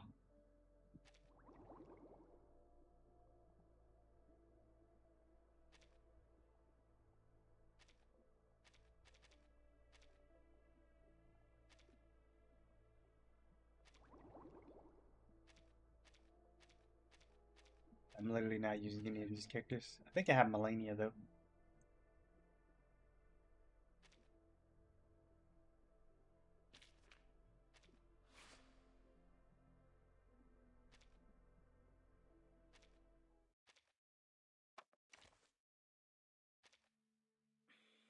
There we go. A system that provides power boosts to older characters. The following tutorial boxes will try to include some extra details. Feel free to screenshot them for easier Take the reference. notebook on the desk and write down what I say.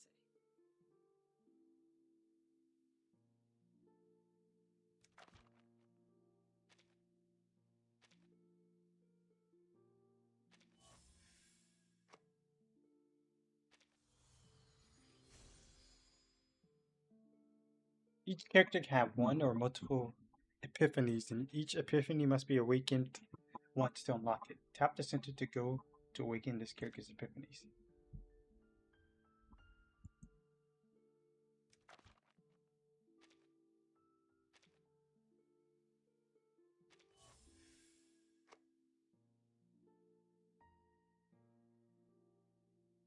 Oh.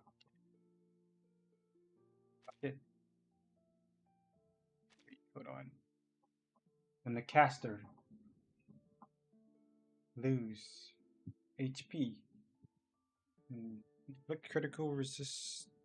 Okay, don't care about that one. When cast, lose own current HP and deal additional. Okay, don't care about that. After an ally is attacked, this unit casts rank 1 Alchemy Warfare as a follow-up attack. Can trigger 2 times per round. When casting Alchemy, where it causes all allies to lose 10% HP, and if a target is at 50% HP or below, recovers an additional HP for that target. If a target is at 50% HP or below, recover HP to okay.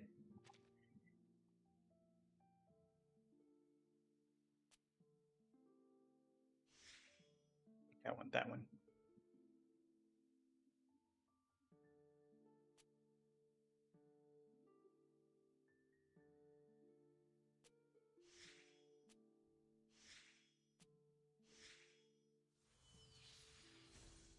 I used all of them.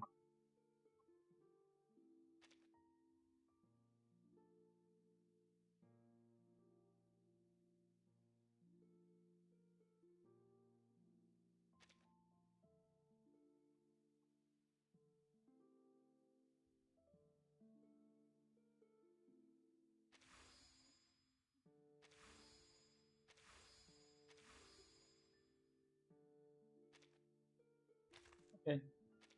You're finally here. I could use a sponsor like you. So.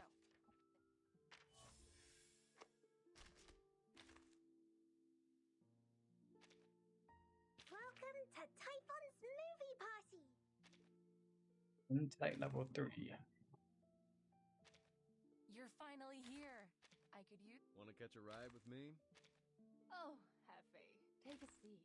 Don't stand on ceremony. Oh, welcome. You appear to have come. That is for older characters. I didn't know that this guy was an older character.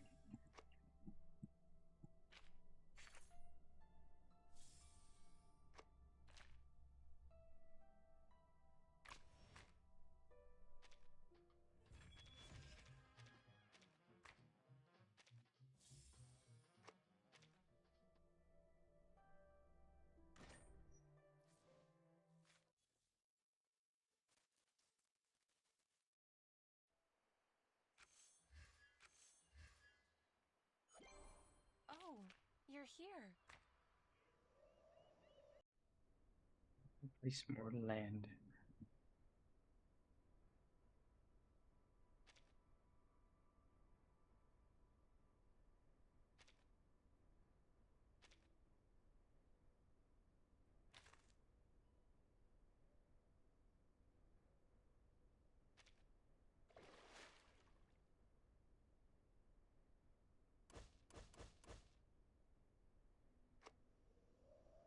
Okay.